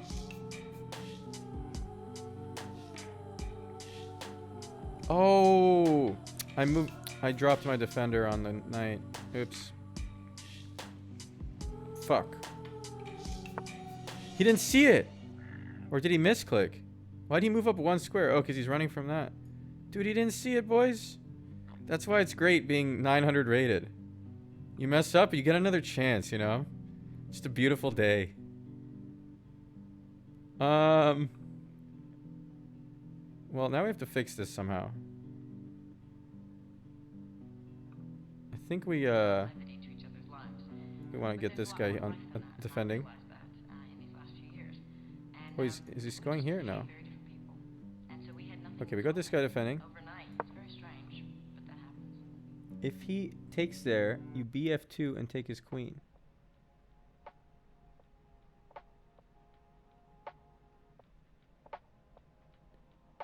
Huh? If he...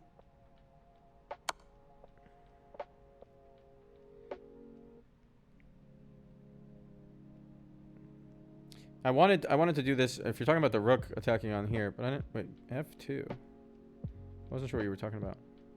Oh, this. Oh, discovered check and take his queen. Oh yeah, if he had taken the knight, I actually had this move, but I don't know if I would have seen that. Seems unlikely. Now, he checked me, but when I move this piece, it checks him. This is interesting. If I move this to block, now he's checked. Now, ooh, I want him to move his bishop to block, because then I got a fancy move. Oh no, I didn't have a fancy move because he would just take with the queen. Okay, yeah, I can't do the discovered check anymore. Oh wait, my queen's under attack now. And this guy's under attack, but that guy's defended. Oh, but this guy's pinned. There's some complexity here, dude.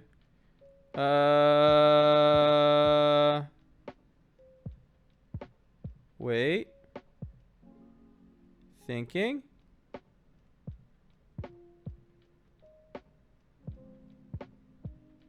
Oh yeah, he can't even fucking take it because he's pinned. There's complexity on his situation too. You're right, chat. He can't take it. You're wrong, chat. You're wrong. Chat, you're wrong. I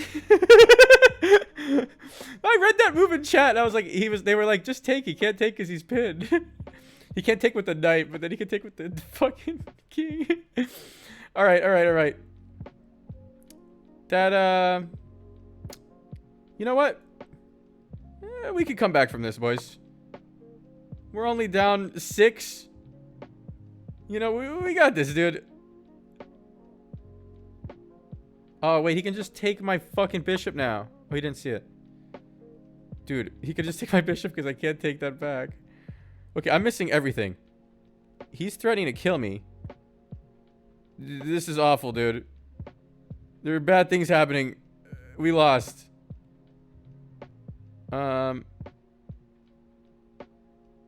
He can't actually kill me, though. I need to move the bishop.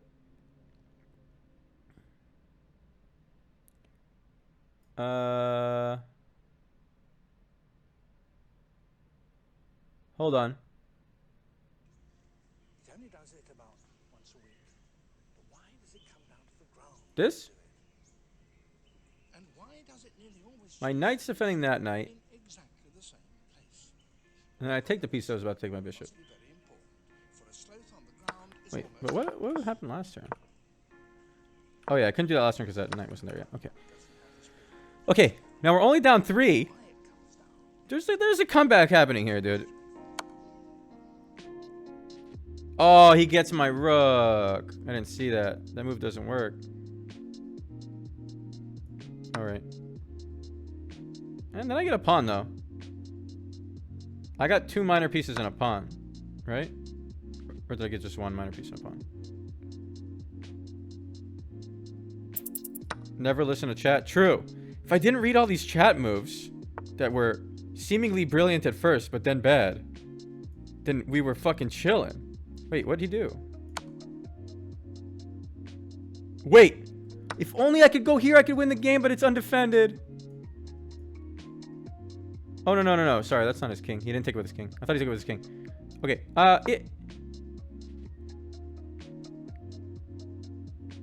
Okay. I can discover check. If he does some really bad move, I can win right here. He has to do a real bad move. If he moves like a pawn, because I could have moved this with check and taken his queen here. Fuck. I'm out of time. Mate in 2.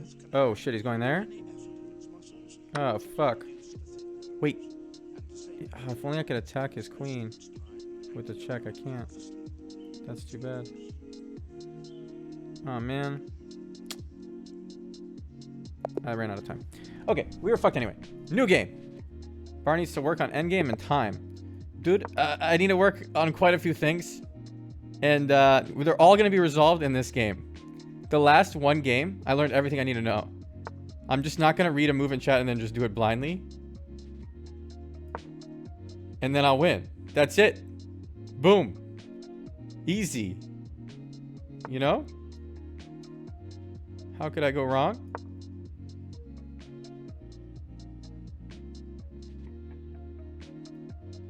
You love me? Thank you. Queen out. Okay. Sure. Alright, I restricted this movement.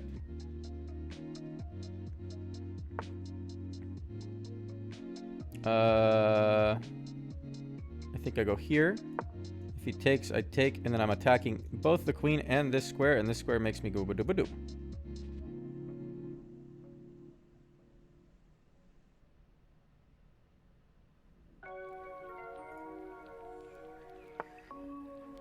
Okay, he didn't take. And in that situation, I think I want to go here.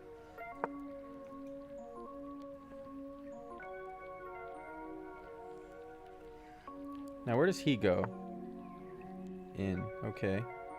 I want to get my other bishop out. And I want a castle. He got his bishop out.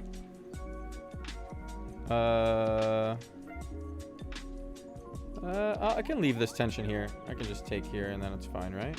Or do I like trading? I don't know. I think I could leave that there. Like castle. Now, if I took this, then he was gonna take there, and then that guy is looking at that guy, which in the long fight of things. Okay, now he can take my bishop because my guy's pinned, so I have to trade. And he's probably gonna take back with the knight. And then where do I go from here? From here, this still doesn't look good. Doesn't look that juicy. You guys are saying H3. Okay, I'll blindly do chat's move. I didn't learn from my lesson last. This seems fine.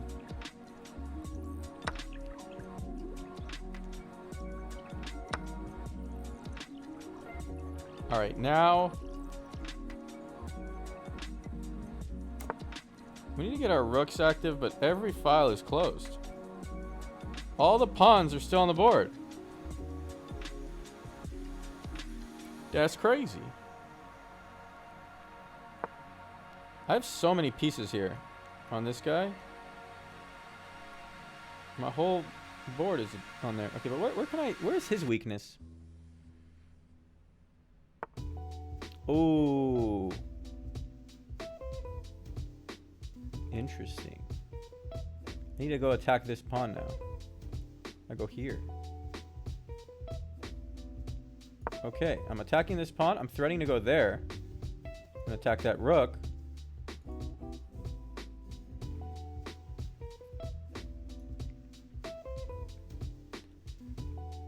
I really want this pawn. What's he gonna do? Since I'm threatening 2 squares, it's kind of hard for him. I'm threatening these 2 squares. stopped me killing the pawn, but now I get the rook, don't I?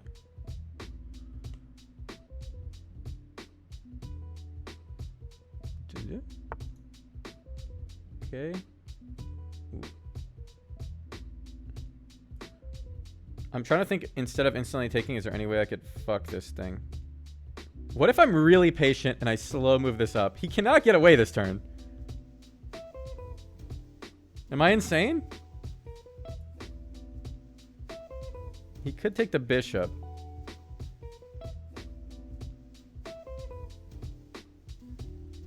Okay, I guess it doesn't work. You could just take that pawn, even if I had the bishop defended. Okay, we just go. Now, we still want to get an attack going on this pawn someday. Okay, his knights are really AFK. We need to take advantage right now and go get in his base. But how do we get in there? It's hard to get in his ass.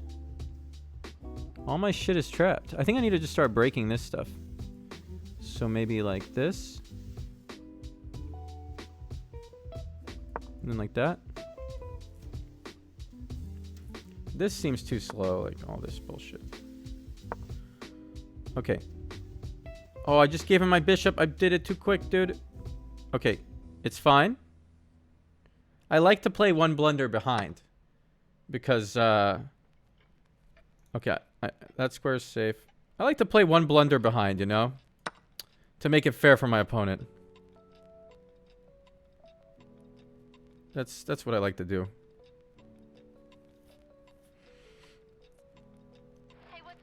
Okay, so say he goes here. Do I go there? Maybe I go there. One more square. Here. Then I'm attacking this. I'm attacking that. Then he could go there and defend both if he wanted. Okay. He didn't take. Do I move up?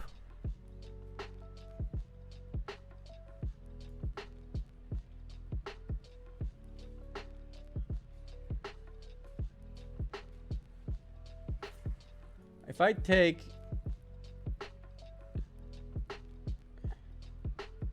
If I move up and he takes and then I take, then my rook gets open. No, it doesn't help me that much. Okay, so do I just take? Maybe I don't take and I attack his knight.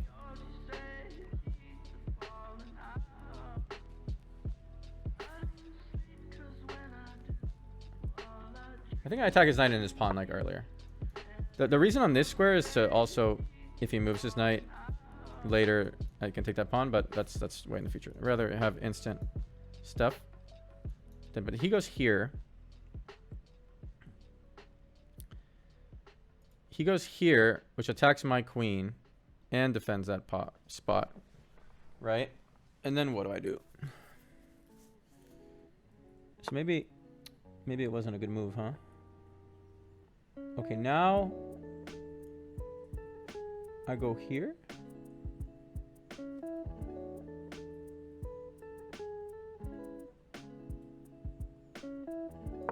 Okay, it's hard for me to think this all the way through. So, what's gonna happen?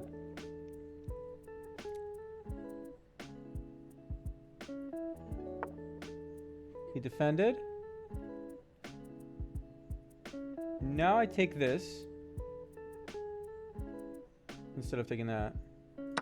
Then he takes, and then I take. And I'm attacking a lot of stuff once I take here. I'm actually looking at all 4 of his pieces on this side.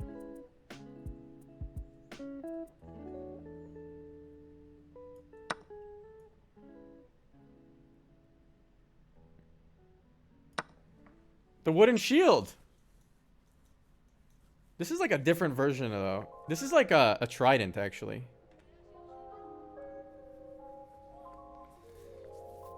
Okay, we're looking at a lot of stuff. Who are we gonna get? All right, we get this knight, it turns out. Couldn't stop everything. The wooden trident. Now, he's trying to take this pawn. I can move it up 1, or I can move my rook over.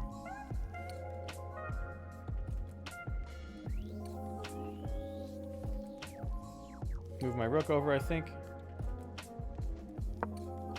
Now, pawn. Start pushing up. I'm drunk. I really want you to play Minecraft. It would make my week. A whole week, huh? How would it make your whole week if I play Minecraft one time? That's crazy. It would make you that happy? You resigned. New game. We did a good job, boys. Okay, boom. He wants to go here.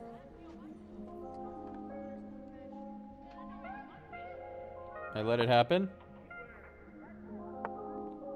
Now I go here. No, I don't go there. I go here. I hate opening this pawn. Always feels bad. Okay, now I go here. It's defended. Then... Oh, he's doing this. Okay, I'm gonna be crazy. I'm gonna go here. You can't do this. Pawns only. Okay, now.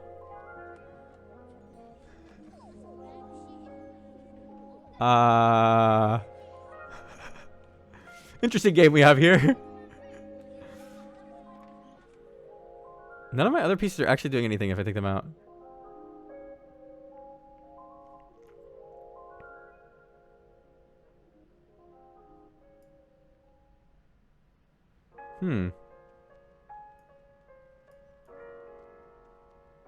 Really not sure what piece is useful. I mean, that goes there, but, like, if all this stuff ends up happening, but... Pawn stars, true. Okay, he wants to kill my d-pawn.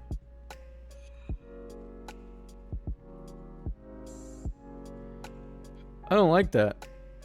That's unfortunate. So I take, and then he takes with the bishop, or he takes with the pawn. If I don't take, maybe I put my knight there. Let's try the not take. And go there.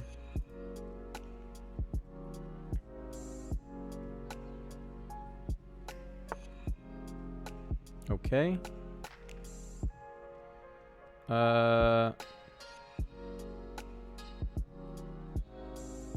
How can I fuck this guy?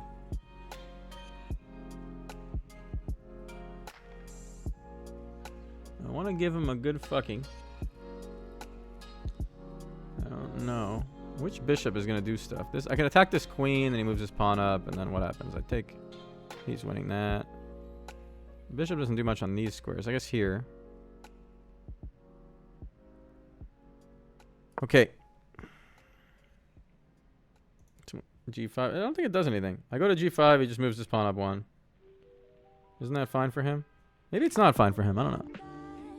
Then I walk away. Is making that pawn move up one good for me? Okay, he has a lot of attackers here. I have a fuckload of defenders there, though, also. You guys think it's good? Okay. But then I just wasted my last turn. I got a sunk cost fallacy at this point. Okay.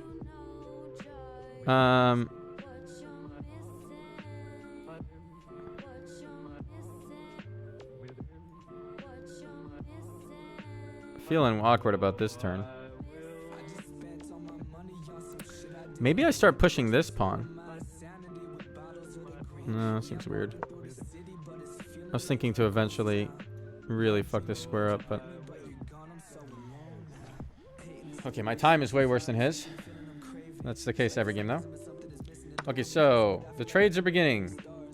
I'll start with the knight. Okay. Now,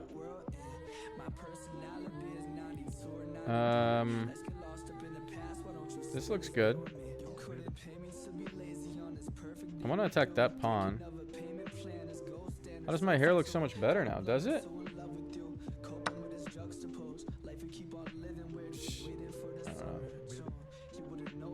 I don't know about all that.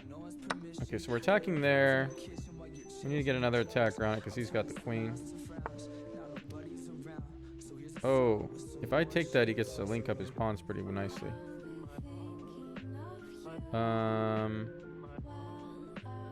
If I don't take it, where do I have to go to defend it? Like here? Threatening that. That's pretty good.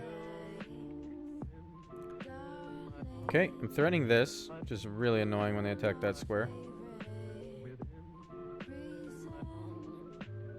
And I'm defending this. Before I take this square here, though, I do have to do these trades. I'll have to take his bishop.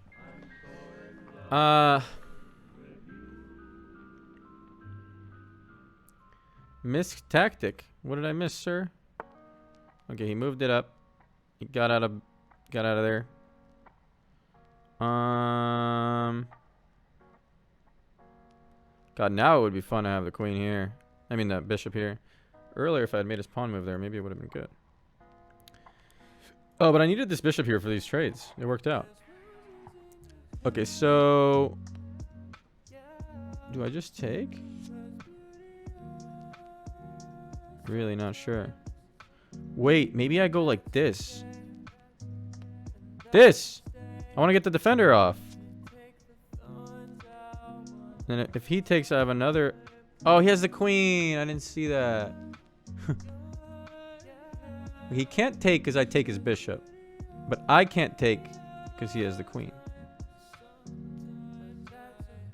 He could take the bishop, and then I take back, and then he gets the free pawn. Then he wins a pawn because he had the queen. And I can't take back with that. So I lose a pawn here if he does the right. He did that. I don't know what that is. He's trying to move my defender of my bishop. So where do I take him? Maybe here? Will he move the other pawn up also? En passant. Oh, true. You guys always carry me with en passant. Okay, then he's going to move out his knight, which is also attacking my queen. Wait, should I not en passant? He moves his knight here. And his queen's protecting it too.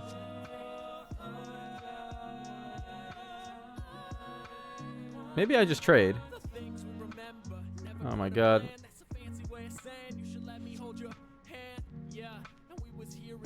I'm wasting all my time. Okay. Oh, if he uses his knight, I go here. I didn't see that till I moved. I was looking at this shit. This is good. This is great.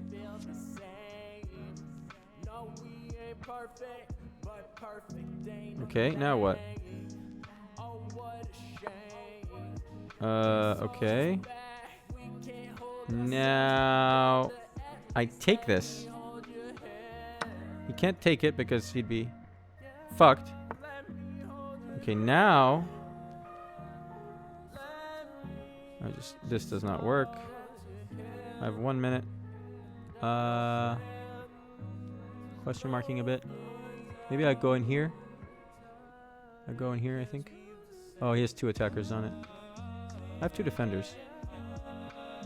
Maybe I do go here. I lose my bishop. Oh, I'm gonna lose. No, not if I go here, because this defends it.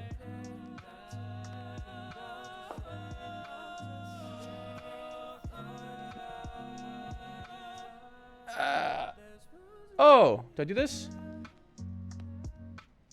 Well, he takes. I only have 20 seconds. I really need to do something. I'm gonna try this. It's really confusing for him. Okay. So if he takes here... oh, I do lose the bishop in the end. I lose the bishop in the end, huh? What if I do this first? I do this. I'm attacking his queen. He's attacking my queen. If he takes my bishop, I take his bishop. Oh, I don't because it's check. Oh, but then I take his queen with check. He takes my queen back. Then I take his bishop. I think it works out. Miraculously, I think it works out, boys. Let's see if I'm wrong. It worked. He still gets that bishop. Okay. Didn't really work. This bishop's gonna die. That's not good. I'm out of time. I really wanted a rook over here.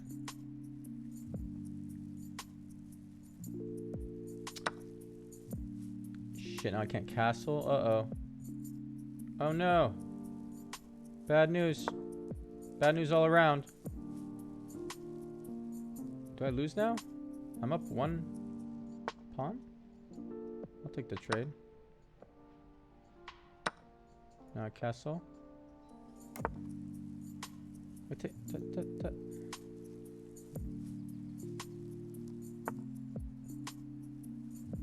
I have no time. I'll just move.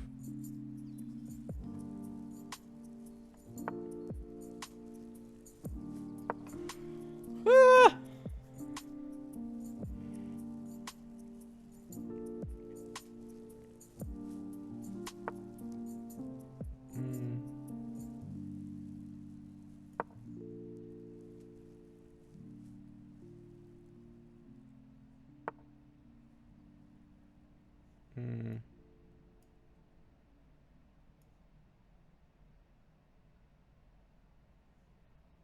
No time. I am in love with you. Okay, You heard me. I don't know what to do next. I am in love with you. And I know that love is just a shout into the void, and that oblivion is inevitable, and that we're all doomed, and that one day all of our labors will be returned to dust. And I know that the sun will swallow the only earth we will ever have. I think I need to start running my king up and all these pawns up. Sorry. Wait! Okay, next turn I could go here. Oh no, I needed to go be here to defend.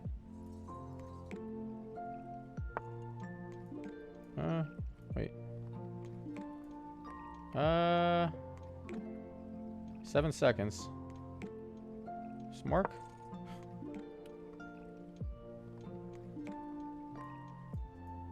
Huh.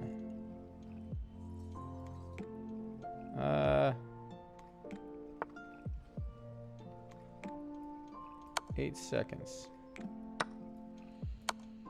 I love you. Okay, 17 seconds now. This needs to defend that.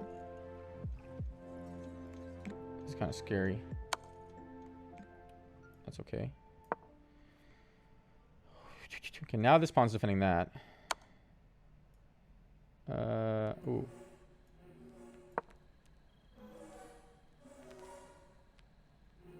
Maybe he'll go here. What do I do? What's he doing? He's gonna kill me? What can I do? I check him, he takes my pawn. Where do I go? I'll just run around. I have no time.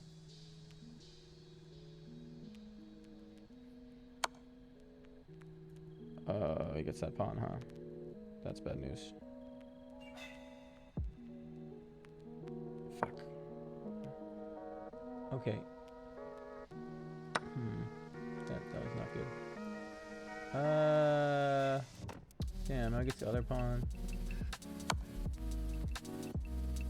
Hold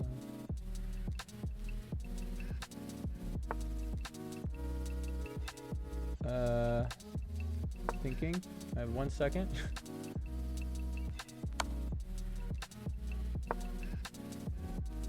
Oh, he takes that, then I take, then he gets the pawn. Oh, he didn't see it. Yeah.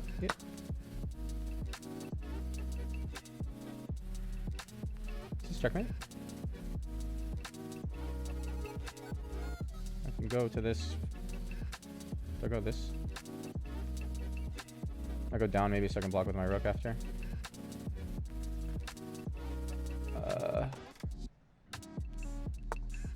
Okay. I offer this trade.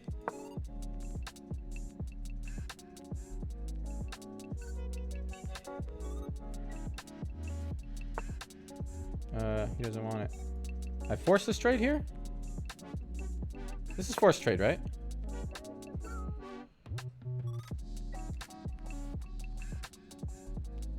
I'm gonna force the trade and then push my pawn.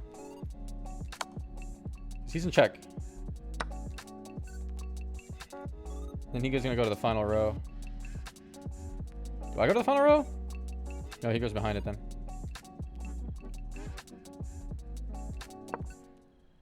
He goes. I do this. And then I get my queen.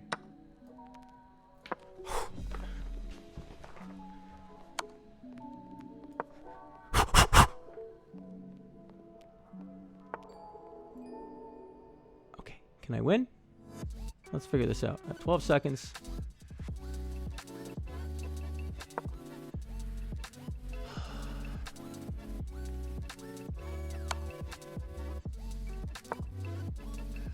I just need to never line up my queen and my king on where the rook can fucking. Okay. I love the increment thing. Like, you have no time, but as long as you play every turn decently fast, then you get to play forever.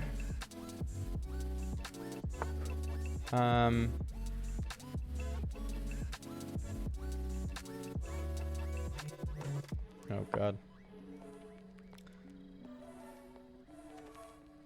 When you get him in that weird situation where he can't move anything, that he wants to not move anything, you know? How do I do that?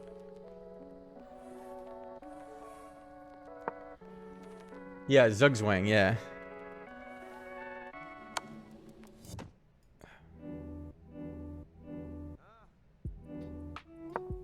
Am I fucking this up?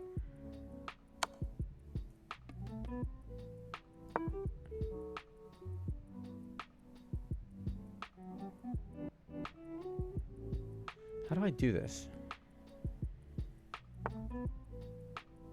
Oh,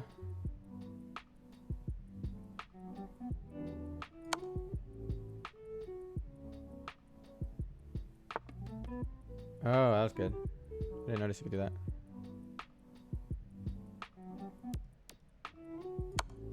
Six seconds. Take?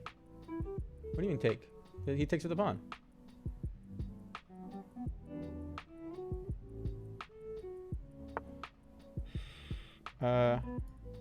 8 seconds. Oh god. Time pressure. Hold on. I don't wanna fucking draw. I need to get my king there somehow. How do I do that? Okay, wait. What happens now? Nothing, actually.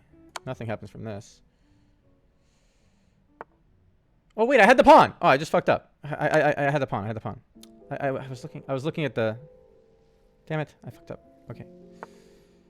Ah, shit.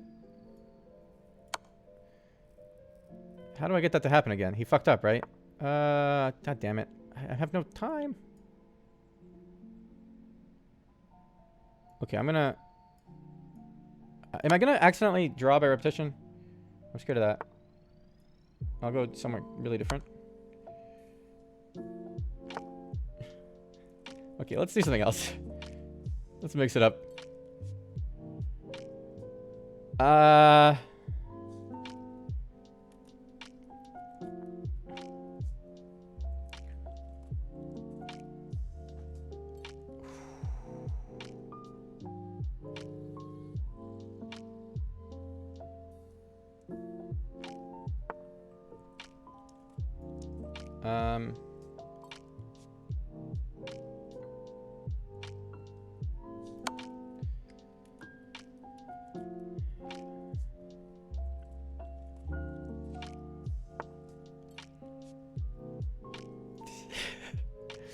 I'm out of time.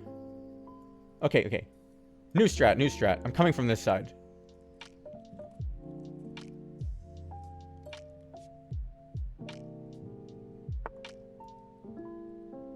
Having a lot of trouble figuring this out. Oh, he actually got his pawn up one.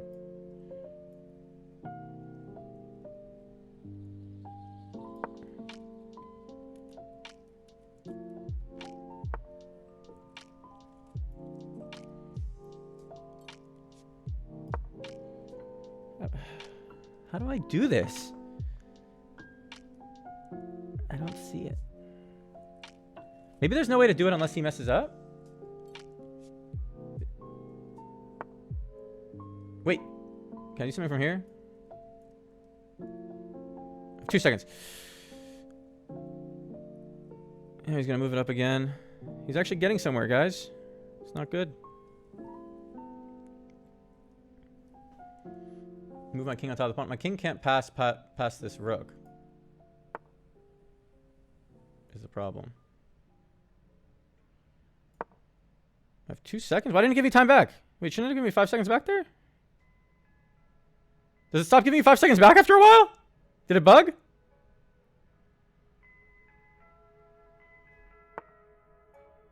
Oh, there. I got the time.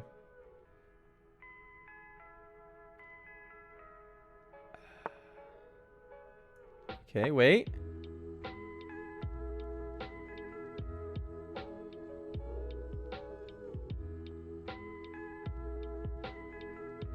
Is there some way where I could step my king back and forth and make him have to move?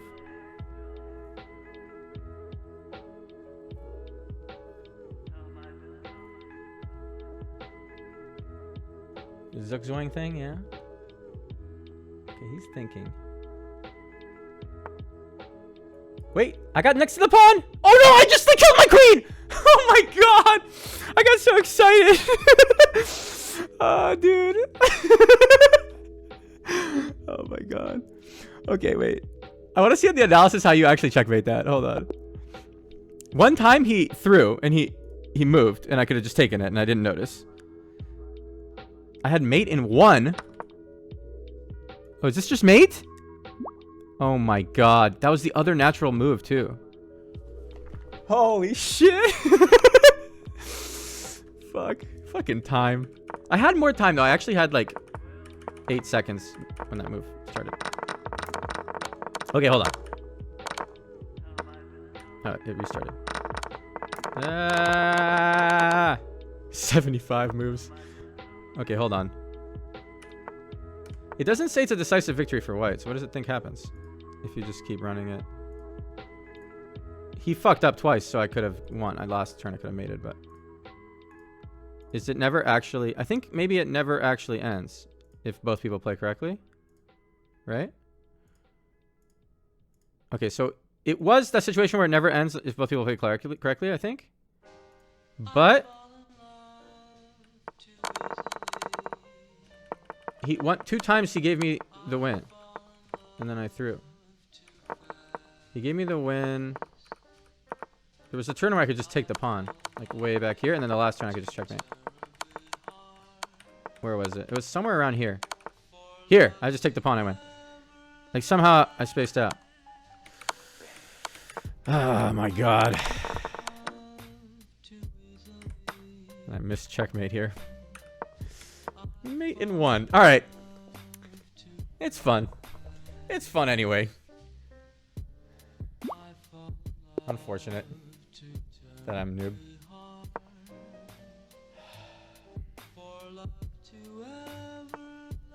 Review the mid game. I could have, yeah.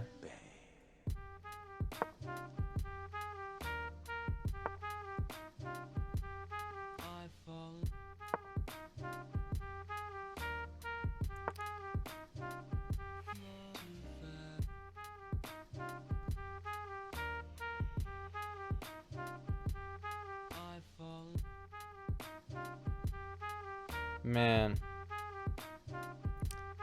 I'm pretty sad about that one.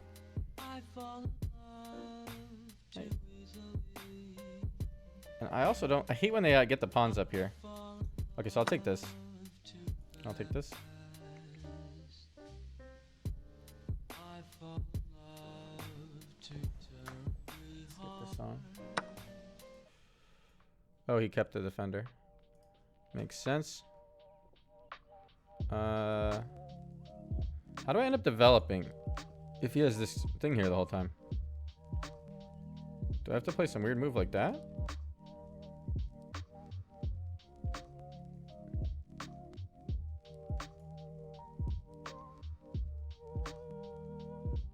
Maybe I have to play this. Then my knight's here though.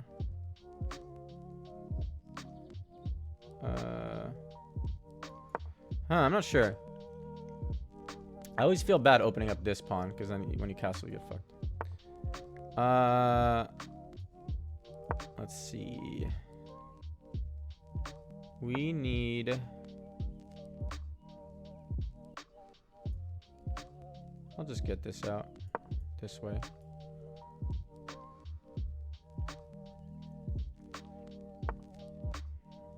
Dude, I missed the mate in one last game. Pepe hands.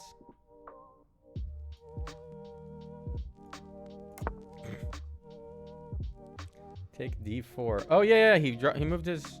He's blocking his own defenders. Oh, is he threatening anything? No. Okay, I'm threatening this. His queen's defending. I need another guy. Oh, he gets my rook because he can't take it. Forgot about that. So, wait, maybe I don't move it? What if I don't move it? I move it, he gets the rook. If I don't move it, what happens? He checks me. It's not a queen, so it's not as scary. Do I just go?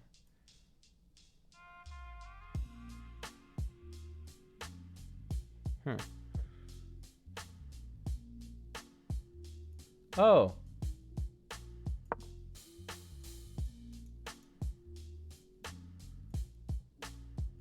But then he just takes it. Oh, but then I take out the other knight.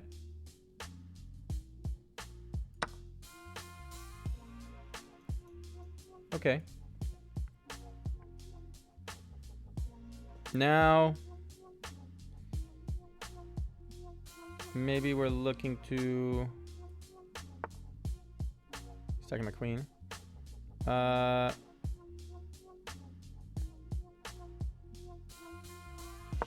Maybe we're looking to start pushing these pawns, right?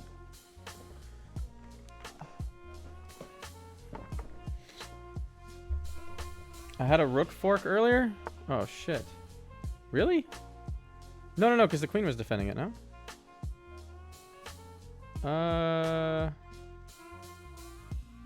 So... Now what, mate? Hold on.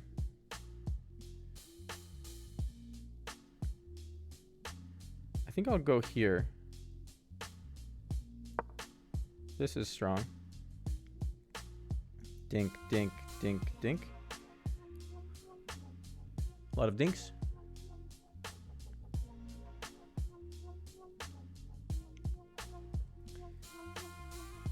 Queen was pinned. Oh, wait. I really had a good move earlier that I missed? Okay, he moved his queen to defend this knight. Now I move this, or I can go here. This is pretty nice. I'm threatening this. And I'm also attacking the queen. I think I like this move. Let's see.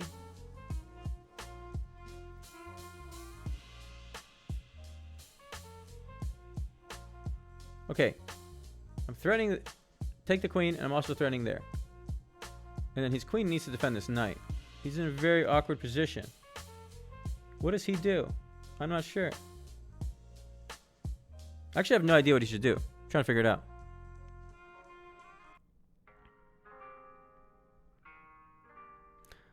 I have to remember he can go back here with his bishop again and do the thing. Then I guess I go back with my knight at some point. E3, D3, El Mayo. Oh, true. E3, D3, El Mayo is correct.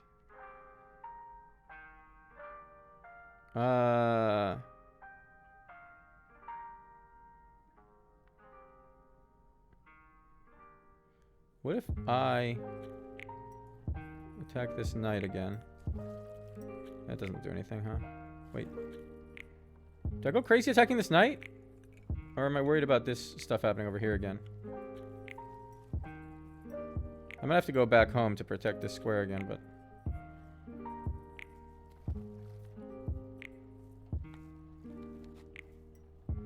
I will lose queen in the end here? What do you mean? Maybe I'll just go back. I'll go back and then I do the pawn up.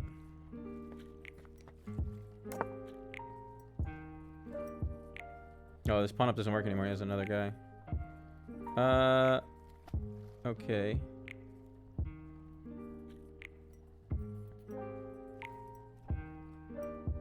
H6 is terrible? What happens if I do H6? Oh, he just takes. Oh no, he can't because I have that. H6 loses. Does it really? I want to get my rooks in the game, but this bishop's blocking, so I do want to kick that bishop away with the H6 now. Is it bad? People are saying H6 loses. I have the knight. Oh, he went there.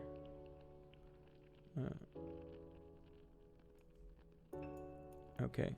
Is that why it loses? Maybe I go here. Take? I can't. He's got the pin.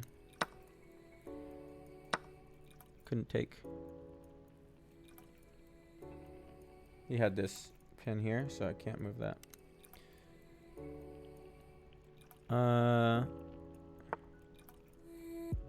Oh. Okay, I go here. Getting a little scary, boys. He's trying to kill me. I don't like when the opponent tries to kill me.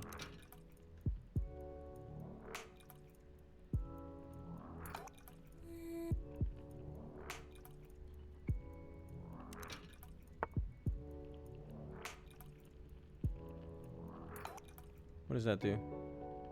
Well, it just stops him from being attacked and he still has the threat to kill me. How do I go kill him? I don't know how to kill him. Do I have to start pushing these pawns?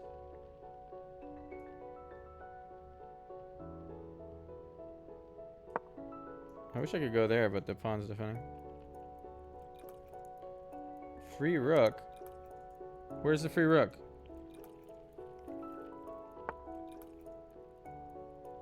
Explain. Dan's game, explain.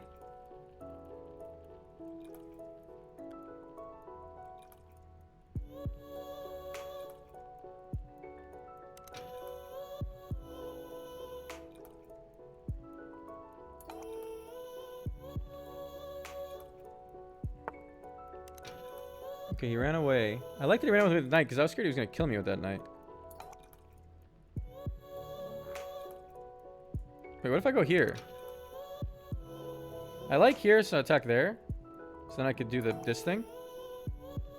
But I also like here, then if he takes, I take, and then I'm attacking his knight. I'll go here first. Okay, here attacking there. And then threatening to move my knight there. He defends. Now, maybe the pawn up one? Not sure on this move. It seems pretty good. Okay, I didn't think about that. I thought he takes. Then... Wait. This is pretty good, but first I need to pin him. Like this.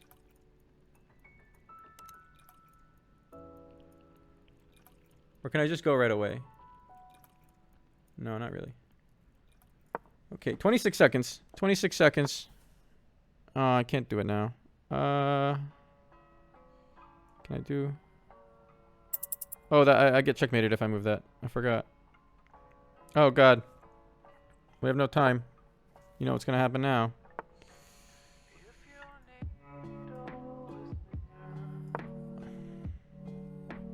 I'm just moving because I have no time. If I move this, I get checkmated. I have to remember.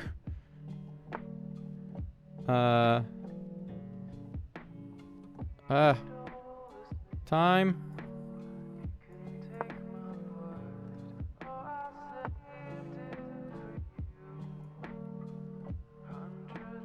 G6 people are saying? What's G6? Pawn up 1?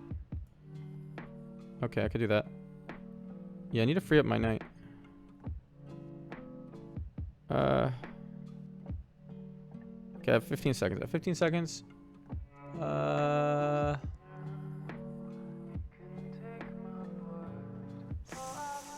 Huh.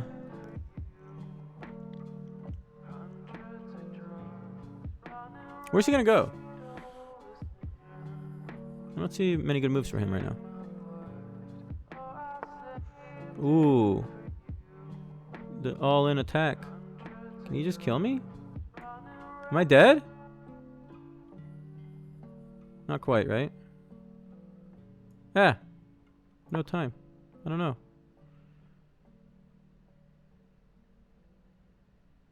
I was thinking about moving the pawn up, but then I'm no longer defending a thing. Do I do it? No, maybe I do it now that I moved the king. Do I do this? This seems really bad. Okay, no, I ran out of time! Oh, man.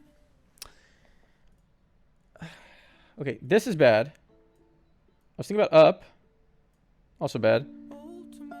Is this correct? There, and then okay. And then 2 missed wins? Excuse me?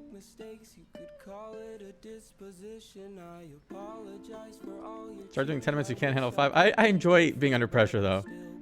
It makes me get immersed in the game. 21.9% accuracy versus 24.9.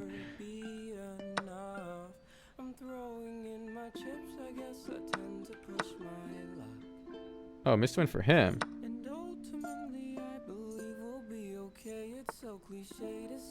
BF6 is brilliant. Brilliant? How is it? I've never even seen this. 2 exclamation points? Doesn't seem that crazy. Oh, maybe we had that. We probably had the brilliant game today, but we didn't analyze it when we. Or yesterday, our very last game. We had a nice kill. There were a lot of blunders happening. It's hard for me to. Okay, I want to understand what I should do from. Let's just play it out from here. This is best.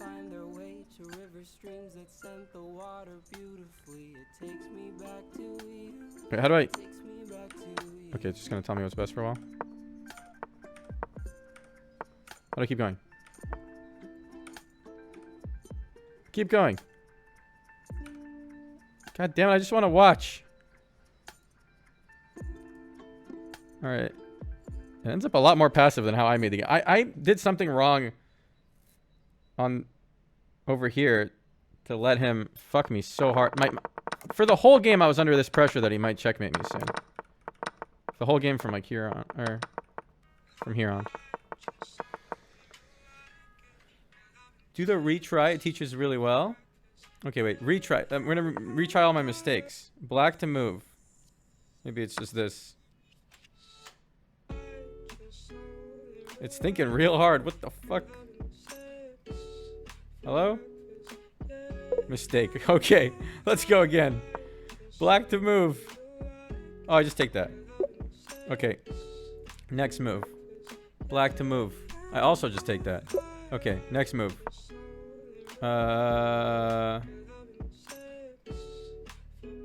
think what I actually did was this, and it seemed good at the time, but maybe it wasn't. Maybe like this. Oh, it is. Okay. Black to move.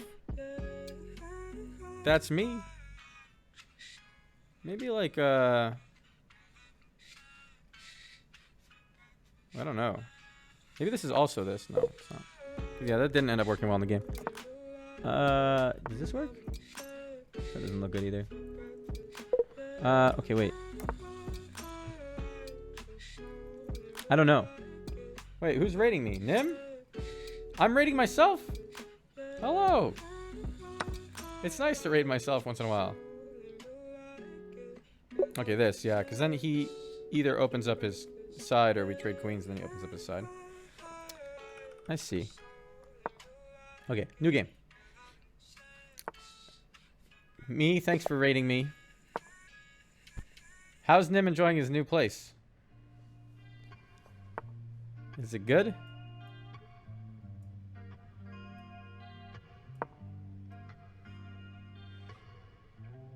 What was his reasoning for his decision to move? Oh, bad internet. Oh, that sucks.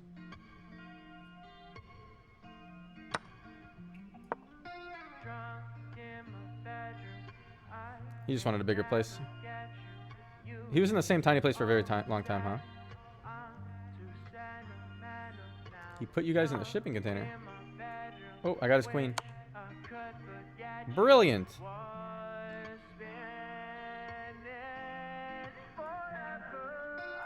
But up.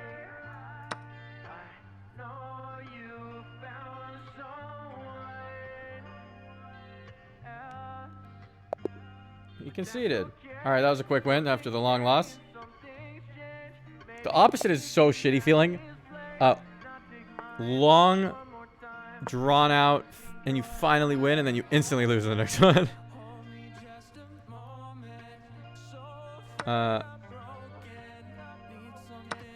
Okay, he's gonna do this, and then I'll do this. I need better music. Spotify is not doing too well right now. And we heard this already. How many songs are on this playlist?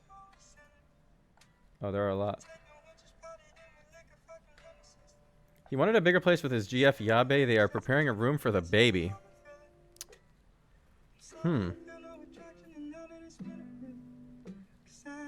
Interesting theory.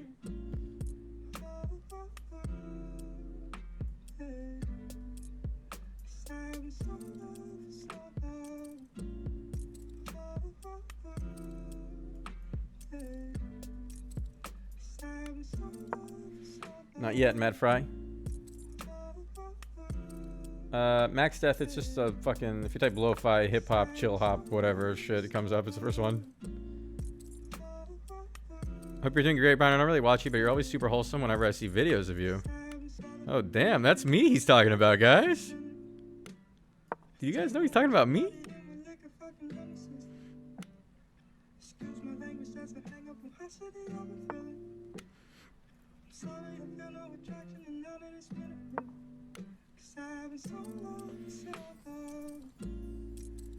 Not right now, McPooned. That's the clipped version of you. Oh, true. I like this move. If he takes, I'm in his base. I guess he could threaten to check me or something. It's not really a big deal, though. I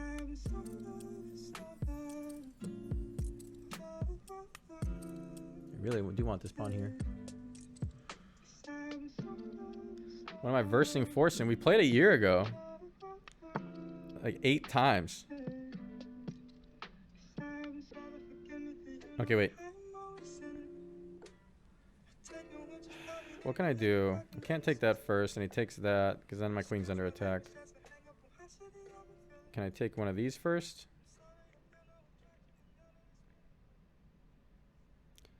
What happens if I start with this? It's bad, huh? Ah, shit. This doesn't look good anymore. I'm upset.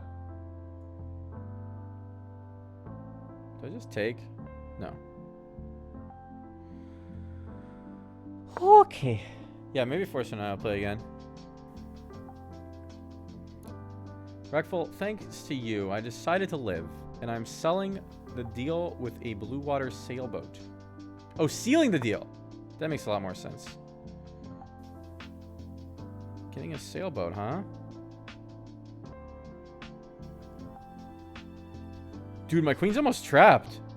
Are you guys scared? I'm actually scared. Is my queen gonna get trapped? Everyone get really scared. Look. There were no squares to go to. I couldn't go here. I couldn't go here. I couldn't go there. I couldn't go there. That was really spooky.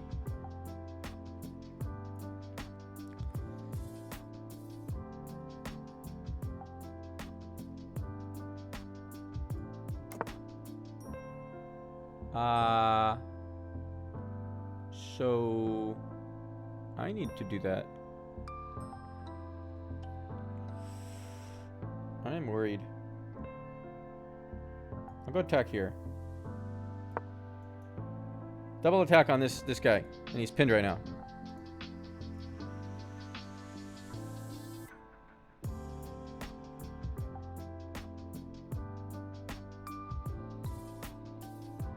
Queen B2 Trident. Oh, true. This is good. Hold on. Maybe this is better though. We'll see. That didn't work out.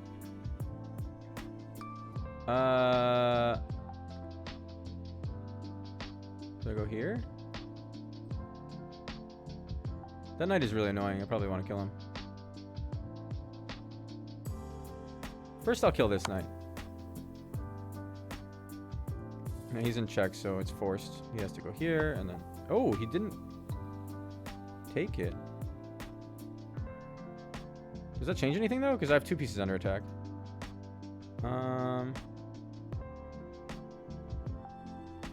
I can break his pawn structure before I lose one of them. I'm going to lose one of them for sure.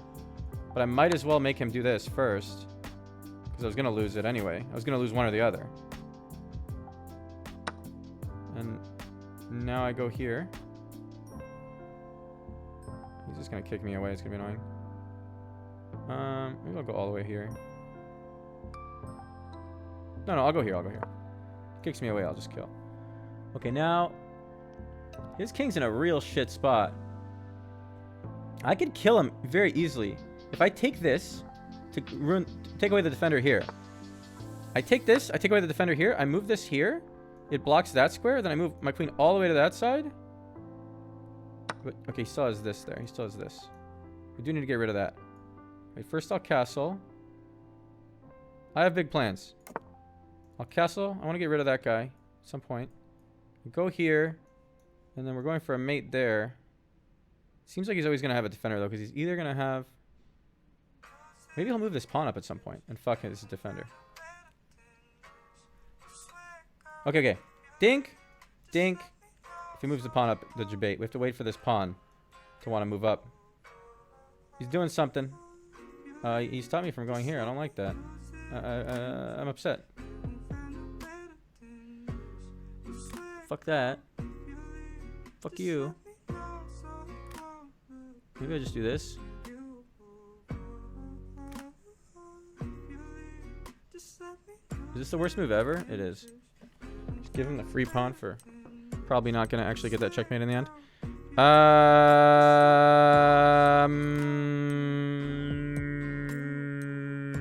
Okay.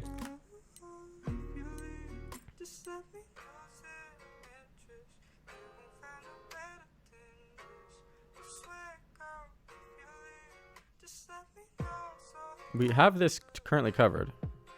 If he takes this, it's checkmate here. Right? Take the pawn. Take the pawn. Look, it's a pawn. It's so nice to take the pawn, isn't it? Don't you want the pawn? Oh, man. Okay, he's going to go here. Realistically. And then what do I do? Wait! He didn't take the pawn, but it's not mate now. Because now he has an escape square. You get to march in, though. March all the way in there. Do I do this right away? Hold on. I really want my queen to be ready to go somewhere, but... I think I'd do it. Okay. Sorry. Sorry, pawn. You did.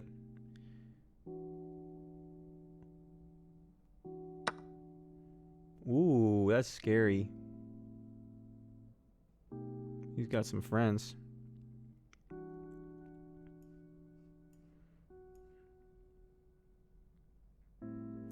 He might kill the defender. I think I only lose a pawn in the end, but I'd rather not lose a pawn. Maybe I go here. If I just move this piece, I'm attacking that with check.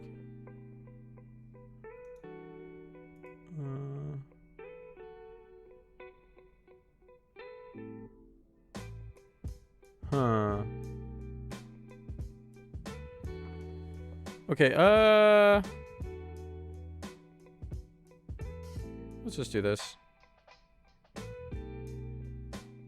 This is okay, right? This doesn't matter. Okay, I want to move this piece and attack that guy. Okay, we need this to attack something really important in one move somehow.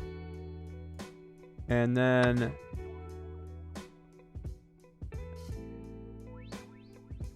okay, this needs to attack something important in one move. It can't do it right now. But it'll be nice when it can. Because then I threaten some good shit. Fuck. They'll never be able to do it, actually. It won't. It's not gonna happen. It's in my dreams. It's only in my dreams. Where do I go? I have 1 minute. Uh-oh. SpaghettiOs, dude.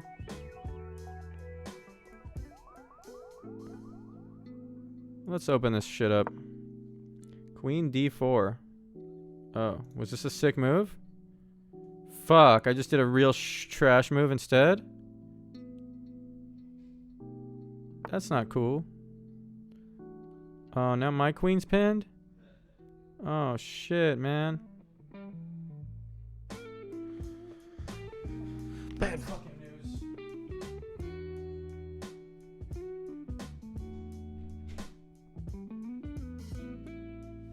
I have 40 seconds. Shouldn't be going AFK. Okay, hold on. Fuck, I fucked up. Man, Queen D4 was really good. Oh, now I gotta watch out for this ever happening. Or this ever happening. The rook here. Okay, I only have 30 seconds. And the position is, not a lot is happening right now. Wait, if I take this, you can take that pawn. That's okay, I can take another pawn then. Okay, okay. Yeah. You can take this. I can take another. Maybe it's okay, I don't know. I can take this pawn now. With check. Okay. That was annoying. I don't like that. No time. Monkus. Don't blunder. Okay, I'll try, dude. I really want to go here.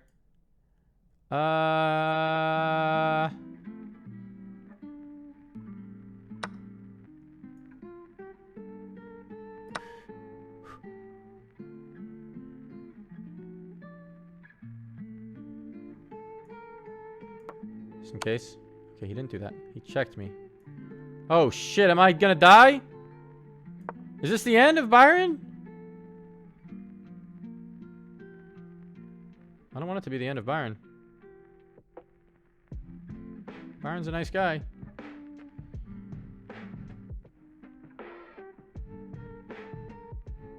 Rook D2. I couldn't have done it yet. I was in check. I was in check again. Just in case people think I'm just not eating his rooks for fun. Okay. He can't check me again without just throwing a piece away. So the next move is not check. That. That's pretty annoying for me. I'll take. It's not annoying at all. I lied. I thought I couldn't move the queen, so I thought it was annoying.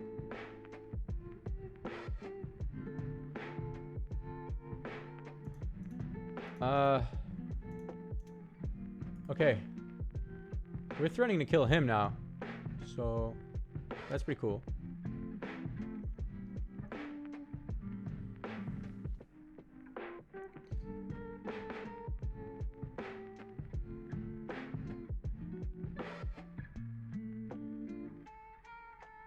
I have 20 seconds. He's trying to kill my rook for free. First, I will check him. Here. I can take this bishop if I want.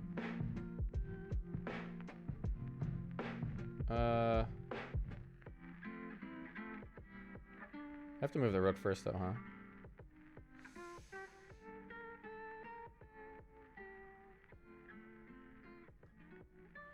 wait, should I have attacked his rook? Oh, maybe I should have just attacked his. Oh, time. Time. Here. Some mark?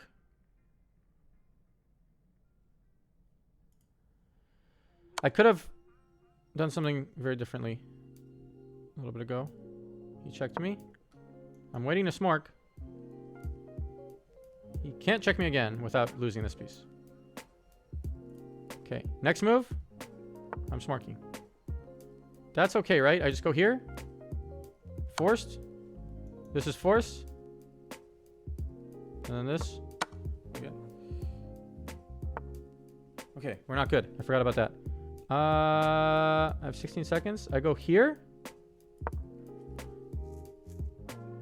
Now V1. Check. Okay. Oh, he got my rook. Oh my god, we didn't win. He actually fucking did a fucking fancy ass thing and holy shit, dude. I have 12 seconds. Oh my god.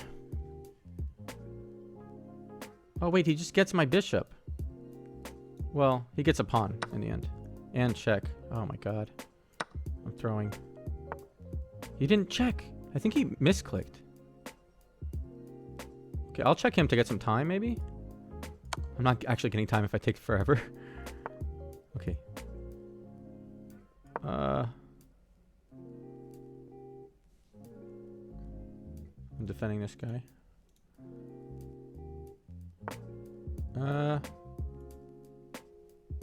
Check. Who do I move? You? Okay, they're both defended for now. Everything's okay for a second. Force queen trade? Oh. Did I have that? Oh, maybe I had a way to force queen trade, yeah. Like this? Oh no, he's checking me. Okay, no matter how many times he checks me, he can't get a piece. Right? This time. All my pieces were good and defended. Okay. Up. Up and at him. Go! I can't. Uh-oh. I just take.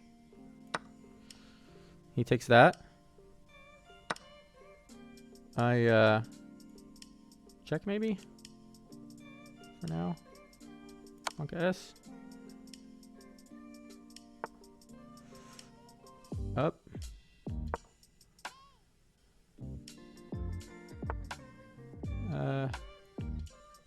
Here.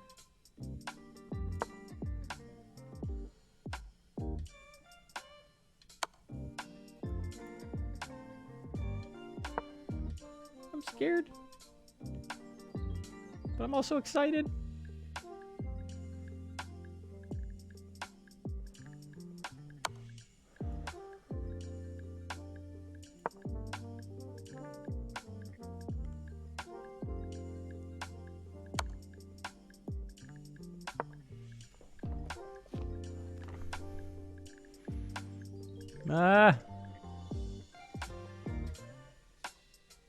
Mom. Okay. I think I go up. He has to move not his queen. This is stressful, dude. Is he gonna fuck me? No, he can't. Wait. I go up again. He can't go here, and he can't go here. King can't get closer. Okay, I go up again. I think.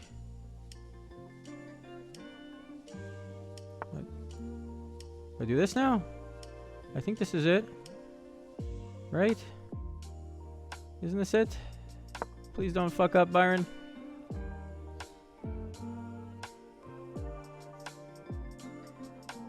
This is it, right? Either way, I get a queen. And he loses a queen. Okay. Okay. Fuck. That was stressful. God damn. Can I somehow not lose this pawn? I know I could checkmate without, but I just want to see. It's possible to not lose the pawn? I lose the pawn no matter what, right?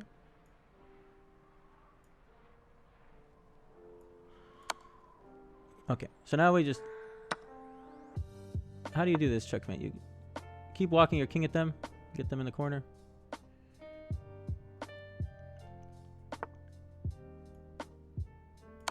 Now to move back one, I think.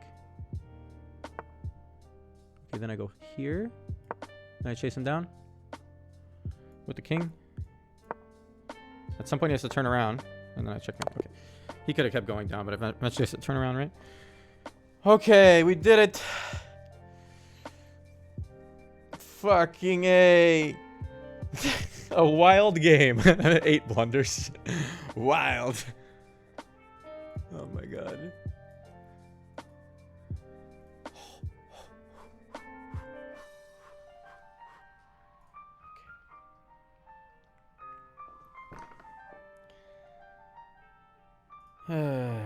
Only 8 blunders. At GM Bernstein. Oh shit. GM Bernstein. That guy's pretty cool.